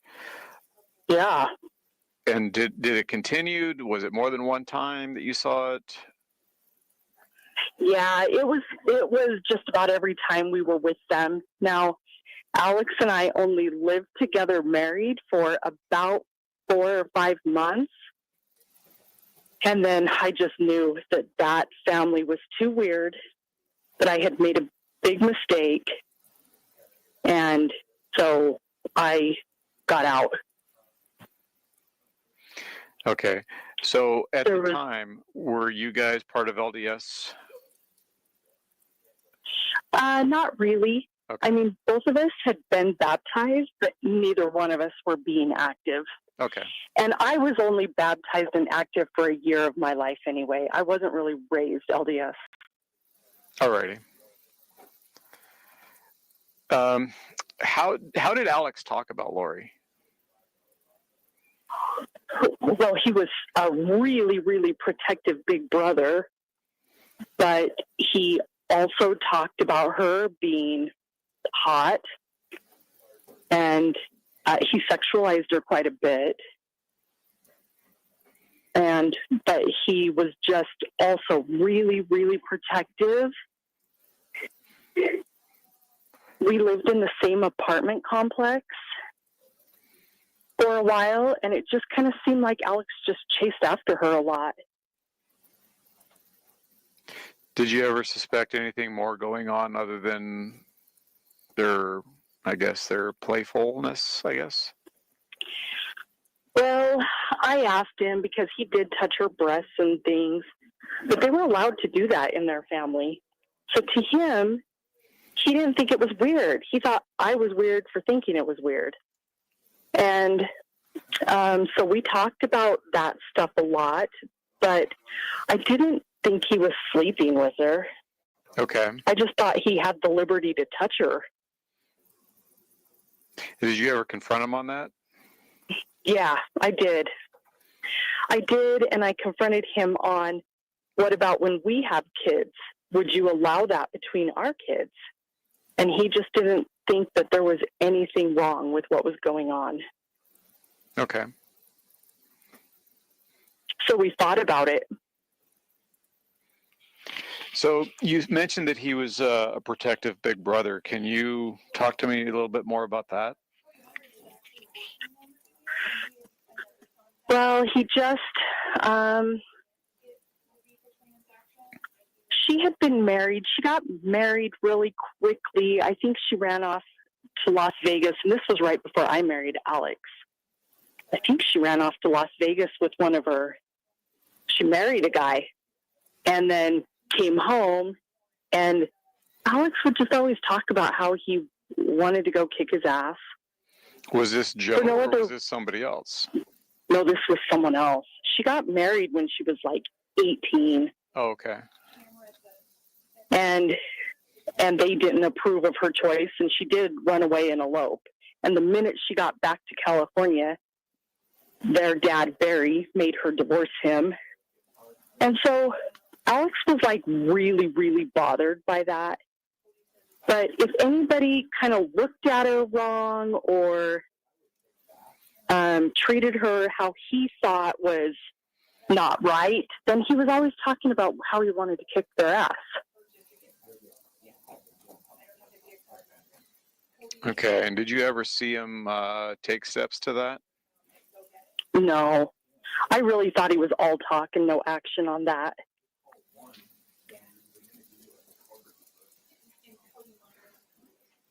Okay.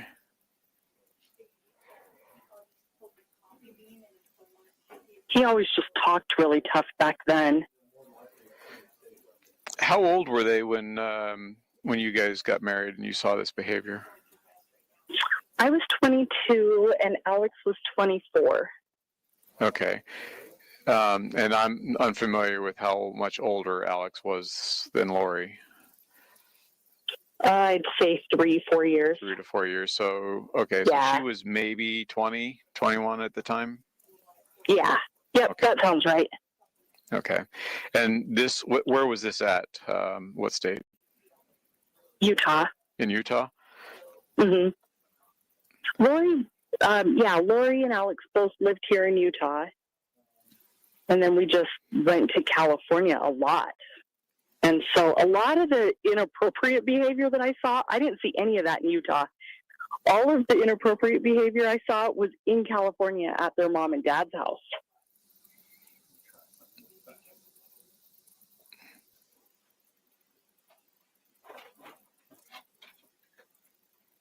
So anytime that you guys went to visit the parents, that's when you saw this behavior? Yeah. Okay. And otherwise, how was his behavior at the apartments other than, I guess, kind of touching her? At the apartments, I didn't really see them interact too much. It seemed like here in Utah, she had her friends that she ran around with, and Alex and I were always together. And so I didn't see a whole lot of interaction. I just remember a lot of the conversations about him wanting to beat up the guys she was dating. And he was always kind of obsessed with where she was going and what she was doing, but we didn't do a lot with her.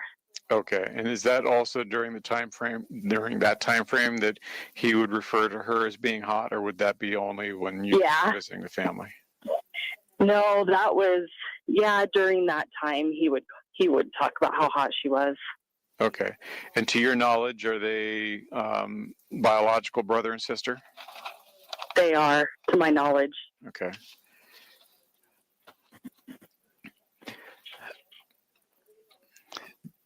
And you never talked to him after that last comment where he stated he was going to try to bait Joe into a fight? Yeah, nope. That was the last time I talked to him. Okay. And forgive me, would that have been in 2009? Yeah. Or would that have been a little later? No, I think it was 2009 when I was doing the math. Okay. But it was right after he had just been in jail. Okay. And you said like a couple months maybe after he got out. Yeah, correct. Okay. And at that point, did you ever hear of Alex being violent to anybody other than the event with Joe? No, I hadn't. Like I said, I really thought Alex was all talk and no action. And so I never thought that could happen. Okay. Did Alex ever... I was shocked by the tasing. Well, I can imagine if you've never seen that type of behavior, I can certainly imagine the shock that could come from that. Did Alex ever talk about religion with you or any ideology that he had? Yeah, he did. While he and I were married, he got excommunicated from the Mormon church. And then over the course of the years of our communicating after our divorce, I know that he said he got rebaptized and then he got excommunicated again. And then I just don't think he ever bothered to try to get rebaptized, but he was always really, really convicted in the faith. He had very strong opinions, but where Alex is weak is he was just sexually promiscuous. And so then he just kept getting kicked out of the church because I think he was a sex addict. So what makes you think he was sexually promiscuous? Oh my goodness, because he told me. He would tell me. He couldn't control sex. He would find it wherever he could find it. And is this after you were divorced? And it was before also. I was just foolish and thought, oh, he's married now, so that's going to be over. But we were actually living in, when we first moved in together, we were living in Texas. And he had told me about his struggles with sex addiction before we got married. Mm-hmm. I just didn't really understand what that was at 22. And so I thought, oh, okay, we get married and it's over. But when we were living in Texas, then he came, I had been wanting to move back to Utah because I didn't like living in Texas. And he wanted to stay, but then all of a sudden he came home from work one day and said, okay, we're moving. Pack up the car. Let's go. Wow. I didn't ask questions because I was excited to leave. So we packed up the car and we left, but it was really hurried. And we even left some things behind. So once we got back to Utah, I found out that actually he had slept with a 15-year-old girl while we were living in Texas. And her dad had found out, and so her dad was going to come find him. Wow. Gotcha. So that's why we left. I'm going to take care of this problem on my own type of a deal. Yeah. So Alex, that was why Alex came home and said, okay, we're leaving right now. Okay. And we were already married at that point, but that did play into our divorce. There was just too much promiscuity. Sure. Surrounding sex in our marriage early on. So infidelity then, I'm assuming, was part of the issues? Just with I only know about the 15-year-old girl. Mm-hmm. I only know about that one. And then the other sex issues for us were really the situation with his sister. The situation with his sister with... Just the touching and, the touching and the things that we've already talked about. Okay. It was just so blatant all the time when we were around her. And it was always Lori. He didn't act like that with his other sister, Summer, because Summer was really, really young. So, and he didn't act like that with his older sister, Stacy. He only acted like that with Lori.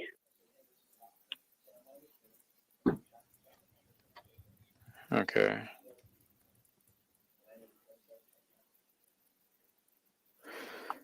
Okay. So since all of this stuff has obviously been hitting the media,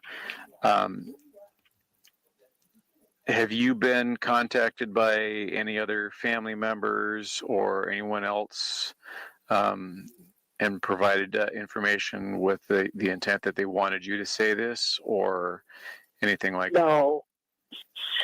No, I've actually really, really kept a low profile because I don't want to be in the news. I don't want my kids felt a responsibility to at least say what I heard in that last conversation. And it's taken me a while to even get to you because I left a tip on the Gilbert police, and I left a tip at Idaho, and I left a tip at the FBI. Mm-hmm. And didn't ever hear from anyone. And then it was just this last week I realized I should have left the tip with Chandler. But no, I haven't been contacted. You. No. No, I'm not even sure that people can find our marriage and divorce license because it was just so long ago. Where was that So at? What state? We got married in Wyoming.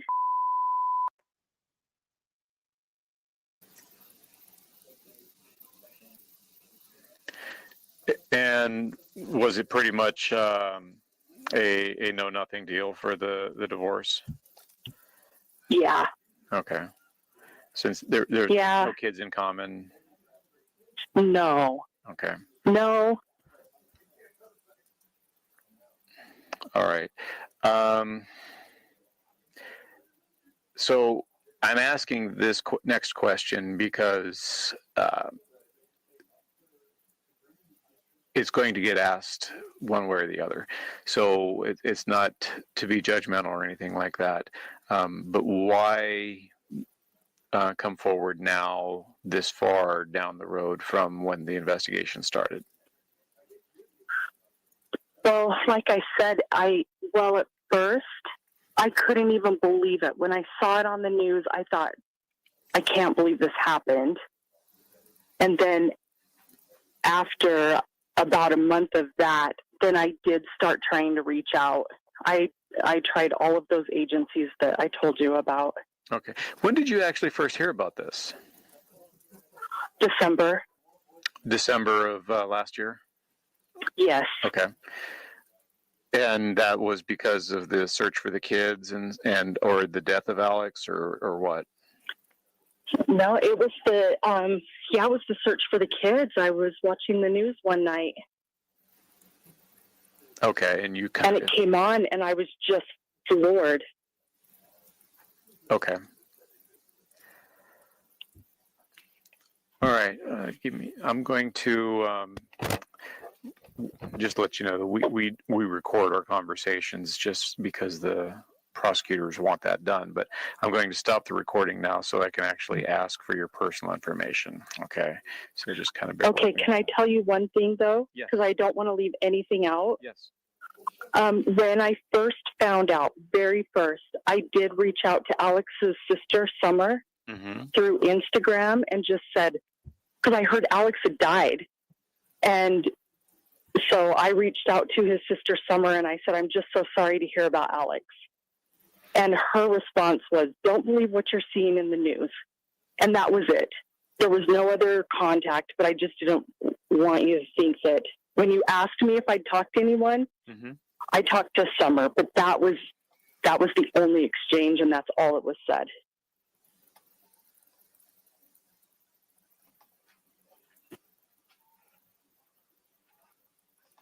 And that was with Instagram? Yeah, and that was probably actually in December when I first heard that Alex had passed away and that there was a problem.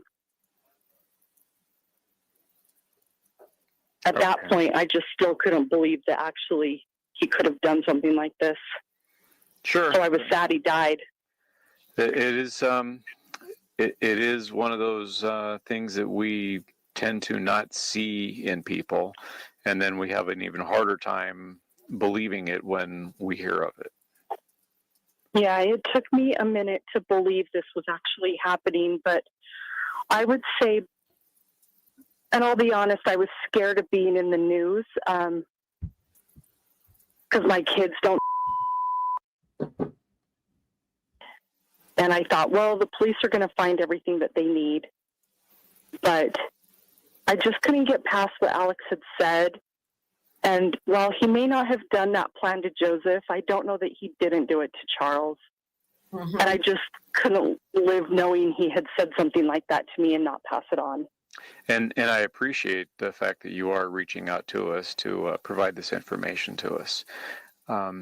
So I'm going to ask you, if we have additional questions, is it okay to reach out to you? Of course. Okay. So I'm going to stop the recording now so I can get the additional information. All right. So now we're going to watch Alex's stand-up comedy. Crazy that he has a YouTube channel and it still exists. 31 subscribers, it said. And so this is part 1, apparently. I don't know if there's a part 2. We'll find out.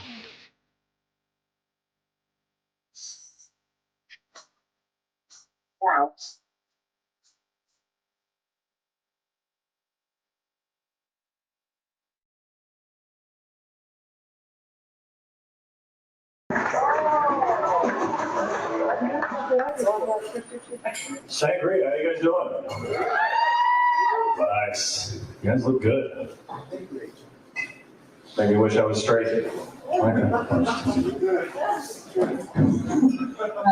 name's Alex Cox. When I was in the 8th grade, I actually learned that my real name was also my porn star name.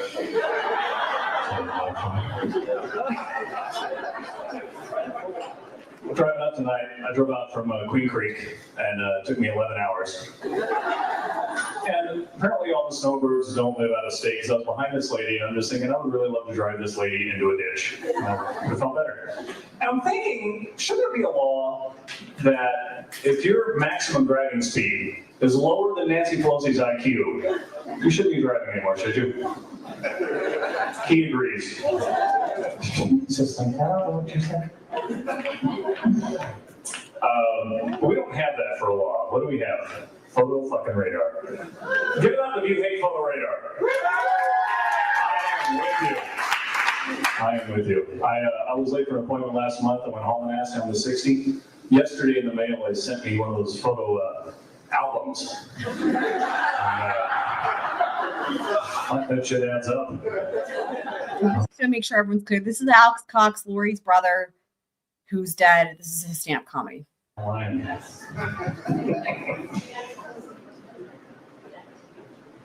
Who got what coming? I had a picture taken 2 days ago. Did you? Were you topless like I was? Yeah. I had the battery, the lighter, and the clamps. Delightful. Worth every penny. You want to try it? Yeah, you'll want to put one down there. Remember, counterclockwise. Counterclockwise. Oh, you're lefty. Clockwise. Clockwise.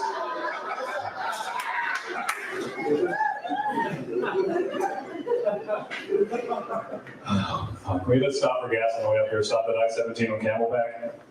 And is the economy that bad? Some people come and try and sell you shit while you're getting gas. I'm like, no thanks. I'm not looking for a uncovered $20 blowjob, but appreciate it, officer. Need that. I was fortunate enough to do a little jail time last year. I'll confess to you guys. You ever had something that you knew was the right thing to do, but it turns out that later on it was a felony? This is a true story. I found out that my ex-brother-in-law was a pedophile, so I took a stun gun and I discharged it right in his nutsack.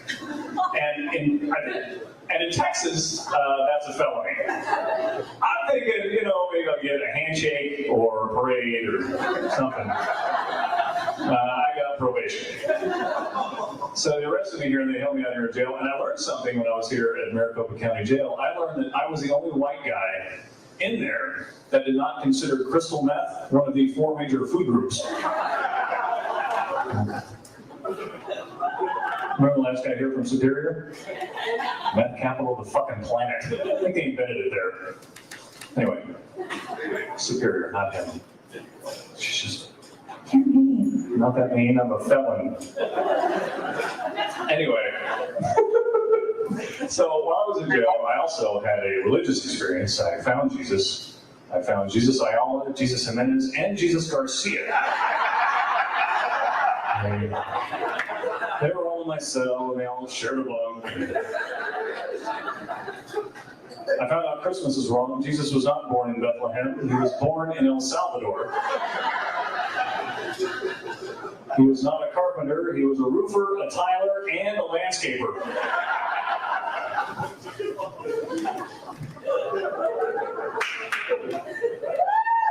And we have to change some Christmas songs now. I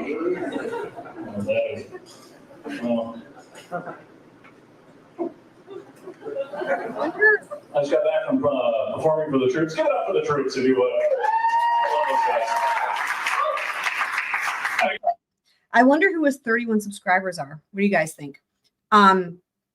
Okay, so we're going to jump now into Zulema's interview. So this is Zulema, of course, was Alex's short-lived wife, arranged pretty much by Lori and Chad. And I've watched this, but I've not watched it in a long time. And does anybody know if she's on the witness list for Arizona? But she testified at the Idaho trials.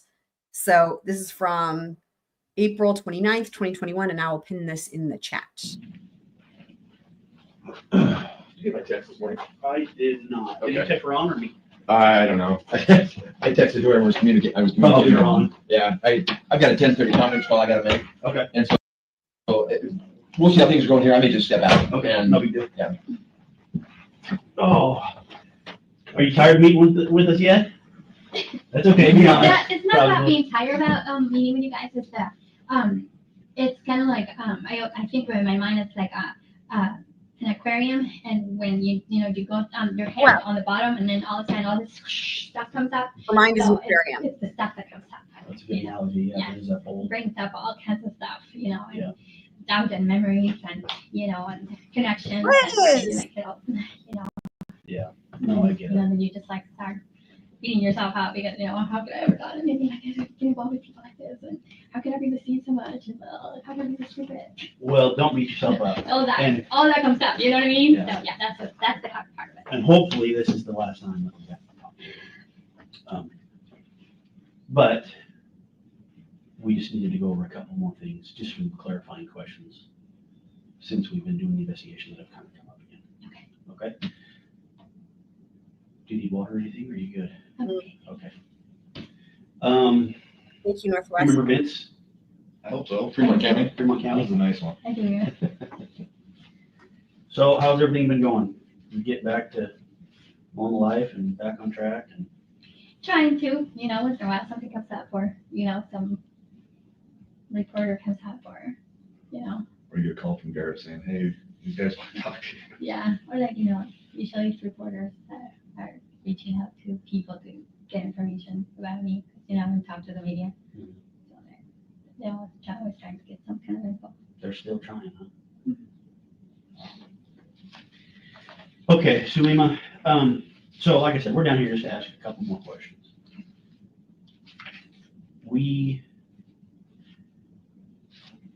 One second. So Zulema was in Lori's inner circle, right? You gotta go, you gotta go. Yeah. It's, But also they married her to Alex right before he died, like a I was trophy saying, wife when we were walking in, as a reward for doing the murders. he left, I think it was 51, 52, Mm. and I know, and came here. Yep. It's awesome. It's awesome. We're doing a remodel on our house, and it's it's opened up to the elements quite a bit. And we started it in January and had a section of the back wall that was about that big, as big as that wall that was opened up and just had a tarp up over it. So Why were you sealed up. asking for The wind Lori? wasn't blowing in, Yeah. but the air was there's no temperature variant at all. And half of my ceiling in my home was exposed to the roof, and so the cool air was coming Trial in was and used pouring in. tomorrow. And I think the concrete slab of my house got It'll be on. chilled down to about 45 degrees, and it took it until probably April to warm up because it was always cool. I don't care so much about his concrete slab. Let's go forward a little bit. Yeah, so Lori's trial will resume tomorrow. They'll be on day 5. They're still talking about his concrete slab. Okay. 5. Finally, dolphin. Oh Yeah. my God. Pretty cool. So, Sorry, that was my wife. Yeah, you got to answer 2 calls. So Zulema, as we've been going over things, we've been going over reports that you have given to Gilbert initially with Alex's death. And some of those statements that you gave them don't match what you gave us the last time we talked. Hey, I just wanna Alex's clarify death. kind of why you told them something completely different. Okay? So when I was discussing last time with you, about Was this the day that Alex died? Is that what you're talking about? the day Alex died. So if you What did remember you think he meant by Alex's death, though? anything that you told those guys as far as Lori and Chad or Yeah, Very little. I don't remember much of what happened. To tell you the truth, there's a part of between 2 weeks there that there isn't much. It's very foggy for me. But that night She was there. There are certain things that I remember, but not all of it. And I don't remember Like, I can't put a timeline together. Like, I don't know what happened first and what happened next. I don't know which one was first. And Maybe we need more fish in the aquarium. I really don't. I've been trying to put it together, but I haven't been able to. We've also never seen what, statements she's reported to have made, so it's, Well, I can let you look at a copy, but so when Gilbert Police, let me just preface this. We're just trying to eliminate some of the things maybe defense for Lori and Chad are going to bring up during trial. Okay. And part of that defense could be that they try to pin this on other people, right? So, or make you not look as credible as what you are in case you have to testify. Mm-hmm. So in order for us to make you look credible and to use what you say in court, we want to kind of jump out ahead of any type of defense that they're going to bring up and try to make it look like you are lying or trying to get back at them or something like that. So in going over these reports, that's kind of what we were doing to make sure that everything that you told us kind of matches what has happened, right? And so when we were going over Gilbert's reports, there's some things in there that you said that you told us about when you last talked to Chad and Lori and about when you, well, I'll just come out and ask you. You told Gilbert that you had no idea how to get a hold of Lori and Chad when they asked you who Alex was on the phone with. Can you tell me why you told them that?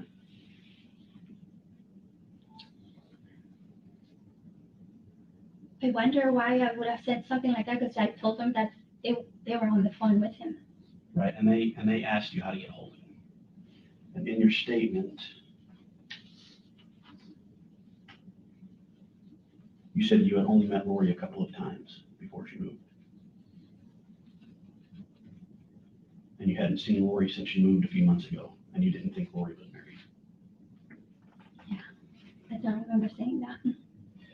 well, let's look at those statements. Yeah. When I said look at them, just look at them carefully there for a second. You didn't think Lori was married, right? Did you know she was married at that point? Yeah, I did know that she was married. Okay. Yeah, because she had sent me pictures of when she had gotten married. Okay. So yeah, I did know that. And I mean, you- I didn't, let me put it this way. I saw the pictures of them on the beach, her dressed in white, him dressed in white, and they were dancing and kissing. Right, all of we've seen it. those. We've seen all the pictures, yeah. Right. So I assumed, it was assumed that that was a wedding ceremony. When you told him, what else did she say in that statement that she hadn't talked to him in a while? What was that statement about? That you'd only met Lori a few times. Well, obviously, that's inconsistent with what she told you guys. That you hadn't seen her since she moved a few months ago.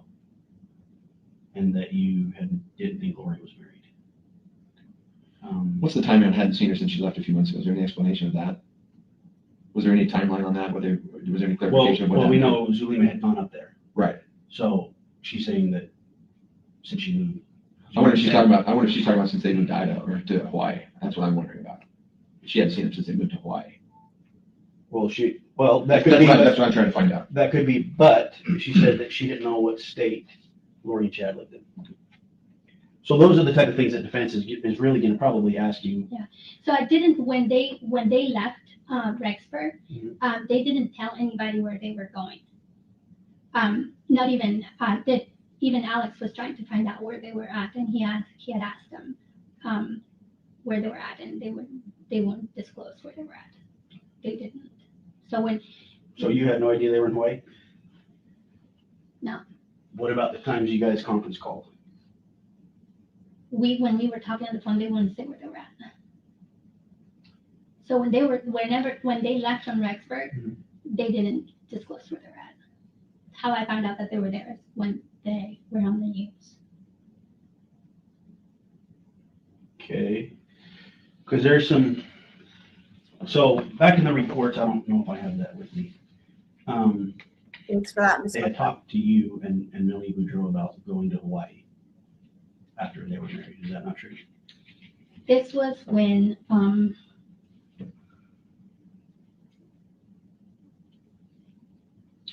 I can't remember when he was. I remember them saying that. So hold on, let me see if I can I can put a timeline on that. Our timeline that we have has that roughly in November. And then they go missing in December, November 26th. Mm-hmm. And then you had some conference calls with him the first week of December. Mm-hmm. You and Alex and Melanie Boudreaux. Mm-hmm. Melanie was Boudreaux. on the phone. That's who we were just watching earlier, Melanie Palowski. And so I'm wondering, based on all that, and then Yeah, the this one. statements to go So she said, this could be you, come to Hawaii. And What this day was, was that? that was on November 9th. This was, Okay. was the day that they sent this, The pictures. the pictures. Uh-huh. And You that, send that to your chat or Lori? Picture. I think this was Lori's. Okay. And she sent it to me and Alex. Do you have that number? Yes. Where is it? I just lost it. Okay.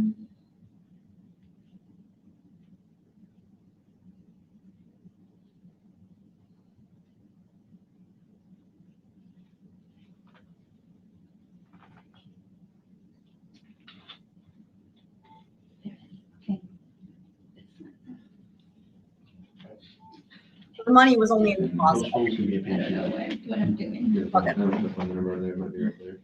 Maybe. No. It should be there. Yes. 2 participants. Okay, so that one was from 480-692-9562. And I remember this, I responded to her with a scripture. Because they were still trying to convince me to move. To be clear, they didn't tell you they were living there yet, right? I mean, No. this was them for a wedding. They came back after this, right? They came back after this. And then it was long around Thanksgiving that they vanished. But for And Thanksgiving, is that when you didn't know where they went? that's when I didn't know where they went, yes. So I'm just saying, come to Hawaii. It wasn't, hey, we're living here. Come move to Hawaii with us. But I believe they had conversations saying that after they got married, they were moving to Hawaii. This With, attorney's reading a page out of Poot's book from the Murdoch trial where the attorney's asking the questions to the detective. And Melanie Boudreaux. I don't know about Melanie, but And so that's why I was wondering, when it comes to the Gilbert reports, you say you have no idea where they're at or how to get a hold of Lori, or you've only met Lori a couple times. Do you see what I mean? Yeah. There's a discrepancy. Yeah, absolutely. So that's why we want to talk about that, and I wanted to know why you had told Gilbert police that you kind of really didn't know Lori or where she was at. you know, and before I don't want you answering something about having potentially misled Gilbert Police Department until I hear the statement. I mean, I think what she's told you guys is the truth. Right. But that's what the agreement was, is that she was gonna come in and tell you guys the truth. So, I mean, there's a discrepancy between the two. I mean, clearly. Right, and that's why we're trying to get out in front of it just before trial. Right, sure. We just want to figure out if you in fact did make that statement, and if you did, why you made that statement. Do you remember making that statement? Okay. Oh my God. I don't remember. I remember going to the hospital. I remember them putting me in a ambulance, and they took Alex in another ambulance. And I remember them taking us to the hospital. And I remember they started working with him, and then they put me in a room. And I don't remember much of what happened between that and until the time that they brought me back to the room for me to turn off the machines for him. I don't remember. You had to make the decision to when stop life I was support. taken back Okay. there. I don't remember whether the person that came to talk to me, was it before or after that? I don't remember, and I can't put it together. I can't not put it together. Okay. I don't even remember the name of the person that was there. I don't even remember what he looks like. So if I was to see him right now, I wouldn't even recognize him. I have no idea. There's nothing right there. And I remember when I turned off the machines, they told me, I remember somebody came saying that I couldn't touch him anymore, that he was considered a crime scene, and that I needed to leave. I asked for a couple of minutes with him. They gave me I don't know how long, but they gave me a few moments with him. And I remember coming out of the room, and my son-in-law came. And I remember him saying to somebody who was there, we're going to get a lawyer right now, so speak to our lawyer. And then I remember leaving. But I don't remember when that happened. You know what I mean? There's no correlation there for me. None of it. I'm at time right now. I'm not gonna make that call. Okay. let me do that, and I'll come back in as soon as I can. You guys feel free to chat about anything other than this, and I'll be right back, because I just gotta, we're gonna, yeah.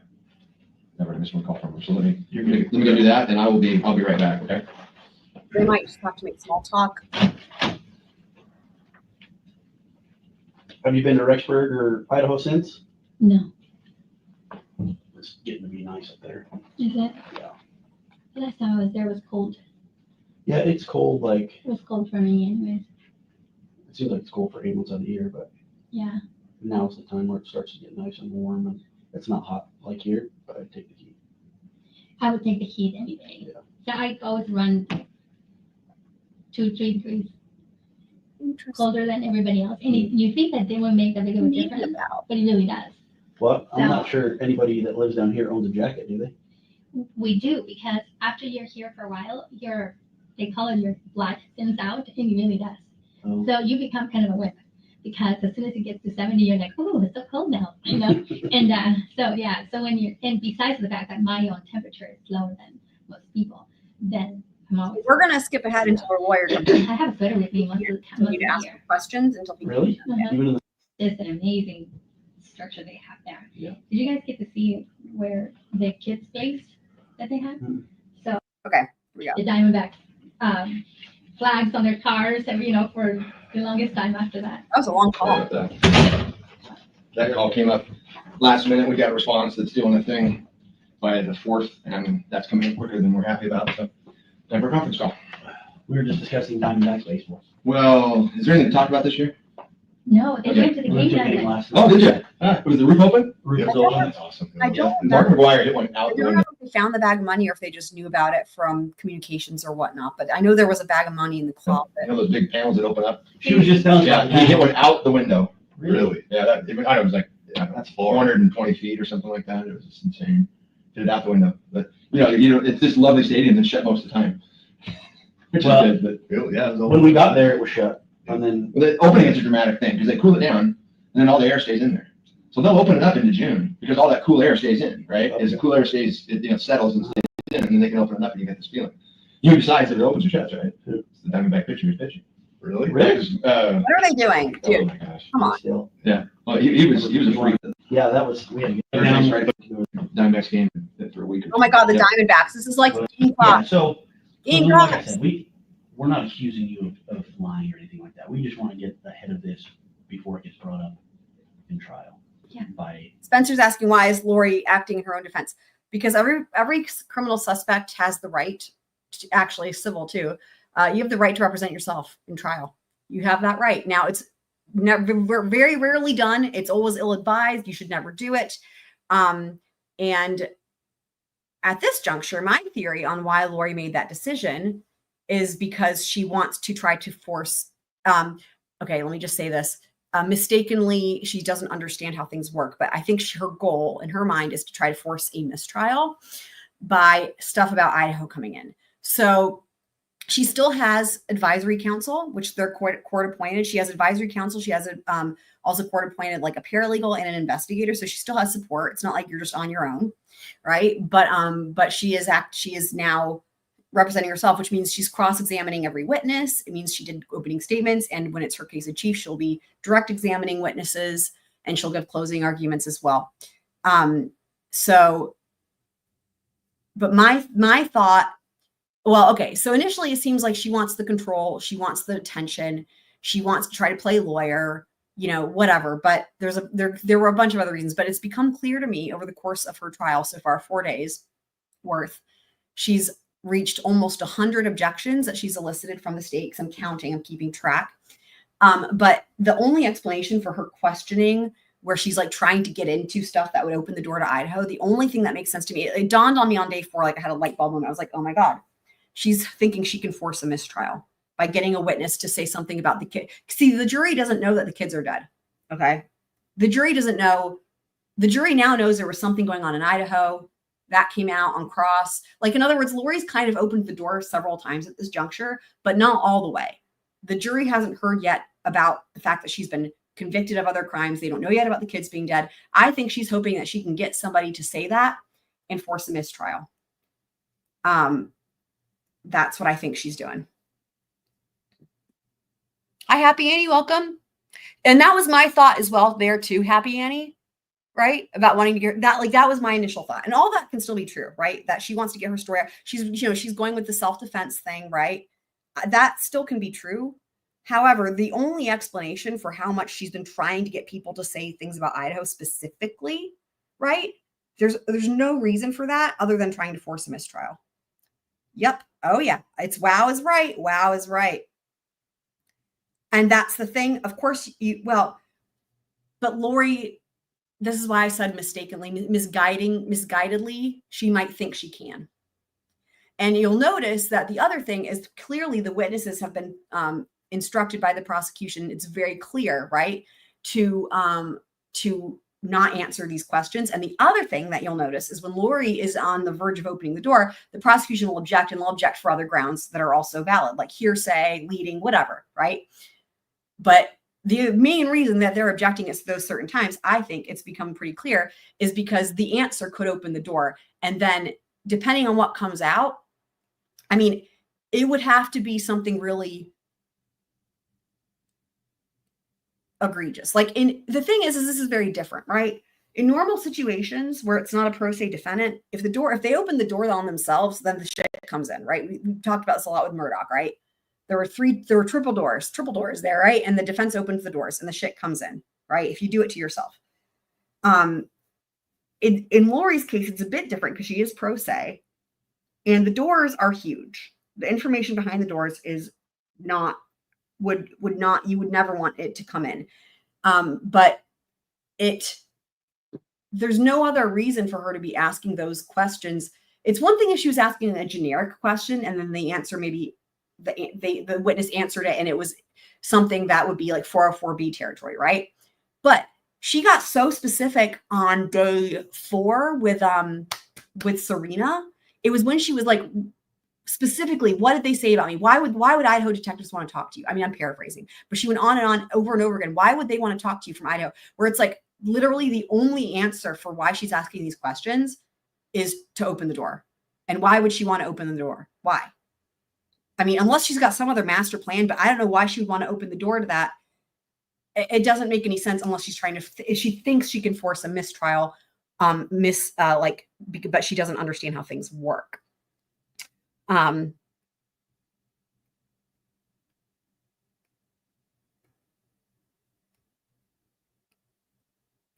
So the state has objected, There was that last question for Sarena where she was again being really pointed, trying to find out why they were talking to her about Idaho.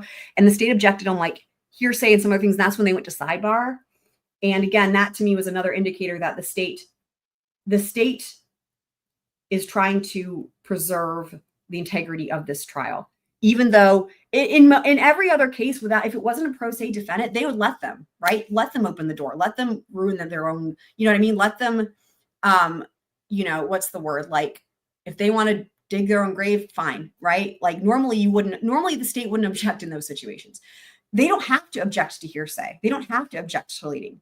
If the state, if it's a adversarial system where if the other side doesn't object, the shit comes in. So normally what you would have happen is the state would not be objecting if the question will elicit an answer that's bad for the other side, for the defense. The only reason they objected, in my opinion, is because door. And they are trying to make sure that there is no question after assuming there's going to be a conviction, right? They don't want any issues on appeal. They don't want to have to do this again. They don't want any appellate issues. They want to preserve this trial. They want to do it once and get it over with. This is my opinion. And they know, I think that the prosecutor can tell that this is what Lori's doing. And so she's objecting it on other grounds that are valid, equally valid, right? Equally valid without saying something like motion in limine or whatever that could alert the jury to anything else being another issue. So those are my opinions. You're very welcome. Glad you're finding it helpful. Right. And that's why the judge said the other day, are you sure? Now she did back off. She did. But it's interesting because she went, I mean, what I think he would have explained to her is like, if you open the door, this is terrible for you. And like, basically, here's how I think it would happen. The way that Lori would get to a mistrial here would not be by her forcing it. Like I said, remember when I said it's misguided on her part? Because Lori seems to think she could force a mistrial. And I don't know if the judge used the word mistrial with her, probably not. But he would have told her, like, look, if you ask the question, you've opened the door, right? He would have explained this to her. So my interpretation of this exact situation that they are in with Lori being pro se would be if Lori doesn't, okay, if testimony comes out that opens the door, that is 404B, like the kids are dead, anything about being convicted, whether it's on direct, right? Or if it's on cross, but it was not a question that she asked that elicited the answer. Let's just say she asks about whatever the fuck. And the witness answers it and they answer it and they answer it and it comes out about, you know, Idaho and all the other stuff, but Lori wasn't explicitly asking for that, right? With her question. Or if it came out from the state on direct, if it came out like that, it would be a mistrial, even if it wasn't a pro se defendant. It would be a mistrial. So, because the defense can only open the door on themselves when they've asked a question that elicits that testimony. Does that make sense?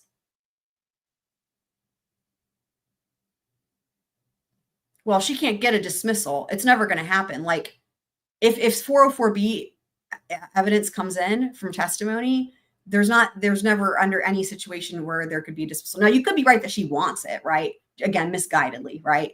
But there would never be a situation where they just dismiss a case. It would be a mistrial. So, welcome, Abby. Yeah, got to be so careful is right. Exactly. And you've heard this from the witnesses thus far, right? When they're on direct and even on cross. From every single witness, I'm not sure what I can say, or let me stop you right there. Things of that nature where you can tell they have been coached a million times over that on both direct and cross, they should avoid saying these certain things. And the reason I think that matters again is because normally, if it wasn't a pro se defendant, right, they would caution them from answering it and that coming out on direct, but they wouldn't say on cross, right? Because normally it's a defense attorney. And if it comes out on cross because they elicit it, that's on them.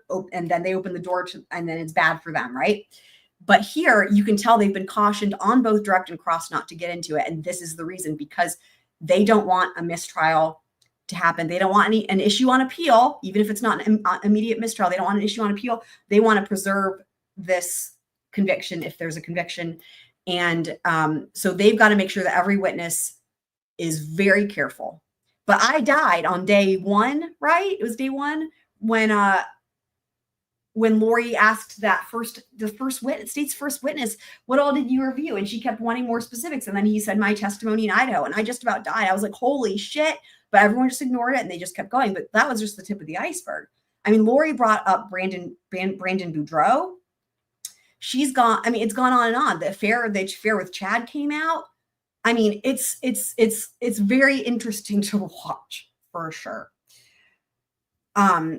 And so she's right. She's been filing these motions to dismiss. In fact, I know you said you were there one time, Spencer. We were covering some of the pretrial documents. I don't remember which ones. I did cover her recent motion to dismiss. That was right before the trial started. I did cover that. But that doesn't mean she'll be successful, right? And even if the door is opened, the remedy there is not dismissal. Lori might think it is, but it's not. The remedy, if a curative instruction wouldn't suffice, and if anything about the kids being dead or the convictions comes in, a curative instruction from the judge will not suffice. It will be a mistrial, right? Under normal circumstances. Again, here, if Lori forces it, that's going to be, they're being very careful because you have to treat a pro se defendant with kid gloves, right? But I think that was why the judge had that sidebar and told her, look, you can't elicit this, basically. So she was referring to him in past tense. I noticed that, but that wasn't quite enough to make it clear that he was dead. I felt like she said he had autism, but the questions were from a number of years ago. So dismissal will be something like in the middle of trial, right? Grounds for dismissal. So if take Alec Baldwin, for example, right? Brady evidence. That had been withheld. So exculpatory evidence. And in New Mexico, standards a little bit different, but for Arizona, for other states, if exculpatory evidence comes out that was withheld from the defense, that would be grounds for a dismissal with prejudice. If it comes to light that the evidence was withheld from the defense, like knowingly and intentionally. So the prosecution or law enforcement have to know about it. If they don't know about it, then it's a bit different. And it really does depend on the state. But Brady evidence is like the big thing, right? So exculpatory evidence or evidence that could be used for impeachment. Other than that, barring like some sort of outrageous prosecutorial misconduct, I don't even know if that would be enough for dismissal with prejudice. Now, with prejudice means they can't bring the charges again. If they dismiss it without prejudice, it means that they can bring the charges again,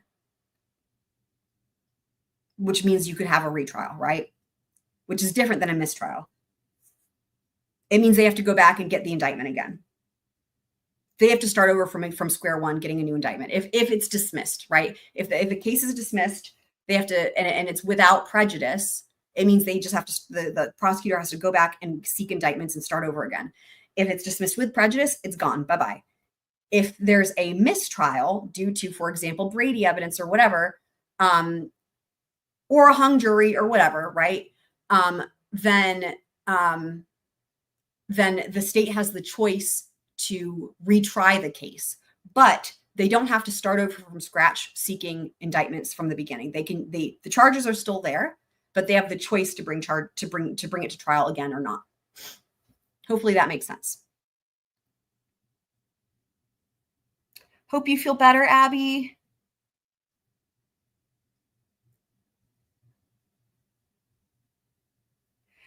Brady, it was Brady Giglio, but again, in New Mexico, they have New Mexico case law that is different from other states that says that it doesn't have to be exculpatory. It's like if it could be. In other words, the whole point with Baldwin was that it's up. Judge Summer made a very thorough record that it's up to the defense to decide what's exculpatory or not the state. And so the fact that the evidence could have been exculpatory was enough. Now, in other states, the bar is usually it's obviously exculpatory or could have been used for impeachment. So the case was dismissed with prejudice, which means they cannot bring charges again. They cannot seek new indictments again on those same charges, right?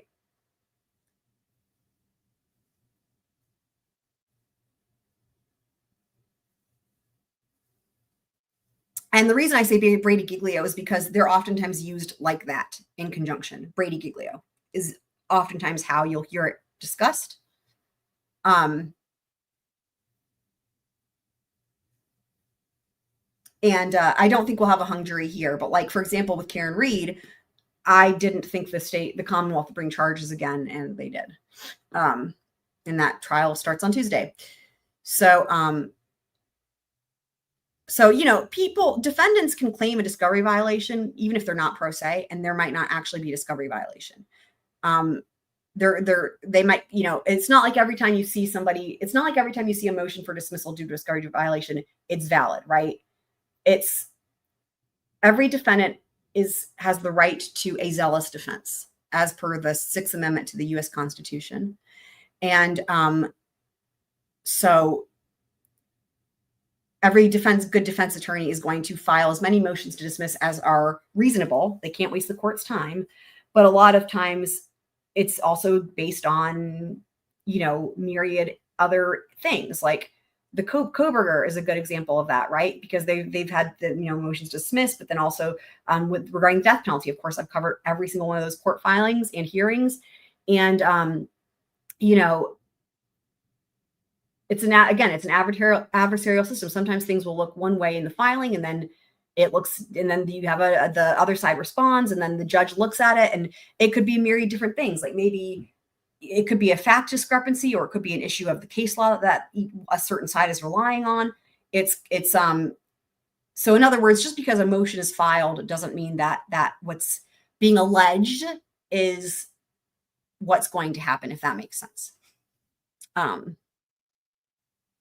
Yes, me too.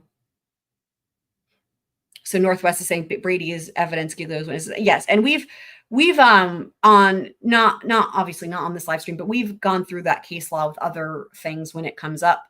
But it's very easy to find when you know, it's really important U.S. case law. It's easy to find as well.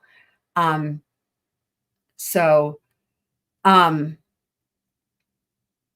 again, in certain states, they have their own also additional case law, right? Because U.S. case law is binding for every court in the land, if you will, right? And so while, for example, New Mexico, again, they're bound by Brady Giglio, but they can also have their own New Mexico U.S. Supreme Court case law. Sorry, New Mexico Supreme Court case law that could add an additional standard, right? Which is what we had happen with Baldwin, where on top of Brady and Giglio, of course, applying, they take it a step further and say, you know, it doesn't have to be exculpatory. And anyway, so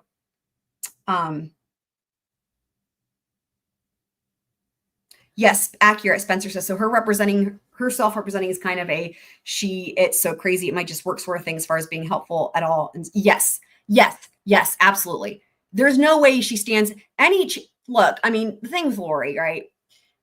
I don't think she stands much of a chance, even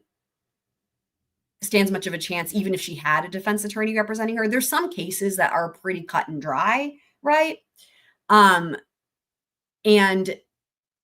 you know, so her best shot though would have been to have a defense attorney still representing her. So yes, her attempting to do it is just, and the thing is she's already sentenced to life anyway. So what does she have to lose, right? She's already got, she already has 3 life sentences, right? In Idaho. So it's not like it'd be different. It'd be probably, I would hope that if this was her first trial and she wasn't already convicted, I would hope she wouldn't be representing herself, because she could still have a hope that she could get acquitted.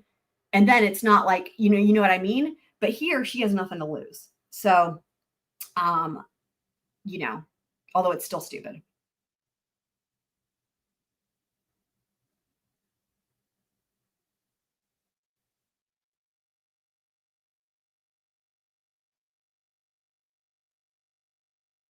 Because the charges for Charles are in Arizona and the charges for Tylee, JJ, and Tammy were in Idaho. And it's so different states.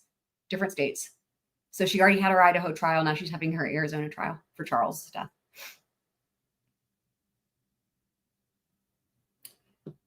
Jurisdiction, basically, right? Because Charles died in Arizona.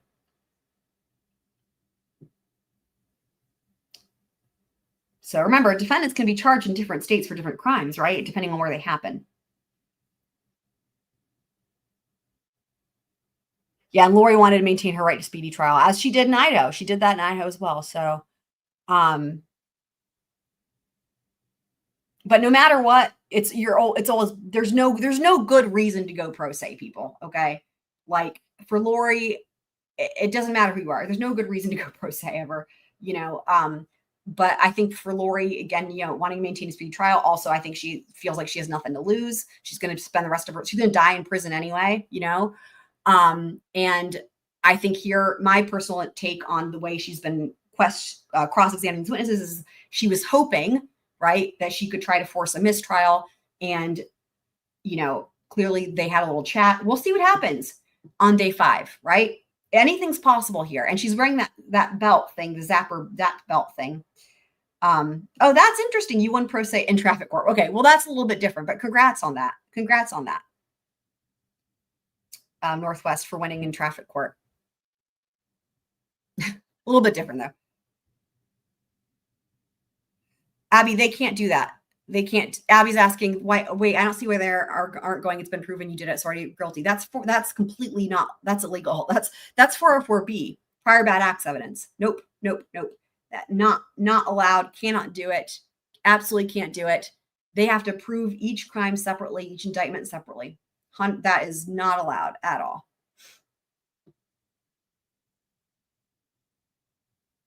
I mean, even when it came to in Idaho with the one trial for the 3 charges, they have to prove each one specifically. Each one is its own separate indictment for both conspiracy and murder for each person. The jury in Idaho could have found her guilty of killing Tylee and JJ and not Tammy. Totally possible. Could have happened. 2 out of 3. They could have done that. The state has to prove each and every indictment specifically with each person, if there's more than one person. By more than one person, I mean more than one defendant, but also more than one person who's a victim, right? They have to prove each thing separately. Yeah. So hopefully that makes sense. Good questions though, guys. So I've kind of gone. Was that statement recorded from? You know, I don't know. Okay. I don't know. That would be helpful. Or have or haven't. Yeah. This Because it's hard to verify something that you don't remember making, a statement you don't remember making. Right. And they may have a recording. That's our attorney. Gilbert reports. Okay. So we talked about that. Totally agree, Northwest.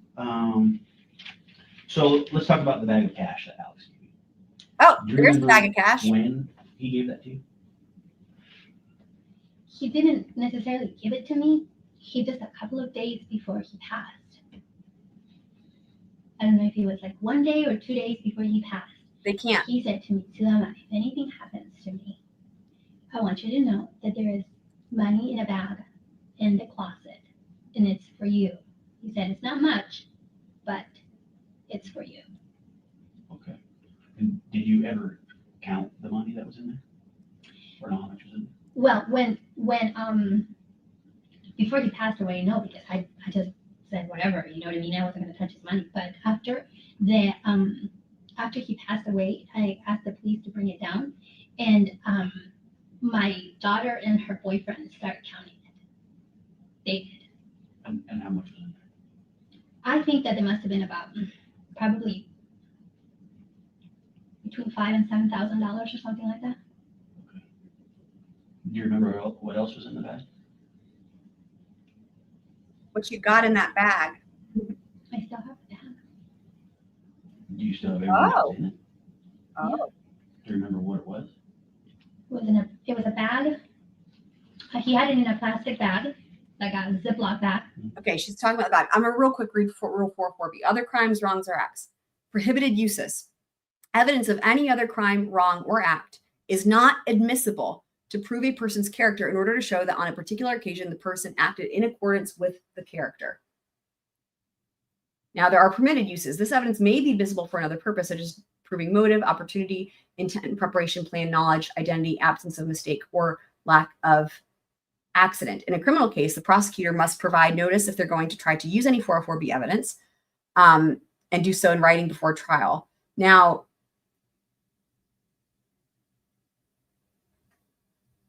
the other thing is oftentimes this could be crimes that they haven't been already convicted of.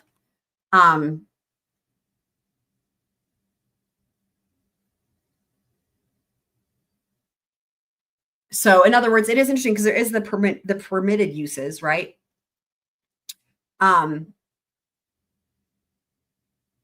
example, in the Idaho trial, Charles came up, but it was limited, right? It was limited. And I think also the thing too here is the chronological order, because of the fact that Charles died before Tammy, Tylee, and JJ, right? So therefore, it was necessary to understand the timeline in the Idaho trial for some testimony to come in about Charles, but she had not been charged yet at that point. Arizona did not charge Lori until after her Idaho trial, and I think part of that was maybe on purpose, because it's different, right? So, but here in Arizona with her trial for Charles, that's before the other deaths, if that makes sense. And in theory, right? Mm-hmm. In theory. Now, the other thing is this. If these were federal charges, okay, if she's being tried in federal court, completely different. Completely different. If she was being tried in federal court, which she could have been, because there's crimes that over multiple states, right? That could have happened. The feds could have brought charges against her, okay? And then it would have been all one thing, all one trial, okay? But the feds only get involved, right, when the state asks for that. So here, Idaho wanted to try her in Idaho for her Idaho crimes, and Arizona wanted to try her in Arizona for her Arizona crimes.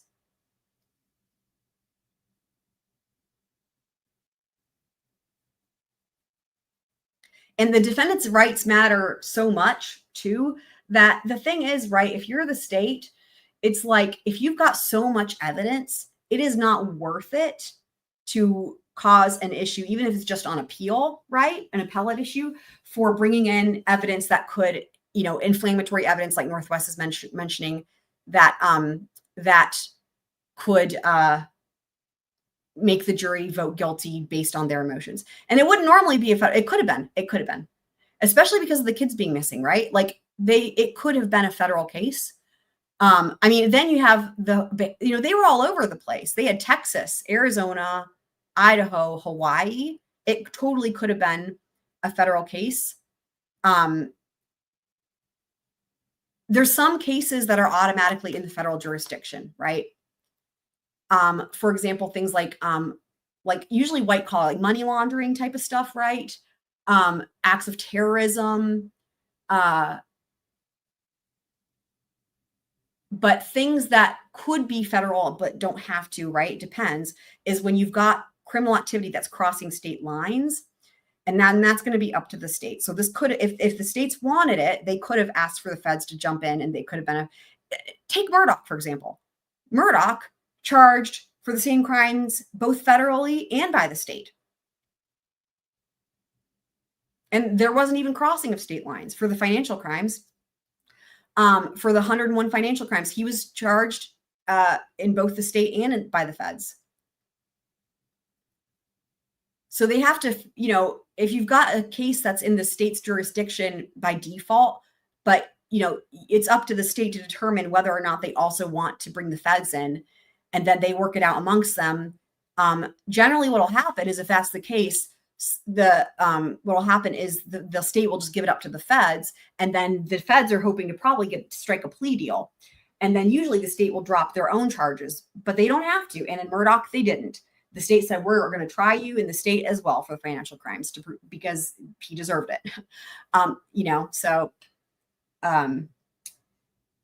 Hopefully that makes sense though. Okay. And Sorry, the money was in his black bag? In another bag. Yeah. Okay. And what else is in there? I've looked through that thing I don't know how many times, and now for the life of me I can't remember what's in there.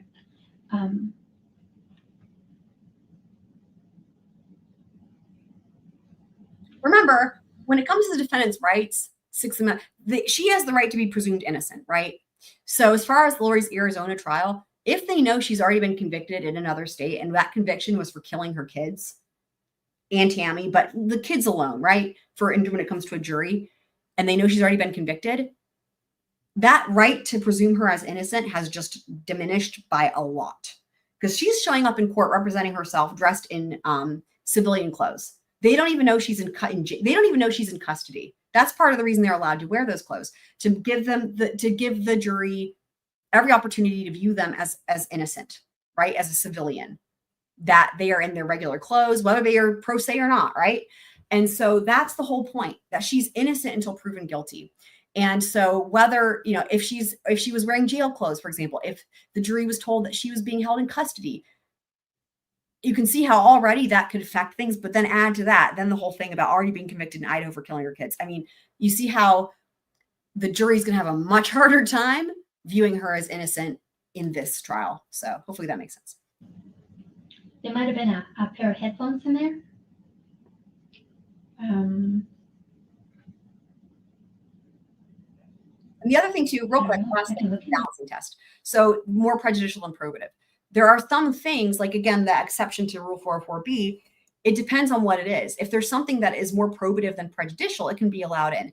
However, again, I'll just reiterate, there's probably very few things that are as prejudicial as for a jury as knowing that the person has been convicted of killing their kids.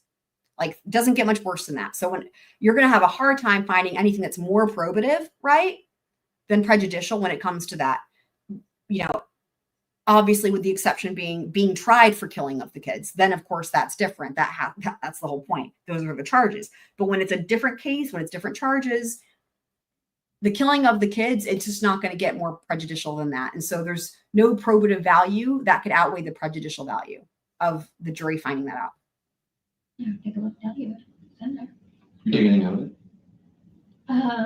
Probably. I mean, I took the bag out. You know what I mean? I took the headphones out because I started using. I'm like, what if these are good headphones? And I started using them. Did you take anything else out of it? It's possible. I wasn't paying attention, to tell you the truth. Was I supposed to be looking for something? No, I'm wondering, because we had reports there was some other things in there. Yeah. And Like what? like there was a gun associated with the bag of money. Oh, okay. That's what you're asking for? You're asking for the guns, but the guns were in separate bags. Not in the same bag of not in the bag of money. The bag of money was, it's like a black duffel bag. I'm going to back this up so I can catch this full thing because I'm just still thinking about other ways to answer y'all's question. The other thing I was going to mention too, real quick. So for P. Diddy, another reason why a case might be in the federal jurisdiction for trafficking, right? And so for P. Diddy, the reason he's being tried in federal court is because of the human trafficking charges. So I just wanted to add that to the list of things that would automatically,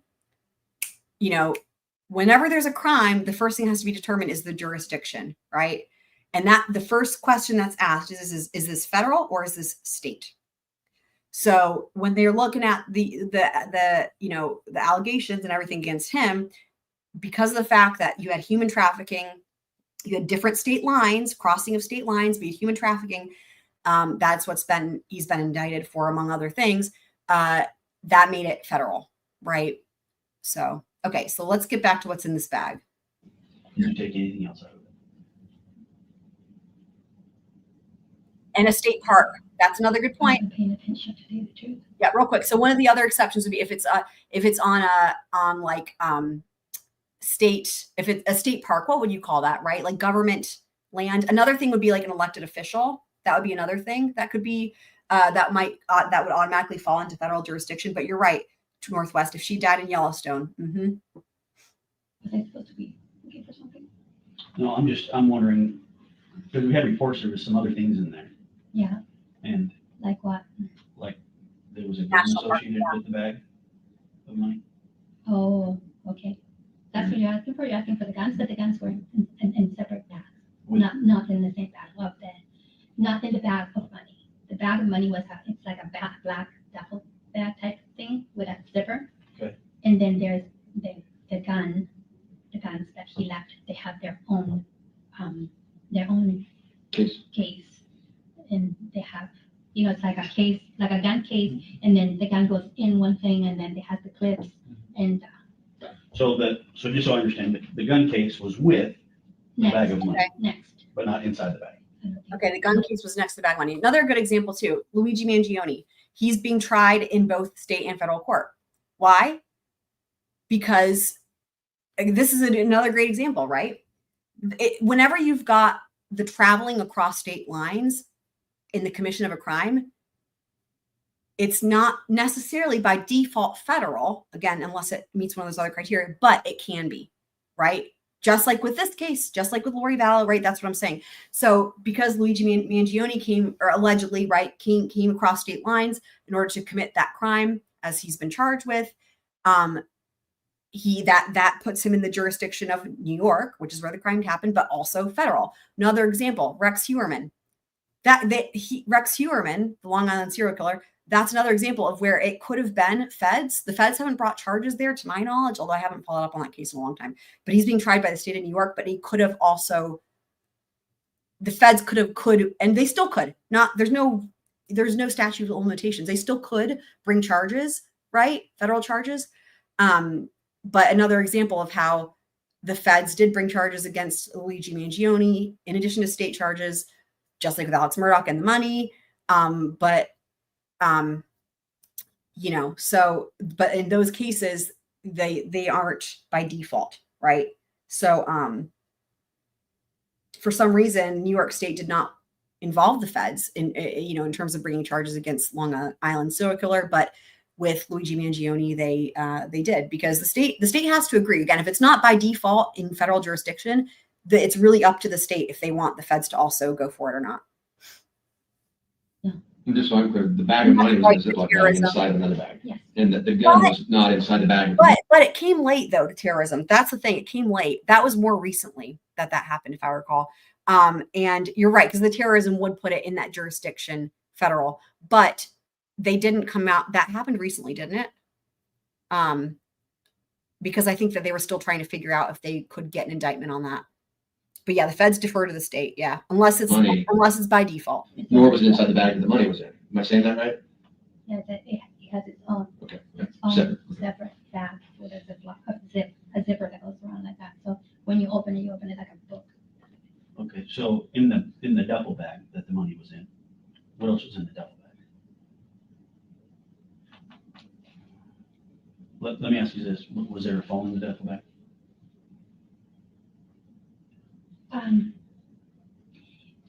Yeah, I think that's where they found the phone, because they took it. They took a phone. Who? The The police? Gilbert police took a phone that was in there, because it's in the inventory that they left. You know, when they take things, they give you an inventory of what they take or whatever. That there was they said that there was a phone. It's possible that they found it in there, but I don't know where they found it, to tell you the truth. But they said that they did take that phone. Take a phone? A phone. Okay. You don't know where they got it from? No. It's possible that it was in there, yeah. It could have been in Alex's pocket. Is what we got. Well, Alex didn't have any clothes on when so. Yeah, I was about to Yeah. flip about it. Maybe it could have been somewhere else. It's possible. So you don't remember anything else? Did you ever go through the bag before your kids did? No. And so when Alex gave you that bag or told you if anything ever happens to me, did you ask him like, why would anything ever happen to you? Was that an odd statement that he had made? I did. I said, why? I said, don't say things like that, Alex. I said, why would you say something like that? And then he said, just in case. That's why the reason why I in my back of my mind, I was thinking, did he do something to himself? Why was he saying that 2 days before he passed? So he tells you about the bag and says, if anything ever happens to me, there's some money in the bag. It's not much, but there's some money in the bag. And that was 2 days before. Yeah, either the day before or either the day before he passed or the day prior to that. So the last 2 days that he was alive. Okay. And then, so when you had, let's go back to the conversation that you had with Alex when Tammy's body was being exhumed. You remember that conversation where you said you had confronted him and said, Alex, are you going to have anything to do with this? Why would you think that he may have something to do with it? So interesting. Lori and Chad had called that day, and they were the ones that told us that they were exhuming her. Okay. Her body. Here we go. And the way they were talking, they weren't really saying anything like, "Oh, we're worried" or anything like that. So the question that was asked to her is, why would she think that Alex was involved, like as in taking his own life? And it's this, she's saying this phone call from Lori and Chad about Tammy's body being exhumed. It was more of like a feeling that I had that was like, this is really weird. Like, shouldn't they be like having this kind of reaction type of thing? You know, not like so nonchalantly, oh, they're exhuming her body type of thing. And I was like, why are they so not nonchalantly about it? Like, if are they hiding something? Did they do something? Did they not do something? And so that's why I wanted to. I knew that if I asked Lori and Chad about anything, they probably wouldn't say anything. But I thought that if they had been doing something, if he had done anything, Alex would probably tell me. So that's why I pressured him. I'm like, would you have anything to do with this? Like, they assume this body, and are they gonna find anything? Do you have anything to do with this? And he said no. But I mean, I don't know if that was true or not. Do you know what I mean? Okay. And the reason I ask is because let's say if my wife gets a call and they say one of her friends is being exhumed, that wouldn't be a question I would ask my wife is, did you have anything to do with this? That wouldn't even cross my mind. Do you know what I mean? It would be more like, hey, we're telling you it's getting exhumed. Right. Information wise, this is what's going on. So that's why I wanted you to maybe expand a little bit on maybe why you thought or suspected Chad and Lori may have done something to Tammy? Or that maybe Alex had known about something or had done something? So remember that they were saying that Tammy had become a zombie. Remember that? Yep. And they were talking. Well, I don't know who was saying who, because they always like, oh, I was told. Lori would say, I was told, and then Chad would say very little, and then it was kind of communicated to her. So it's kind of hard to tell who the information was coming from. But they were saying that Tammy was supposed to die on her trip to Utah. She was supposed to have he had seen it in a vision that she was going to die in a car accident in the way there, or something was going to happen that she was going to pass away. Okay. And then when she didn't pass away, then what they were saying was that she actually did pass away, but what happened was that she was taken over by an evil spirit. Right. And then they were. That's their way of being correct at the same time as So, wrong. back of my mind, here I am thinking, okay, they said the same thing about Charles, right? And then Charles ended up being shot, right? I'm thinking, okay, you guys are not trying to say that you guys are going to do something physically to people who are, who are turning into zombies according to them. That was my thought. Okay.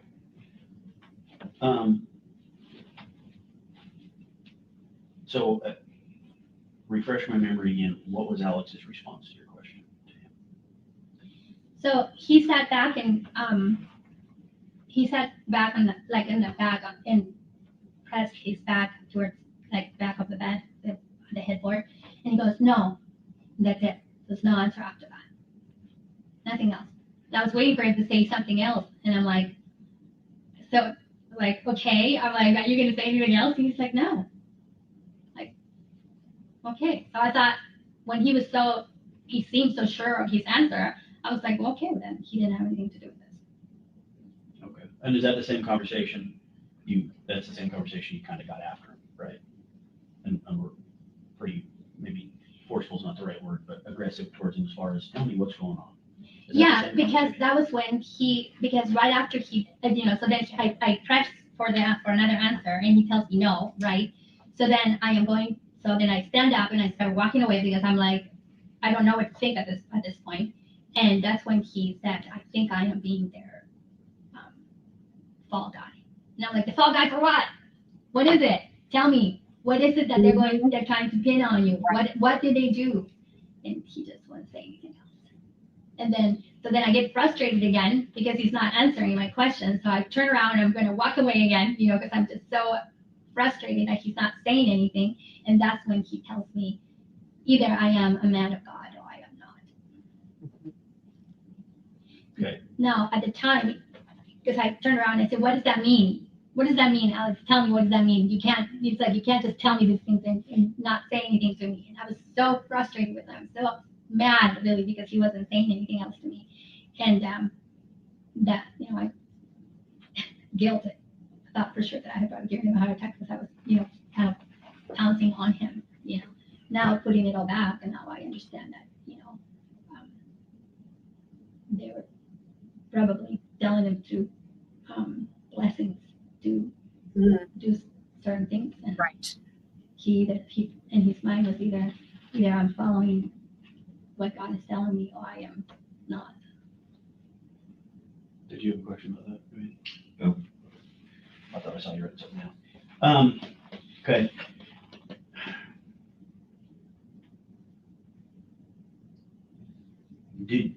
So after he had said that, I think I'm going to be the fall guy. I think I'm going to be Their fall guy. Did you think that Chad and Lori had done something to Tammy? Was that your impression based on that Good question. statement? I didn't know what to think at the time. I didn't know what to think. It was so confusing for me at the time because I saw at the time I still saw Lori and Chad as a very spiritual, kind, loving, charming, law-abiding, God-fearing people.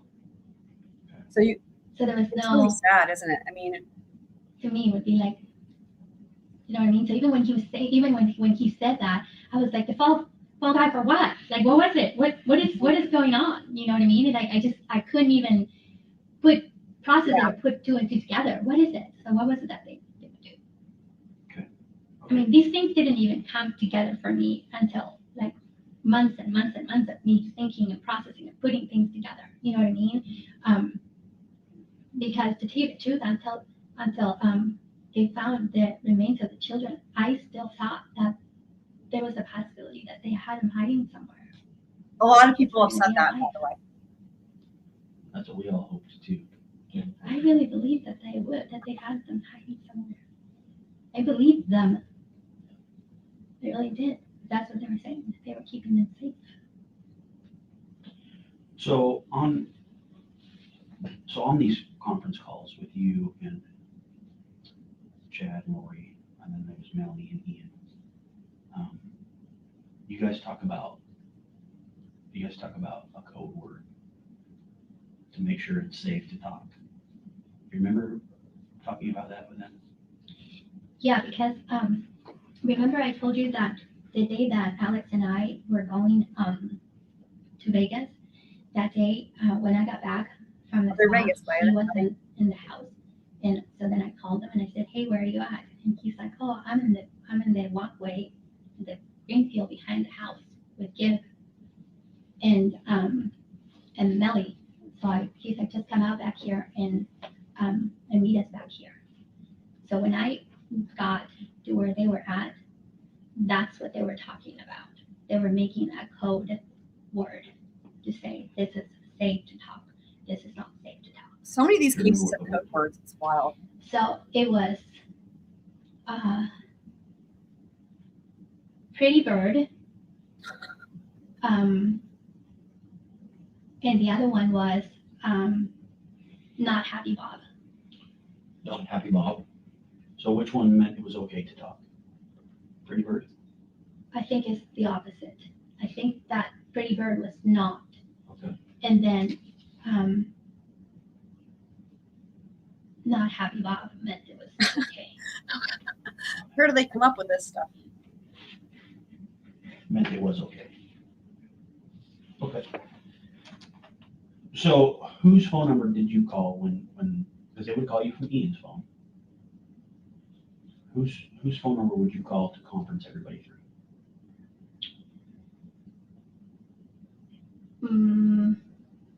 I think they had so many numbers. Yeah, they did have a lot. And that's kind of what we're trying to figure out is whose phone you were calling to conference everybody in together. Because every time they would call you, and then you would do the calling. I think so. Or I think sometimes we will call and they would call back. And sometimes they would call and they will answer and then three-way the other person. I think it was a couple of times it was Chad's phone, and then I think a couple of times it was the Lori's new phone number, or the last phone number. No, anyways. Okay. I think it was both of them. Off the top of my head, I couldn't remember which one it was. Okay. And I don't think that my phone records would go back that far. Okay.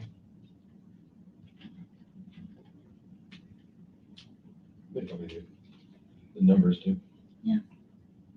So a couple times to Chad and a couple times to Lori. Mm-hmm. Just depending on who. Yeah.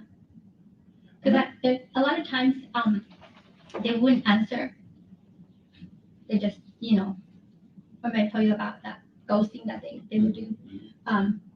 So a lot of times we would call one number and then they would answer, then we would call the other number, and sometimes they would answer, sometimes we would call the other number again. So there was a lot of that calling and no answer, and then sometimes they would call back. And that's when they lived in Hawaii. Well, they were in Hawaii, but at the time. Because that was after November. Right. Yeah. And I thought for sure that they were and I thought they were somewhere in Utah or somewhere in there, because one time there was this conversation. I feel and, they were laughing. I feel bad for Zulema. I feel like her own personal like personality characteristics, you know, are different than, for example, like a Melanie Gibb. And like, I don't know. I just feel like, I don't know if you could say culpability is different, but I just have a very different feeling watching this with Zulema versus Melanie Gibb, or Melani Palowski. Like, Zulema comes across to me as forthcoming and not like she's trying to manipulate these law enforcement officers. It's just very it's very different to me, but that's just my own personal opinion. You know, she's more naive. Yeah. And I think she did buy in 100%. I mean, and she's candid about that. Whereas Melanie Gibb still tries to act like she wasn't really sure, and it just doesn't make any sense. Right. And, you know, that interview was really icky. And her demeanor was so off too, right? Comes in smiling and all that, and just the word salad. Zulema is actually answering the questions and staying on topic, and her demeanor is what you would expect, to me anyway. You know, it's appropriate. She's not trying to win the police over, if you will. You know, I'm sure, I mean, I could elaborate about the differences that I perceive, but that's just sort of a, you know, what do they call it? Like a general overview sort of my perception.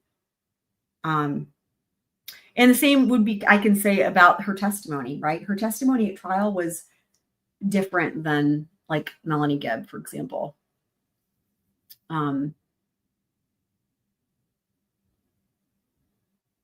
Like you can sense the trauma, like at least I could anyway. It was like through her testimony, you know, for example, at trial, you could sense the trauma and like the PTSD and the guilt and all this that this is just my perception of it, right? Like is still struggling with probably to this day.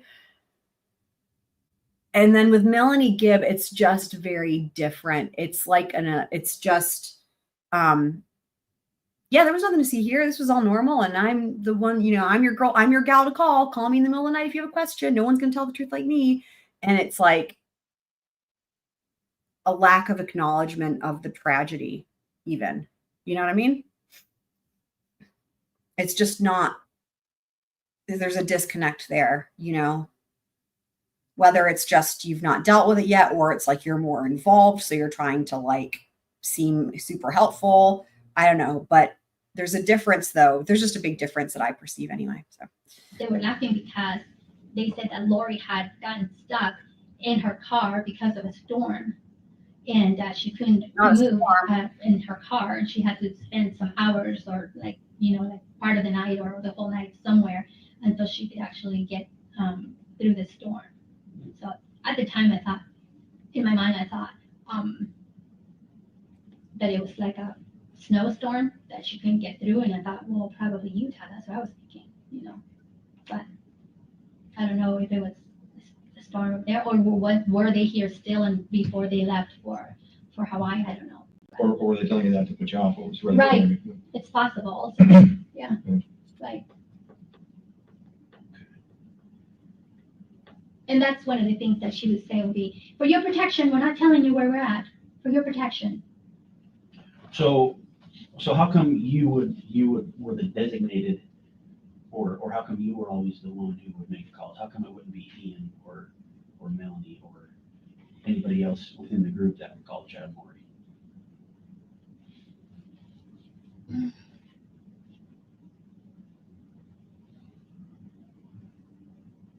I don't know. I guess it was just kind of like just kind of take over kind of thing. I don't know. Maybe there was no really particular reason why I would.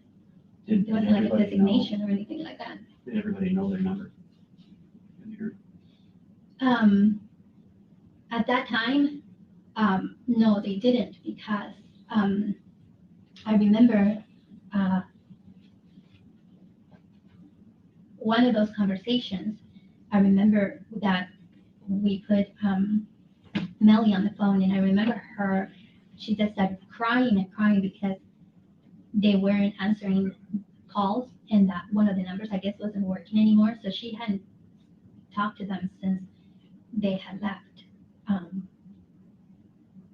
Rexburg. And when you say Melly, that's Melanie Gibb. Yeah. Because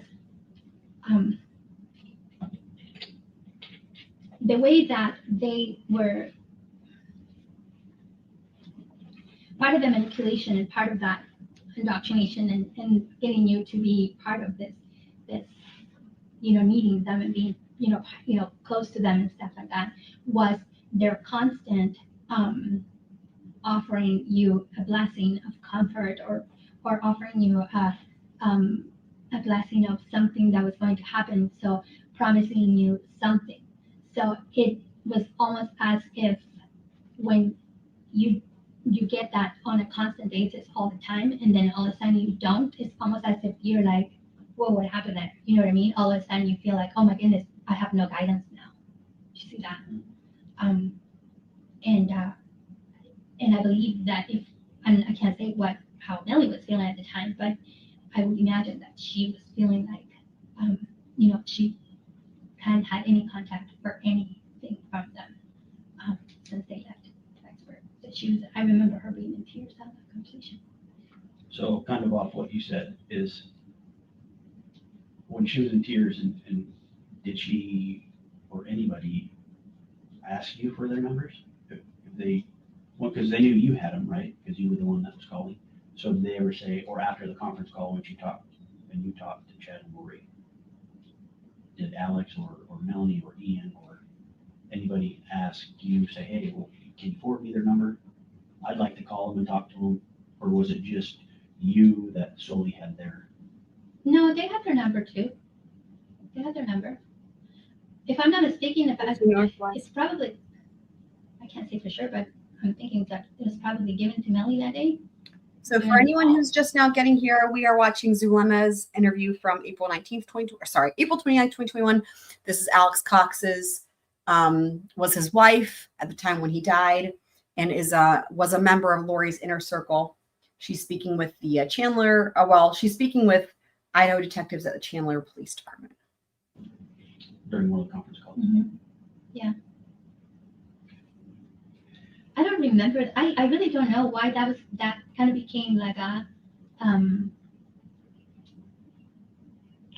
pattern. Yeah. Like, I didn't even see it as a pattern until until you're bringing it up. I didn't even realize that it had become a pattern like that. So, and it's possible that it was part of that, manipulation, part of that, you're the contact person kind of thing, or, putting you in this. This is one thing that now that we're talking about this, one of the things that they started saying to me from the beginning was that putting me in a position of being so special. Like Glory and Chad used to say to me often, your mission is the most important one. We have to take care of you more than we have to take care of anyone else, because your mission is most important and more important than anybody else's. They always said that to me from the beginning. Okay. And it was, Lori would say that sometimes when we would just get together, she would, say that, oh, everybody has to, make sure that you're praying and taking care of Solana, because her vision is the most important. Okay. And if they had some pretty crazy plans, now it would make sense why. Yeah. That would be the most important, if that's, that was part of the plan. So along those lines, with you being the most important mission, and I know we've talked about this a little bit as far as your marriage with Alex,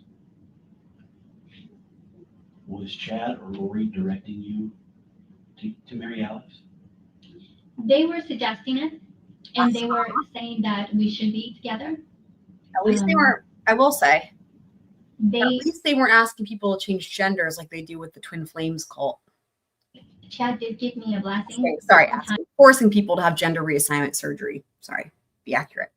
I'm saying that I would get married again, and I remember telling him, I don't know about that. I'm like, I already told myself that I was never going to be married again, so I don't know about that. But I do have a feeling, even though I never heard it myself, I do have a feeling that they were probably saying that to Alex. So did Chad or Lori ever tell you, as part of your mission, that you need to marry Alex? Or that part of your mission is marrying Alex?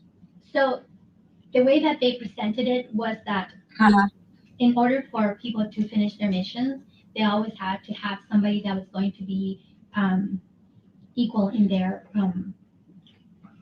I guess, in their spirituality, equal to them, and that they were going to be a helper to basically, the mission. So then they started saying, you know, Alex would be part of that for you. He will be the person who will be able to help you with your mission, and he will be the supporter that you will need, and things like that. So did you believe that in order for your mission to be complete, that you needed to marry Alex? Did you believe that?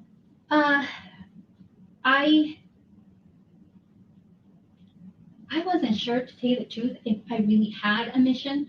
I kind of took their word for what they were saying. They, like often they would say, okay, Zulema, we want you to do this. And I would go, okay. And I would just say a prayer or whatever. And then they would say, oh, Zulema, this is what you did. So it was never like I would be able, you know what I mean? Like, am I really doing any of this stuff? Or are they just like saying that because they were confirming it for me, or, you know, stuff like that. So I had a lot of like things that were in my mind that were like, I don't know about this. So it was like, I used to tell them all the time, I'm putting that on the shelf until I can understand it, or until I have more information, or, you know, or whatever, you know, a prompting or something about that. And I kept, you know, praying about, you know, about Alex. And he was like, he was there, you know what I mean, from the beginning. He was like, I want a relationship, you know, and I'm not messing around. He was like, you know, I want to get married. And I mean, he was insistent about it. And I was like, no, wait, let's wait. No, I don't have an answer. I'm not sure about that. And I had my doubts, and put it that way. I had my doubts. And then I kept praying.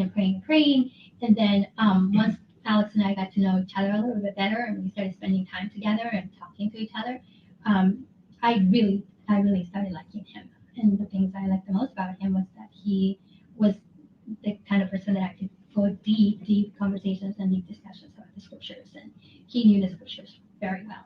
And sometimes we would sit on the phone for like 2 hours discussing scriptures. And I'm like, I've never been able to do anything like that with anybody, much less, you know, someone who was interested in me, you know what I mean? So when I went there, I think I went there in October, I think it was, around October 7th. He was ready to get married. He was like, he said that he had called, I guess another county where you could just go, kind of like Las Vegas type thing. You can just go and you can get your license and you can get married right away. And he was like, I mean, he was ready to go. He was ready to go. And I was like, no, Alex, I'm like, I am not 100% sure that I want to do this. So I need to wait. He's like, okay, we'll wait. As long as you want to, we'll wait. I mean, he wanted to, but he wasn't like pressuring me. You know what I mean? He just said he was ready. And then when he was coming back down from Rexburg for when he was coming down for Thanksgiving, a couple of days, I think it was the day before he arrived, I was praying and I was asking, and I just got this feeling that, like, okay, I think that it's time for me to marry him. So, do you think Alex was pressuring you because Chad and Lori wanted him to get married to you? Mm-hmm. It's possible. And this might be a tough question. Do you think Alex truly loved you, or was just doing Oh God, that's brutal. told him to? I have asked that myself many times. Oh, that's brutal. And I don't know if someone could actually fake it that well. Do you know what I mean? Yeah.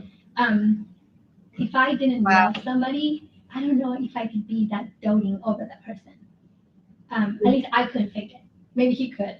And if he could fake it, then he was a really good faker. Okay? Because he was like, he doted over me. And maybe that's one of the things that they told him to do. Maybe that's what he's, maybe that was his orders that they had given him, was for him to be doting over me. But he would, like, from the minute that he got up until he went to bed, he made sure that I was happy, that I was taken care of, that I had everything.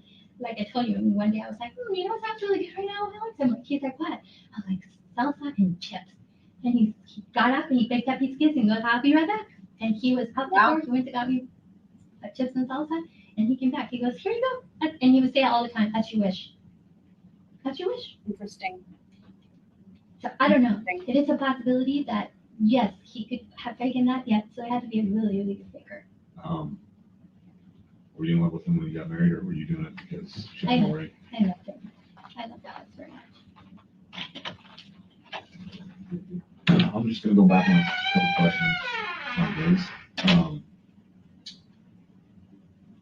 Before we stopped the first time, we were in the hospital with Alex, and I think it was Chandler or Gilbert that was in there. Gilbert Lease in the hospital as well. Your son-in-law said that he has an attorney now, so if you want to talk to us, talk to the attorney. What did he need an attorney for at that time? You mean, what did he need an attorney, or what did he need an attorney? And I might have misunderstood you. Before Garrett stepped out the first time, you were telling Ray, once Alex was in the hospital, you were there, and I believe your son-in-law was there, and the Gilbert police were asking something, and he mentioned to him that either he has an attorney or there's an attorney for Alex, so talk to the attorney now. Was he talking about Alex having an attorney at that time, or was he talking about himself? Why does it matter? Everyone has the Does that make right. sense? Yes, so he was talking about, he was saying that his attorney, to talk to his attorney, because he was going to be representing me from then on. Talk to Alex's attorney? No, Or to my son-in-law's attorney. Okay, why would he need an attorney? I guess is what I'm asking. Why Yeah. did he have an attorney? Yeah, why would he need one at that time?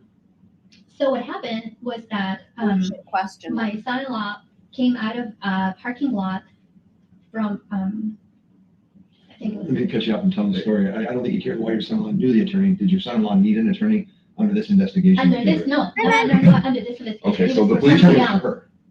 Oh, he contacted an attorney that he knew for her. Okay. Yeah, and I guess that's what I'm getting at. Why did you feel you needed an attorney at that time? Disgusting. He felt, okay, all right, that's what I was. Yeah. Sorry if that was. I was so out of it at the time. I Yeah, didn't there's even a lot going know. on. I didn't know what was coming or going, and he was adamant. He was like, nope, you're not. He said, at least you want an attorney. Surprised her attorney's not doing something about that. When I got home, they tried to. That's a bullshit question. To interrogate me again. This time, they said that they were going to separate me and the kids and interrogate us again. And then again, my son-in-law called and said,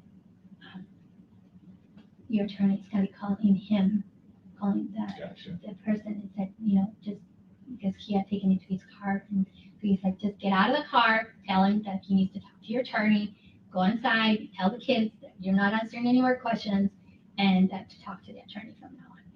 So I went inside and I told the kids that. Was there a reason why he thought you needed an attorney? Oh my God. If you don't, or was it just, he knew because you know. He had had a really bad experience with the police just prior to that. That's the reason why he knew that, a really bad experience. And he just Didn't trust the police. During the time when you talked to Lori and Chad, and Melanie, did you ever have any other phones, or did you always just have your one phone? And the reason why I ask this is because throughout this whole investigation, there's been throw phones over here, throw phones over there. You mentioned throw phones last time you and I spoke here. Did you ever have any other phones or phone numbers? No. This is the only phone I ever had. I did get a phone, like I told you guys, the day that Alex died, because the police took my phone and I needed to have a phone until they. That's different. Okay. So. And I might have been dozing off or something. I already talked about this. Well, I know we talked about the code words and all that. When would you need to use code words, and why did Chad and Lori think that code words were necessary? So the way that they had expressed it was because, you were a high level 6 dark person.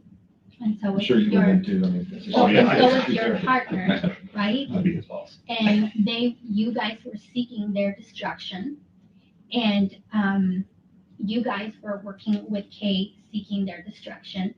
And they needed to have protection because, they were saying that the kids were safe and they had them in a safe place. So, in order for them to be safe from you and your UK and your partners, because they were all very high level dark people. Gotcha. Okay, that makes sense. What kind of stuff is that though, guys? I'm looking at your phone to see if I got a number. Very I'm wondering people who if would have it seen might match up to someone you might know. Okay. It's 602-290-7288. 602-290? Yeah. Nothing comes up. But for some reason that 290, isn't that part of Alex's number?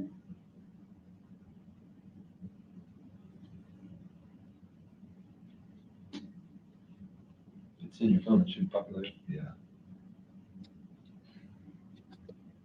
990. See, there's a lot of stuff then. My granddaughter got a hold of that phone that I had during those, Everything. and I don't know if you knew this, but I didn't know this, that if your phone and your old phone are connected to the same Wi-Fi, that if you do something on the old phone, it will show up on your new phone. Gotcha. So she created like Deleted all that. hundreds and hundreds of phone numbers Oh, on my no. phone. I'm still trying to recoup them, so Do you still have Chad in your phone at all? I think so. What do you have his numbers? He had one that he kept all the time. Let me see if it's still there. No, it's not. Okay, let me see if I can find it under my text. See if that's one of the ones that got deleted.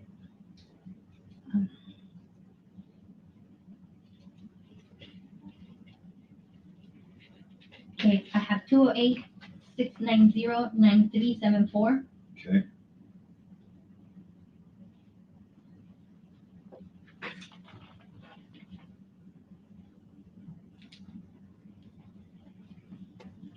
Was that the only one? I'm looking, let's see if there's any other one. I don't see another one. Okay. I know, throughout all this, looking into stuff, Chad went by another name, Raphael. Do you have that in your phone? Raphael. Oh my God. Jules was here for a second though, Meg, earlier. No, I don't. But. Does that ring a bell with you though, the Raphael? Mm-hmm.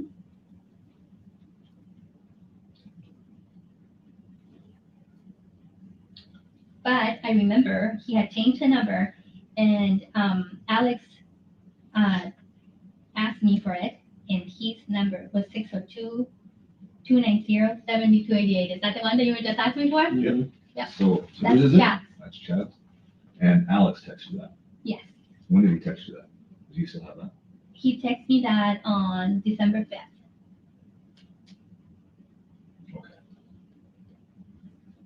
So on Zulema, on a couple of those recordings, you referred to him, Chad, as Raphael. Is that what you called him normally, or did you normally call him Chad? I would call him Chad. Chad. Mm-hmm. So when did you call him? Sometimes you just call him Raphael. Because on one of those you say, "Let me call Raphael's calling through." Is that just sometimes you would call him that, or Yeah, during sometimes. certain times? Or? I think that Alex used to call him Raphael a lot. So if I was saying something like that, it's probably because Alex was with me, because he would call him that. Gotcha. So Well, you still had it in your phone. That's good. The number. yeah, I mean, I don't have that particular number in my text or in my phone, but I remember him asking me for the number, and I remember him saying, Raphael just reached out to me, and he has a new number Oh, nice. And that was on the 5th of December? on the 4th. Oh, 4th. And Okay. then Alex asked me for it on the 5th. Gotcha. That's That's funny, Kane. Welcome.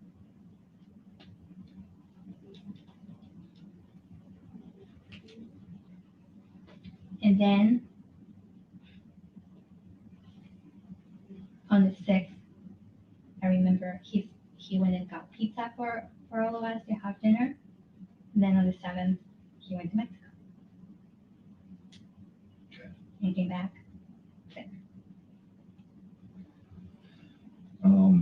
I was just gonna follow up on that. Did you have any more? Do you still have some? No. Yeah, Zulema, we appreciate it. I know you hate to talk about this stuff. And I want to help. And we appreciate it. And that's why, you know, I don't know what the defense plan is gonna be with Chad and Lori. It could be that they try to throw everybody else under the bus and they try to use different things or say different things. That's why it's super important if you can remember anything. That way we can get out in front of it before defense has a chance to get it and court knows will that. understand. So Knows that right now. we just want to make sure that we're crossing our T's and dotting our I's with everything. That way we can come out in front of it. You guys, you know, I still have those pair of scissors in my house, right? Oh, Lori's scissors that are $100 and something or $300 and something. $1,000. Oh, I was way off. Serious scissors. But, yeah, like Ray said, we appreciate it. I always have that feeling that there was something really nefarious about her giving me those scissors. I still do. And she gave them to you when she came home from Hawaii, right? When you met them and When they had this come back from getting married. the layover or whatever. Yeah. And for some strange reason, in my mind, because I'm trusting people, in my mind, I was like, oh yeah, she can't take him on the plane with her, so you know. And then my daughter said, Mom, she just got off of a plane with her. Why couldn't she take him back on a plane with her? Well, let me do some checking. Maybe do you want them or do you? I don't want to have anything to do with I mean, maybe we could just. It's just really, it's so bizarre. Why would she hand me those things? It makes absolutely no sense for her to hand I me wonder those things. how she got on the plane with him in the first place, and then didn't want him to go. Did she on check another bags, do you know? Because they could be in check bags. Yeah. Oh, yeah, I guess it could. There's a check bag, or it could have been missed, you know. Lots of possible explanations. And the other thing that I remember that I was telling Garrett was that when we were in Vegas, I don't know if you guys knew, but Alex was a massage therapist. And oh, is this thing about my back was bugging me, and after the trip there in the car, and he said, he's like, I'll just give you a massage and just fix your back. I'm like, okay. So, but for some strange reason, this is really weird. Like for some strange reason, at the time, of course, I didn't think anything of it, but now I'm like all creeped out about it. He said that we needed to climb a Walmart because he wanted to buy this big, huge piece of plastic to put on the bed so the oil didn't get on the bed. This is creepy. But it was one of those ones that you put on the floor when you paint. Okay. And we went to Walmart and we got it and he put it on the bed. And this was when you were in Vegas? When we were in Vegas, that was the day after we got married. So you put it on the bed? Yeah. And he gave you the massage with it? And then what did you do? The weirdest thing about it was that, and this is what gets even weirder, because after that, I fell asleep. Okay, so I was so relaxed after the massage, I was so relaxed, I fell asleep. And then I remember waking up, I was in and out, like hearing him talking. And I was like, who's he talking to? And I get like trying to wake up, and finally I'm like, I made myself wake up, and I'm like, Alex, I'm like, who are you talking to? He's like, nobody. I'm talking to myself. I'm like, okay. So then I remember to take a bath, and I said, let's watch a movie. And he was like, he was on his phone, I think playing his game or something. And he was like super quiet. It was totally eerie for Alex, because Alex usually he was like joking, and he would say something and he would find one way or another to make it into a joke and make it funny. And he was always making you laugh and laughing at himself or making a joke about something. But he said nothing for the rest of the meeting. Nothing. Well, that's really weird that he had you lay on plastic. So maybe I'm just a little too crazy now because of all the stuff that's happened. But in my back of my mind, I keep thinking that who was on the phone was Chad and Lori, and that was supposed to be my last day, and he was supposed to. And it very well could have been. When you woke up, did you feel normal? I mean, did you feel like, when you said you were in and out of Right. conscious, like you were trying to wake up or you didn't feel right? Like I was really down, like I was really, really like one of those ones when you're like trying to wake up and you can't wake up kind of thing. Like I was like, Yeah, why am like I you so were relaxed and I drunk. can't wake up kind of thing. You know what I mean? That sounds terrible. Drowsy, like just, I was kind of like really like drowsy. I was like, What time of day was it? in the middle of the afternoon. Did he give you anything to drink before that? Or make you a drink or fix you anything to eat?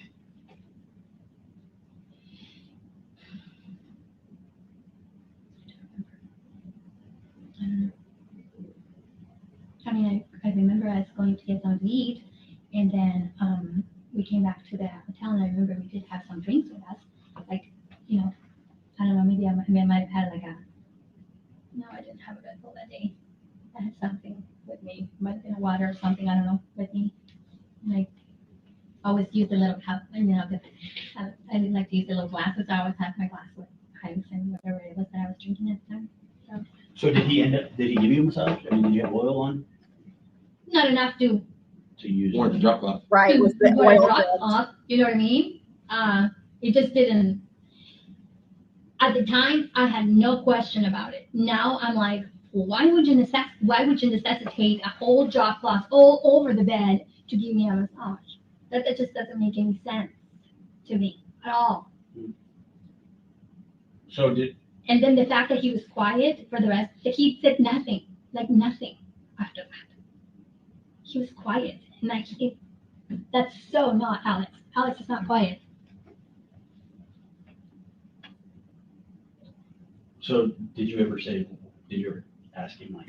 Right. Did you ever ask him if he need all that or what? No. And so you heard him talking to somebody. Mm-hmm.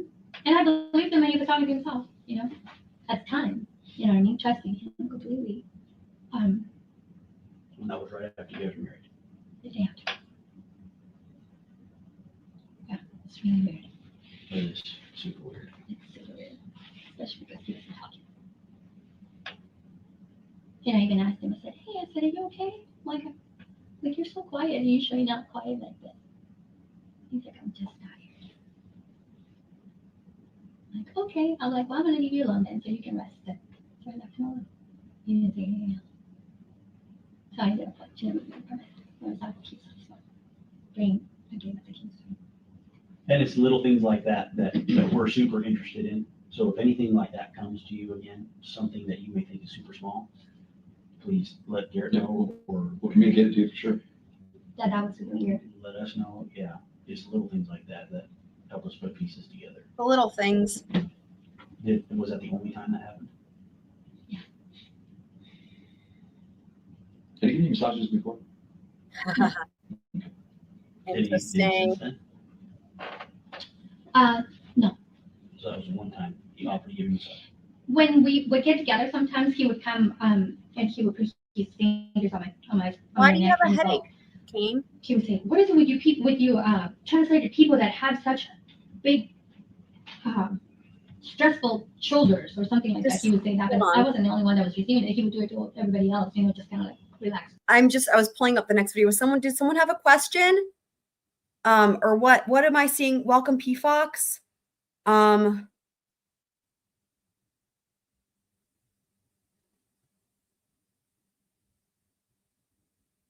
I don't know what you guys are talking about flaking. I rescheduled the live streams because I was having technology issues. Oh, okay. This is what you're talking about. I did not see that. An arsonist set fire to the Robert Shue Pure home. Interesting.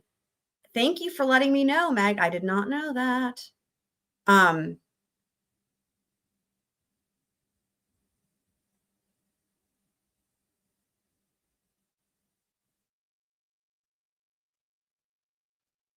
That's funny. Yeah, I don't know. Maybe YouTube doesn't update it when things are rescheduled or whatever. I don't really know. but I rescheduled that well in advance. The members only live is going to be tonight. I was having issues with the iPad, and I want to be able to have all the technology working properly. And so it's going to be tonight. We will have a quick Adelson update, and then we will have the members only live stream with Never Have I Ever with the new and improved version with the iPad. And then we're going to go straight into that afterwards into the after party, which will be on Discord. It'll be movie night. It'll be the funniest thing you guys have ever seen. I don't think it's a movie that anybody has seen that I know of, apart from me, as far as the Squirrel Crew is concerned. You guys are going to laugh until you've injured yourselves. It's going to be amazing. So, like, you know, the night. And then when we got back from Vegas and we were at my house, sometimes in the morning, like, I have a really hard time waking up. And then in the mornings, I would like turn Melanie off and just sit there trying to like get up. And I remember he would like rub his finger like up and down my back and go, "You can get up, you can wake up," kind of thing, like kind of waking me up, and not a massage like he did that. So when you woke up from that massage, did you feel like you were way too groggy than you should have been? I was super. I thought, I'm like, oh my goodness, he's like, well, must be a really good, you know, massage therapist, because I am so relaxed right now. Like I am like so relaxed. Like I felt like, you know, like when you get out of like the sauna, you know, when you get out of the sauna, you're like so relaxed, you could actually take a nap. Right, and it's like he wasn't. Was the massage that good? I mean, a really good massage could do that, right? But You didn't feel out of it. No, It was just relaxed. very relaxed. Yeah, like super. That what's really weird though was that in and out that I had when I was laying on the bed, because I could hear him talking and I was trying to wake up, but I kept going back down, and then I kept hearing him again talking, and I couldn't discern what he was saying. I could just hear him talking, and he was in the bathroom talking. Did he kind of talk to himself much? Well, not really. Not like that. Like he was actually having a conversation. Like he sounded like he was having a conversation. Right. You know what I mean? Like when I talk to myself, I'm always like, you know, say one thing or two things. Or Don't go to McDonald's for lunch. yeah, something like that. But no, that's Wendy's, you know. he was having a conversation. So it, you know, now putting all this together and processing after, you know, over a year, I keep thinking that he was actually on the phone with somebody when this was happening. Yeah. There was no way that he was going to necessitate a big old drop cloth for that bed. Yep. To give me a massage. Ugh. When you guys got married or prior to getting married, did you guys talk about insurance or life insurance, or did you add him to anything, or did he add you to anything? Not that I know of. I know a couple people asked me that too.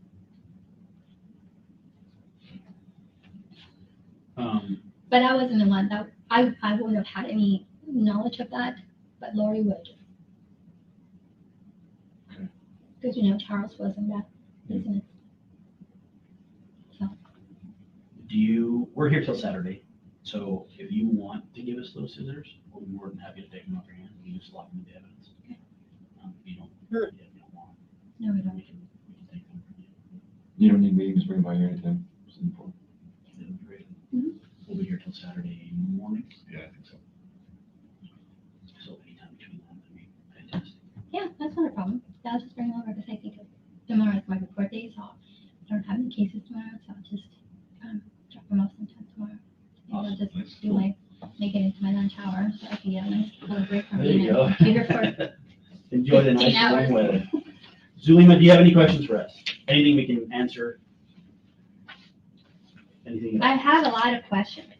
Well, A lot of questions. You know, I have a question on, you know, on these people's sanity. You know, I was asked myself whether it's because these people are insane or because they're just led by evil, you know. I now putting all the things together, I just really more than ever at the beginning I had a feeling that they had a really nefarious plan to do something to me and to Alex, or that we were the final piece, that I was the final piece to move to Vicksburg, and I feel that you know, by the grace of God I didn't move there. And I always feel that kind of like dodged the bullet by not moving there. And if I would have moved there, things would be very different today. Yeah, I mean, it's a good point because, like, obviously Alex being the fall guy and then them marrying the two of them so that Alex could be placated or whatever, but then they might have been worried that Alex told her things. I mean, even from what she's relayed, right? The whole thing about there was the little oddities, right? Either I'm a man of God or I'm not, and things that happened in relation to the phone calls. I mean, I wonder if they realize like maybe she knows too much. I don't know. It's an interesting thought though. Probably. I thought, and now more than ever, I think that they had, and of course the question is in my mind about, was Alex being true? Was he lying? Was he being told to do what to do? Did he really have a relationship with me because he just was following what Chad and Lori were telling him? All that. And at that time in Vegas, was he supposed to kill me? Was he being instructed to do that? And I would think like, okay, he couldn't go through, killing me, but then it's a possibility that he would have gone through to kill himself. So, all that, a lot of questions. That's a lot to weigh on your mind.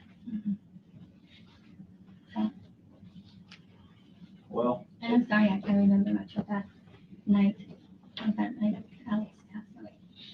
I just don't, I can't even put what happened first and what happened that time at the hospital. Okay. Can't remember much. Well, like I said, if you have questions or you want to reach out or something, you go through Garrett or Always. You still have my card? I do, yeah. I bet you my phone. So, I mean, I have the card, but I bet you my phone, so it's better than the card. That's it. Cool. Okay, well, thank you again. Thank you. Thanks. Thanks, guys. Good to see you again. Yeah, I hope good you guys to got to see you. Good to enjoy see you. April in Phoenix. Yeah. Well, and you got us to go see a Diamondbacks game. So we're- Next time, you guys got to go to the pool. Yeah, exactly. You guys still on track for July? I'm not sure. Probably not. Yeah, we were talking about that. I said, I would be surprised if it went, but. Yeah. All right, next up. So we kind of started this one, but not really. We're going to go back now to Sarena Sharpe. So she testified on day 4. This was the friend of Lori's that Lori did cross-examine, right? And got into all the business about why would the Idaho police or why would the cops want to talk to you from Idaho? And she almost opened the door and all that. And, she started out her cross-examination with, do you swear the whole truth, to tell the whole truth, nothing but the truth, so help you? And then she made the witness answer the God part. Anyway, it was very manipulative, very gaslighty, very gross. And so this is Sarena here at Chandler PD. I'll pin this in the chat. This is from, where does it say? April 28th, 2021. So this would be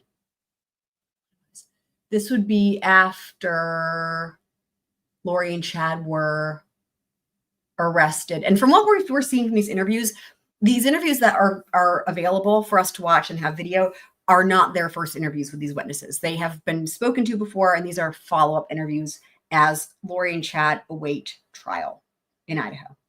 Yeah. Thank you. So, Sarena, are you okay if I record our conversation? Yes, you're okay if I record You bet. Oh, smart girl. She's also recording it. Not a bad idea. Sorry, trying to move this. So today's date is Wednesday, the 28th of April. Are you okay, my drink water? Oh, you bet, yeah.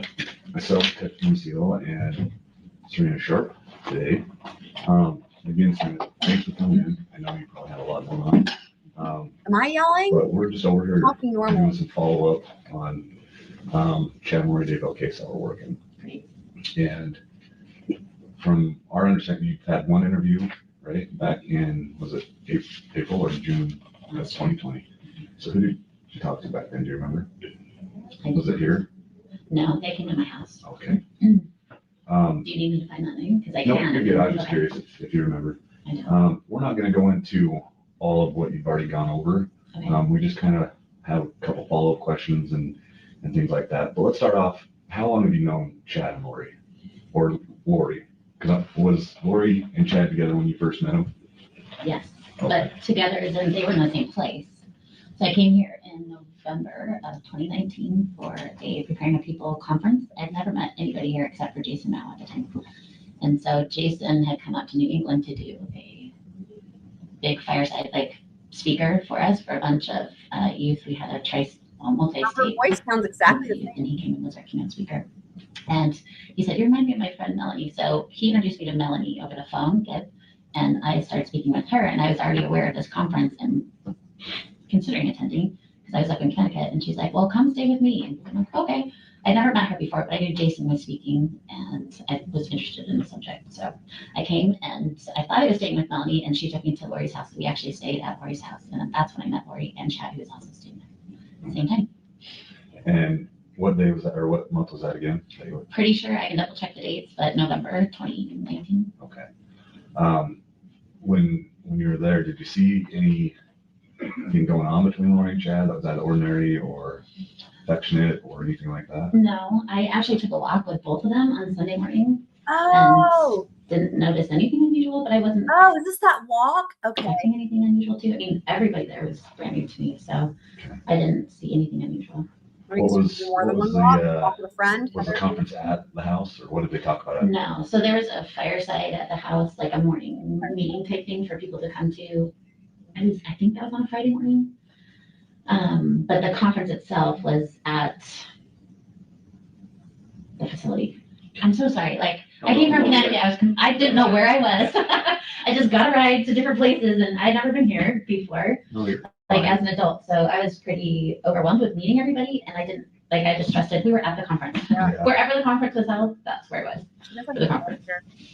Yeah, and it's a long time, so I don't expect you to know all that stuff. How long were Lori and Chad kind of teaching the teachings that they were going on and for the conference? Or was there anything different that they were teaching that wasn't in the LDS faith? Yes, definitely. So Lori and Chad didn't say anything to me until Sunday morning. Lori kind of pulled me aside and started saying a few things that were not according to the LDS faith, that were outside kind of that purview. Did she ever talk about zombies or not at that time or anything like that? That came later. Okay. Mm-hmm. But she that morning is when she talked about multiple probations and coming to the earth multiple times. And how did you feel about that? Oh boy. How did I personally feel about that? Oh boy. Kind of mixed. So part of me wanted to believe it. Part of me had deja vu experiences, and I've had deja vu. And so for me, it kind of explained those kind of moments in my life. And I thought, well, maybe it's true. I kind of believe it. I did. I believed it. Mixed too, though, because I didn't know. I had just met Lori, so a little bit of hesitancy, but I did believe her. Can I? So was it Lori that was, from your understanding, was it Lori that was talking more about those things? What we heard on the stand from her was I don't want to say downplayed, but that she just was on that one girl's trip. She spoke to Lori only a handful of times. It was weird because she flew out there from out of state and stayed at the house and blah, blah, blah. But she was, in other words, it was really downplayed, her involvement, how well she knew Lori and her involvement in what she believed and all this. And so anyway, it is interesting that regardless of, I'm sure we'll hear more here about how well she got to know them, but regardless of the length of time, she says that she sounds like she was curious enough to think it was, she's not backtracking or whatever, the way that some of these other people do in the inner circle folks. At this, or did you see or hear Chad saying the exact same things? I didn't hear Chad say anything that weekend about that. Mm-hmm. So it was mostly Lori. It was only Lori to me. It wasn't spoken to the general population. It was, she pulled me aside and told me that. Yeah. So that went on the first time. Mm-hmm. And then you said later on, zombies came into play. Yep. When was that? I would say winter of 2020. Oh. Am I getting these dates right? 20 of the years right? That's not correct. Because I was. So winter of 2020 would be this last Yeah, year. so it wasn't, it was winter, so 2018, sorry. Okay, let me review. Yeah, no, you're The fine. date line, so that means the Preparing Your People conference was 2018, November. Okay. And then I was back here in March 2019, that's how it went. Okay. I apologize. No, you're fine. What did she say about zombies and how that worked? Right, so I don't know if you believe in the Bible, but basically from my understanding is like Jesus Christ, his number one miracle that he performed was casting out evil spirits. And the Bible also talks in Revelations about how when Christ or when Satan went against God, he was cast out to the earth, and it says to the earth. And so it was, from my understanding, she took that, people can be possessed, there's evil here for sure. And she said that people had died or their bodies were possessed by evil spirits. And that's what very interesting compared to her testimony. What do you guys think? She seems way more I mean, I don't blame her, right? And it's not a bad thing that she was tentative. I mean, what I kept saying when she was on the stand was like, dude, if Lori really wants to get into all this, she should, and who knows if she will. I mean, I don't think she will, but anyway, a normal strategy, right, for a trial would be to have an expert come in who's an expert in theology, say, especially as it pertains to certain religions and the history of these biblical, religious figures or whatever, and not to ask lay witnesses on the stand, anyway, it's just so, but she is way more confident here, sounds like, in her knowledge about the deal with castings and the Satan and the whatnot, than she was on the stand. Again, however, I don't blame her because she was being cross-examined by Lori, who is Satan incarnate. So kidding, but the miracle that he performed was casting out evil spirits. And the Bible also talks in Revelations about how when Christ or when Satan went against God, he was cast out to the earth, and it says to the earth. And so it was, from my understanding, she took that, people can be possessed, there's evil here for sure. And she said that people had died or their bodies were possessed by evil spirits. And that's what my definition is, or my understanding is, of the zombies. Of how she was explaining it. Yeah. Yeah. Okay. Did she ever tell you how to get rid of those zombies, or did she practice that same way how you just explained it to me? Yeah, no, she did. She had all this together. So that was March when I came back here for a girls' weekend. Yeah, way more definitive and sure of these answers. A big difference that I'm perceiving, but also in your head, zombie. Okay, sorry. March of 2018. It was, so Preparing Your People was November, and it was the following March. So if it was 2018, 2019. So, yeah. So how did she explain that to you? Well, she explained that Satan was ramping up his powers, and their evil was just so pervasive in this world, and that it was her job. She was responsible for casting out these zombies, and that she needed help, and she needed all our help. We each had something to bring to the table, and we needed to cast these people out. Everybody had a job and they were very busy.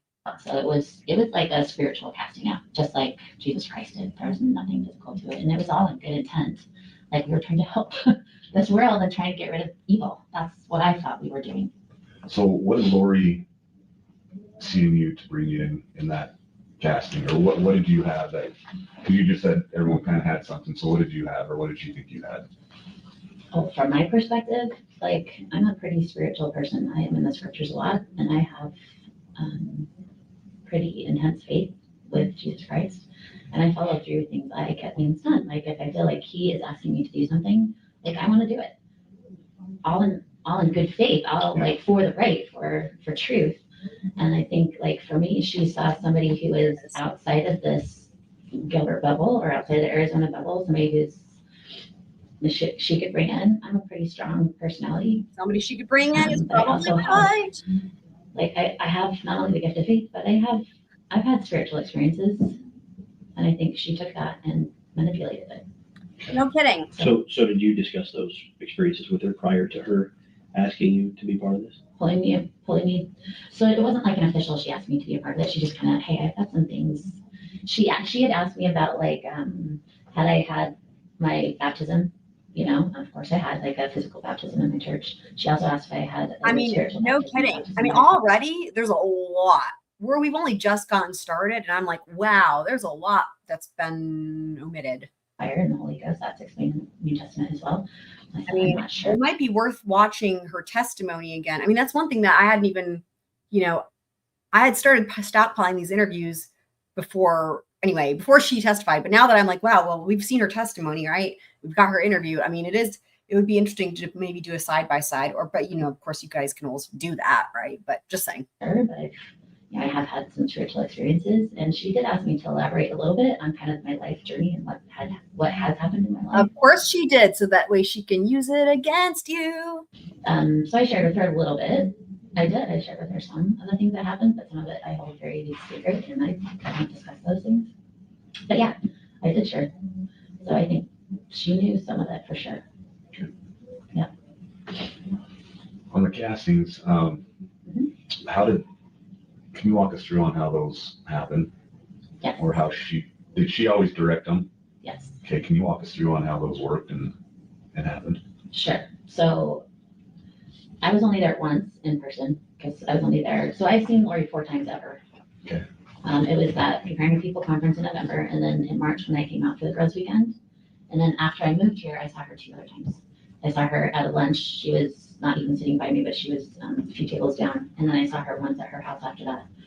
She invited me over with a bunch of other women, and we just sat there and talked and ate. And I had questions for her about what had happened with her husband, because that's pretty mind-blowing. And so I've only seen her those 4 times. The weekend of March, when we were there for that girls' weekend, that was the first time we did. She explained the casting out things. And she asked us each to it's kind of like we got in a circle, and she asked each of us to be part of that prayer or say something to help cast out. And so we each took a turn saying something sometimes calling on elements, because we each have different gifts. Just really. Well, is it the Power Rangers? Who was it that was like fire, water, sky, from being a kid? Anyway, this is just like that. And I was trying to remember from earlier when this came up with one of the other, who was it? Melanie Gibb. Anyway, fire, water. It's literally, isn't it the Power Rangers, or was it some other cartoon thing? But this is so funny because it's definitely Captain Planet. Thank you. 100%. Lori and Chad stole this from Captain Planet. 100% stole this from Captain Planet. 100%. We got in a circle, and she asked each of us to be part of that prayer or say something to help cast out. And so we each took a turn saying something sometimes calling on elements, because we each have different gifts. Just like you're really good at basketball and you might be really good at hockey, right? The same thing applies spiritually too. We can have different spiritual gifts. And so she asked for me to be in charge of water. There you go.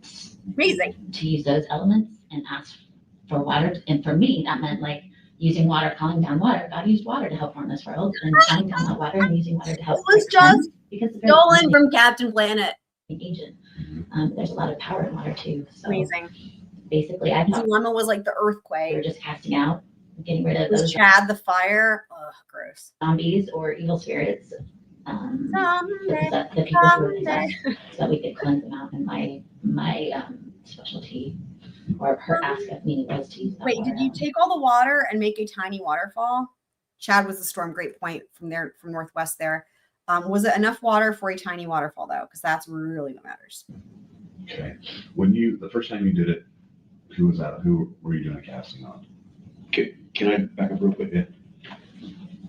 So when you guys were in a circle, were you holding hands? Were you just shoulder to shoulder? I don't think we were holding hands. From my memory, I think we were just. I can't remember if we were standing or sitting. Just kind of in a. What's really funny? That's the same thing that somebody else said in their testimony. I don't remember if it was Zulema or if it was Audrey Bertario. But by the way, Audrey's testimony is really interesting, and I've been thinking about wanting to go back and listen to that. But and I wish we had a freaking interview, but I haven't been able to find one. Anywho, it's weird because this is exactly what somebody else had said about they couldn't remember if they were holding hands, they couldn't remember if they were sitting or standing. What the fuck did Lori do to these people? I'm so sorry, I don't remember. And was Lori in that circle, or was she somewhere else? No, she was there. Do you remember who was there? Yes, I do. So Lori, I don't remember the order, but also Lori was there, Zulema was there, Melanie Gibb was there, Christina was there, Nicole was there, and myself. And I think that's it. 6. Sorry, that sounds right to me. And then just kind of walk us through what you would say. Like if it got to your turn, what you would say to cast out these evil spirits. Well, it's very similar to what we're taught in the Bible. So in the name of Jesus Christ, I ask for, and you can ask for things when you pray. Now it is interesting because I brought this up. Bible comes up a lot, right? So I don't know. Do they use the Bible in addition to the Book of Mormon? Like, is the Book of Mormon in addition? Like, here's the thing. From all these cases, right, and from people I know, I feel like I know a pretty. I mean, I know let me put it this way. I know an amount about LDS and Mormon practices and culture and whatnot. But what I don't know anything about is if they use the Bible in conjunction with the Book of Mormon. But it's been interesting because we heard Lori mention the Bible too when she was questioning this witness here on the stand just the other day. And I was like, Bible, right? So does anybody happen to know? Okay, thank you. It's an ad. All right. So I guessed correctly, kind of, that it was an add-on. All right, that makes sense. Then thanks, Happy Annie, as well. I ask for the element of water to come, water in the heavens above and the earth beneath. That's in the Exodus, to come and cleanse. And I can't remember, you asked who we specifically targeted. I know she's very concerned about her husband, Charles, and that he was possessed. And I can't remember if it was that time or if it was later, but I think it might have been that time that we specifically talked about him. But her teaching to us was that even though he was possessed, it wasn't just a he problem. It was broader, way broader than that. It was like, we need to cleanse the earth, right? And cast out for By the way, so were any of y'all there the other day during trial for Lori's trial when we were watching it live and it went to lunch break on Court TV and I got out my violin and I improvised with the Court TV music? That was pretty fucking funny. They only do weird keys. It was odd. Specifically was worried about her husband. And I'm pretty sure at one point she was worried about her daughter, Tylee, too. And I can't remember if it was that moment or not. And I can't remember if she said it was dark or she was possessed, like her daughter. I think she said she was just dark, but her husband was possessed, from my memory. So on the first one you guys did was for Charles, that you can remember. Charles, but I think it was broader than that. From my memory, it wasn't just him. It might have been just him. Okay. I think he was definitely part of it. Okay. And then I'm trying to remember if it was more than just him, too, because that was her intent, is that we cleanse like everything, right? And it was like, for her, it was like a state by state thing. So it was her husband to practice on, but that we were just practicing because he was already possessed. And then it needed to be like broader than that. It needed to be like state by state and then cleanse the whole world type thing. Yeah. We thought we were doing good. Like, we really didn't think, certainly didn't, like, this was just a spiritual thing. This was nothing more than that. And we thought we were trying to like help people and help like cleanse the evil out of him. And wow. When you guys were doing it and Lori started it off, did she start it off with a blessing? Or did she end it with a blessing? Or how did that start and end? What do you mean blessing? Like blessing each of us or blessing the casting or whatever? Or did she just start off, okay, everyone let's get in our circle, you have this and this, and then did she start it off with what she thought and then it just went around? Or did she start off with the blessing and then she started and go around? Love Nightbot. I'm not sure what you mean. I guess like a priesthood blessing. No, because that's usually a priesthood blessing is to bless somebody. Is that what you mean? Yeah, something like that. Like, did she bless us to start that thing? Yeah. No, I don't think so. I think she just started. Okay. Remember, I was only there once, though, so I only did it once. I was only there once. It's still surprising, considering, right? So that's consistent with what she said on the stand. That is like the minimal amount of time. But what was missing before that we're getting now is the impact and the involvement and the interaction and the, or she was already being given a water sign or whatever. She was already being given a Captain Planet role, right? Pretty crazy. Yeah, so you were there one time physically. Yeah. Did you ever do any castings over the phone? Yeah. Did you ever use the portal? Was that multiple castings or just a few? I think it was just one other. Okay. And then I was kicked out. You know that, right? Yeah, and we'll get to that. Thank heaven. Yeah, that's probably the biggest blessing. No kidding. Amen. Seriously. Who is your the casting over the phone? That was general. That was no specific. That was like a state thing. Okay. Do you know who was on the phone when you did that?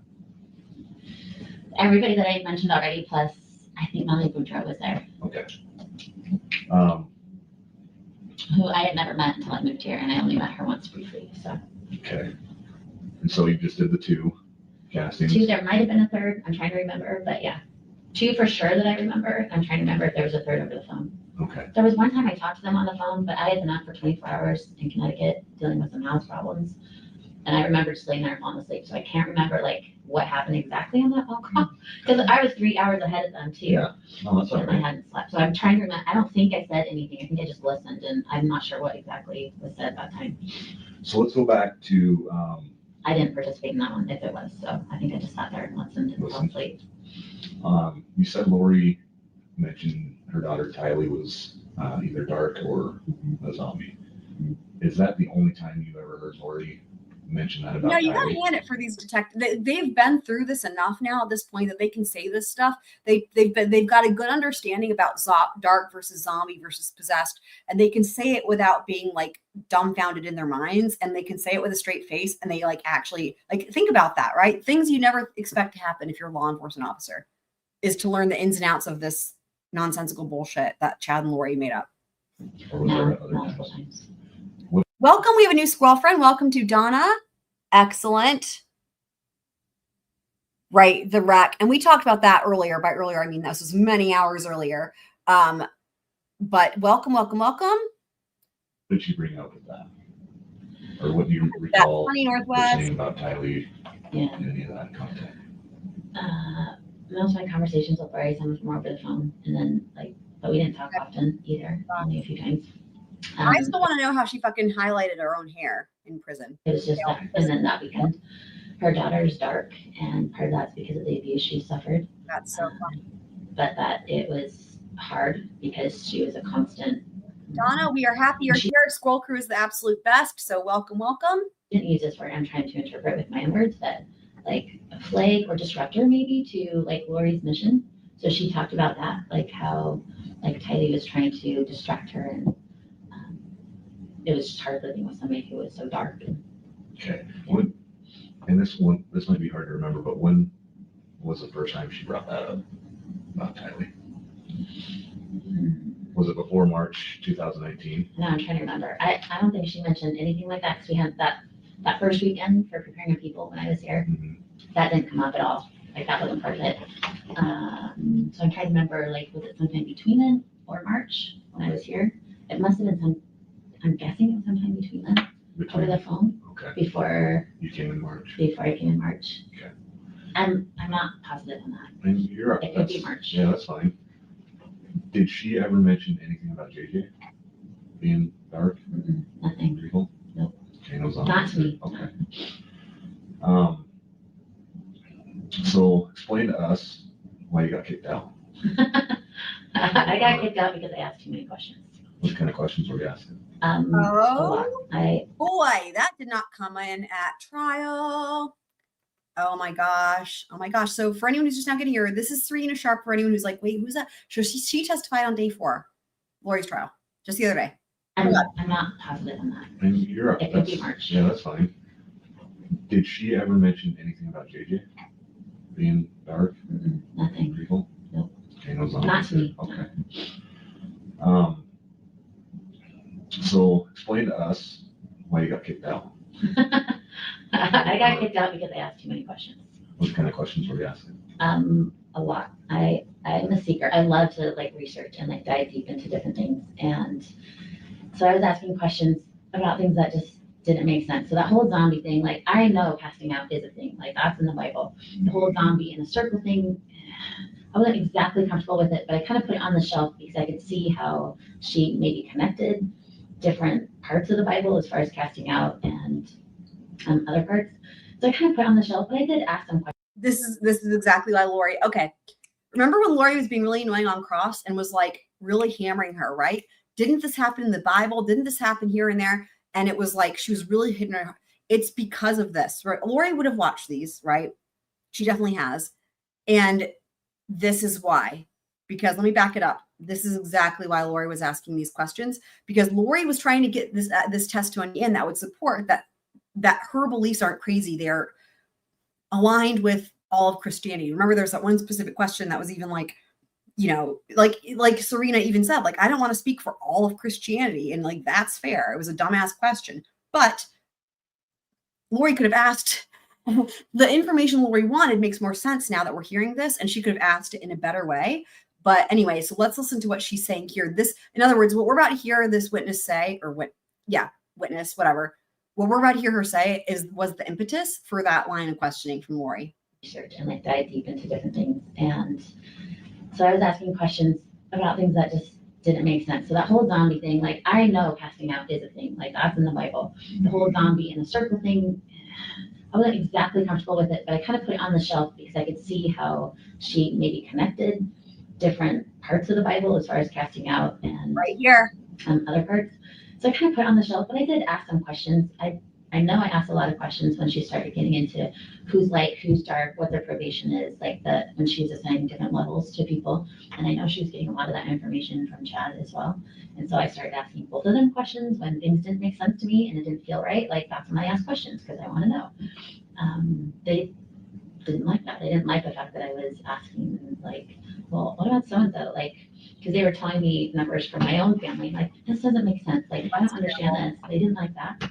And I know another subject was when she was talking about, like, there's no need for repentance. That's just plain wrong. Like, and I'm not like, and so I pushed back on that one. That was another one. Why did she say that? She said she found it in the Bible. So was she? And she said, we don't need to repent anymore. We've come to that stage where. When she says we, was she talking about like her and Chad or all you guys? She was trying to get us all to believe that. Okay. But at that time, she believed that she did not need to repent. Did she just think she was, what's the word I'm trying to think of? Translated? Yeah. Yep.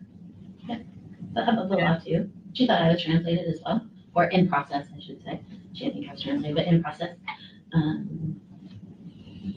So in your report, that we were just looking over it, she don't want to repent, and that's kind of when they pushed you away, and she said. Well, that's part of it. She also thought, so I had some dreams. I dream, and sometimes those dreams are very vivid and they're predictive too.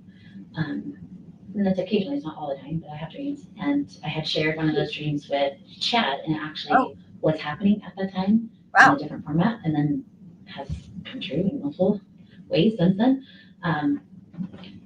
Wow, this didn't come in either. So she's saying she had a dream she told Chad about that sounds like it was a predictive dream. Interesting. What's happening at that time in a different format, and then has come true in multiple ways since then. And so they said at that time too that I got really sick. And I'm not usually sick ever, like very, very rarely. And she said, she and Chad said that I had been like, I'm trying to remember the word, not infected, but that I had been breached, that there was a hole in me, that Julie Rowe was attacking me, and I was being indoctrinated at night, and I was no longer trustworthy, and that I was not worthy, or whatever word they used. They didn't say this directly to me. I just knew, like you could tell when somebody flips and changes, but she did tell me that I had been over the phone, that I had been breached and indoctrinated at night. They were doing ritualistic abuse at me while I was sleeping. Oh wow. Do you think they ever did any castings on you? Yeah, they must have. Oh my God. Oh my God. Yeah. So that was too much. Okay, so now this makes sense. So we heard in one of Melanie's interviews from earlier today, Melanie Gibb said that they rated Sarena as dark because she asked too many questions. She said that. So that sounds legit. Wow. Oh my God. Oh my God. So they rated her as dark. She asked too many questions. And then it seems like this type of shit infiltrated her dreams. Oh my God. After March, that was either April or May that all happened. Did Zulema ever talk to you, there try and help you out or help you through the time or try and see something different? I don't think I guess so. Lori made the comment that Zulema will help you through this tough time. She did. Yep. So Zulema and I were pretty close, and she kind of was assigned to kind of take care of me, take care of the problem. But it was, I believe she believed Lori and Chad 100% at that time and was handling me, but wasn't trying to ask or find anything other than what they were saying. So, because our relationship didn't last much longer than that. how often did you talk to Chad? Like over the phone? Or in person? I saw him twice, ever. So, and you could say that's 3 times, but, so 2 trips, the Preparing People Conference here, and then I went to the Preparing People Conference up in Idaho as well. Was that in Boise? Yep. Okay. Yep. And part of that trip, for me, that's why I count it as 1 trip, but you can count it as 2 times, because I saw him at that conference, and then I went over to Rexford. We were investigating places to move. I knew I needed to move. Okay. That we were supposed to move, and I was trying to figure out where in Rexford was a place that my husband loved, and he found a house, so we were checking out Rexford. And so I did meet Chad once there as well. So 3 times in person. Ever talked to him on the phone or text? Yes, texted, we emailed a few times, texted, we might have texted, I'm sure we probably did a couple times, but not often. I'm trying to remember if I talked to him on the phone. If I did, it was very few times. Anything important on those texts that, I mean, what was about just? The text, I'm not sure I ever texted him. Okay. Oh, I guess I can't check, but I can check on that if you want me to. I'm not sure I ever texted him, but I could have. I remember the emails and I remember the in-person stuff. I might have talked to him on the phone once or twice, and there might be some text, but I don't remember any of them.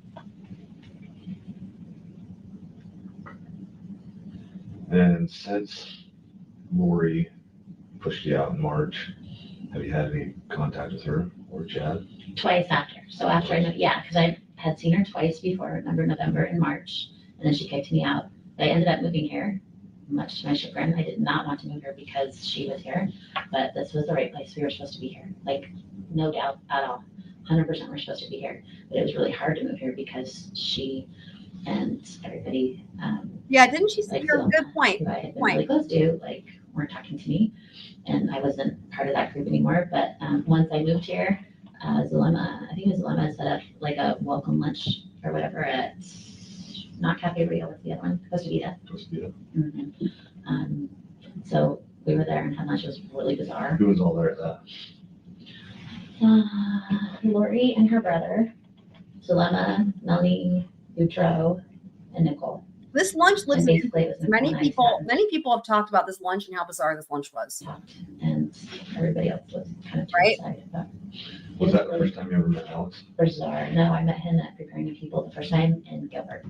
Okay. So he came. He didn't stay at the house, but he came at least once. I remember him being there once. Did you ever talk to him? Not really, besides like a conversation. He was in the kitchen. I remember him in the kitchen at Lori's house when I was here for that Preparing People conference. And there's a lot of other people there too, and I definitely talked to him there. Just general talk? Like general, yeah, everybody. Nothing alone, yeah.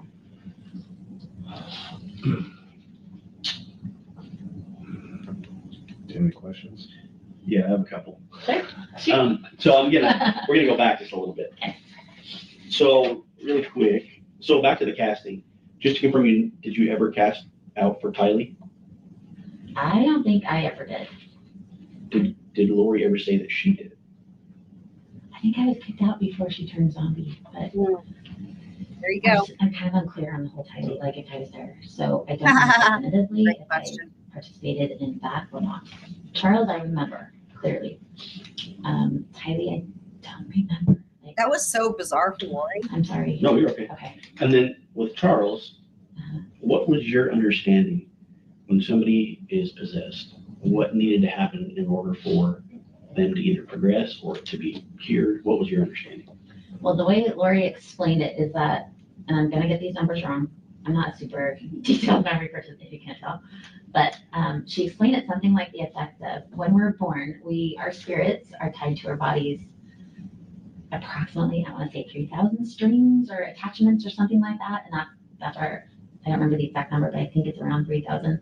And as we go through life, or we near death, as we get older, those strings and bonds break in different ways, I don't know, an injury or whatever, however they break, I don't know, or attachments, whatever she called them. And so what happens, from my understanding of what she said, is that when somebody, like Charles, I think was in a car accident or something, you can invite evil in, something like that happens, and those evil spirits can kind of take over and create take over those attachments and take over those, and maybe even build their own.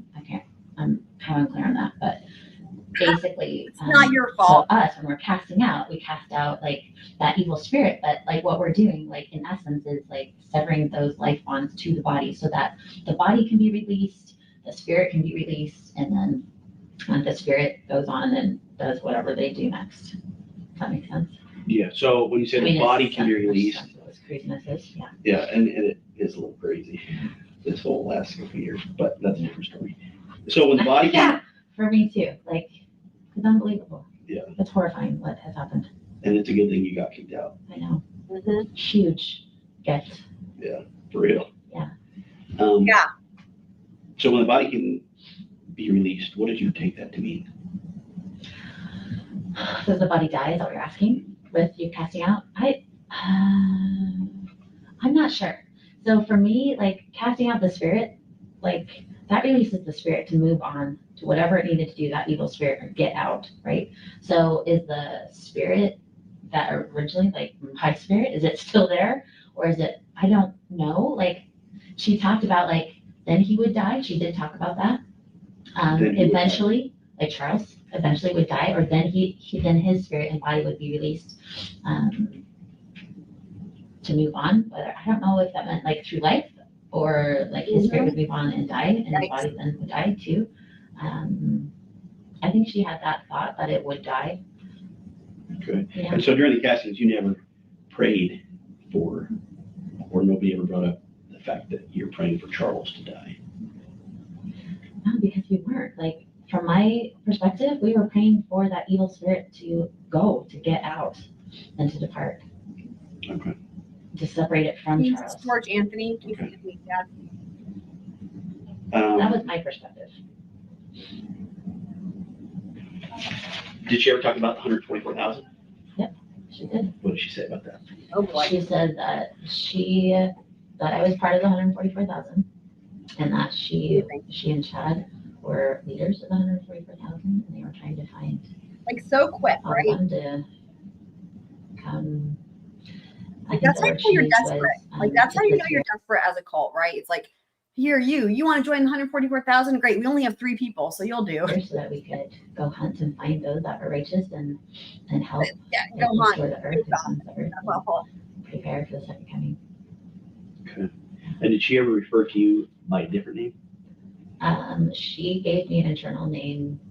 Yes, she told me my eternal name is what she called it. What was it? Which she got from Chad. And what was that? Rena. Rena? Now we know I'm not another sure how to spell one. it, but my guess is R-E-I-N-A, Rena. Nice. Or R-E-Y-N-A. And she got that from Chad? Did she tell you that? I'm not sure, but I do remember like one of the names she couldn't pronounce, and she made a phone call while she was telling all of us. Oh my God. And I'm pretty sure that phone call, I can't remember if she said Chad or. That's amazing. She couldn't pronounce his name. Okay. So if she had to call him, just my logic, if she had to call him to figure out how to pronounce it. They can phone a friend. And so when you said you talked to Chad a couple times, what was his demeanor like with you? Like, how was he acting? What did you guys discuss? Spiritual things for sure. When I met him in March, not March, I didn't meet him in March, in November.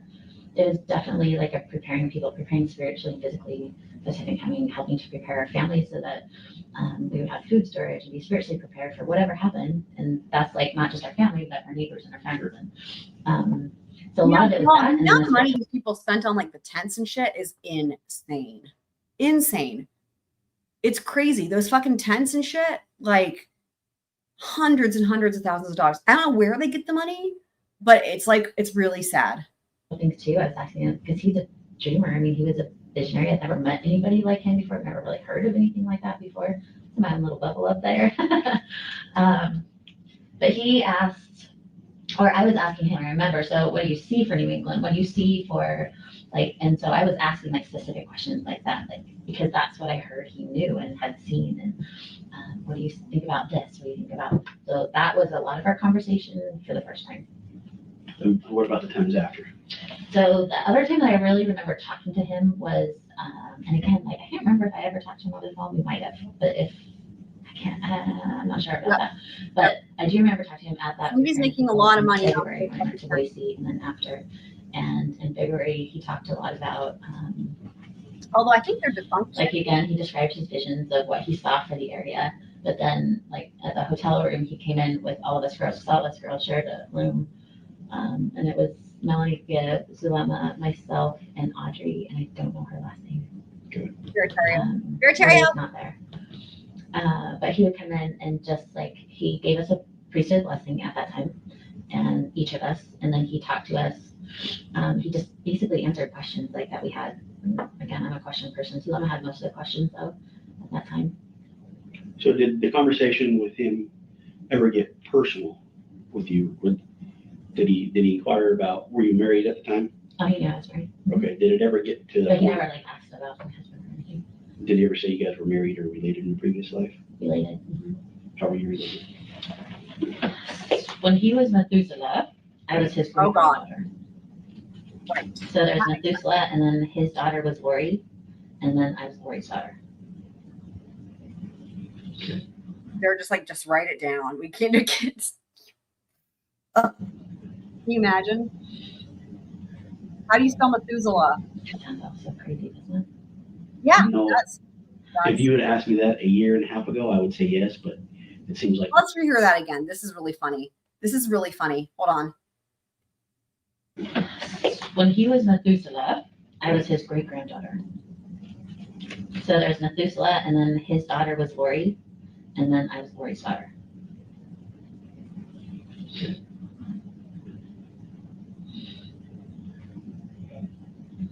That sounds so crazy, doesn't it?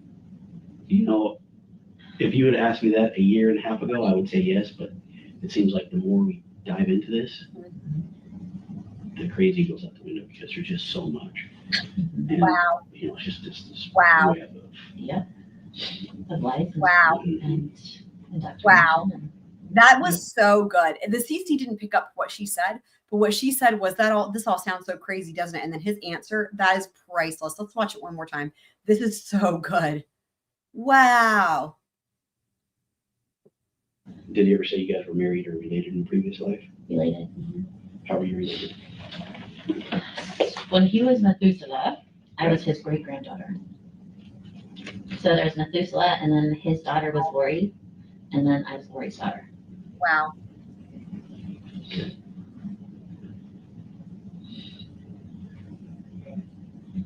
That's so crazy, isn't it? You know, if you had asked me that a year and a half ago, I would say yes, but it seems like the more we dive into this, the crazy goes out the window because there's just so much. And, you know, it's just apparently this so, Northwest. Yeah. Apparently so. Of life and deceit and indoctrination. That's a whole other thing, isn't it? Yep. Did Chad ever talk about his wife, Tammy? Yes. What did he say about her? I'm trying to remember if I heard it firsthand or secondhand, so just so you know.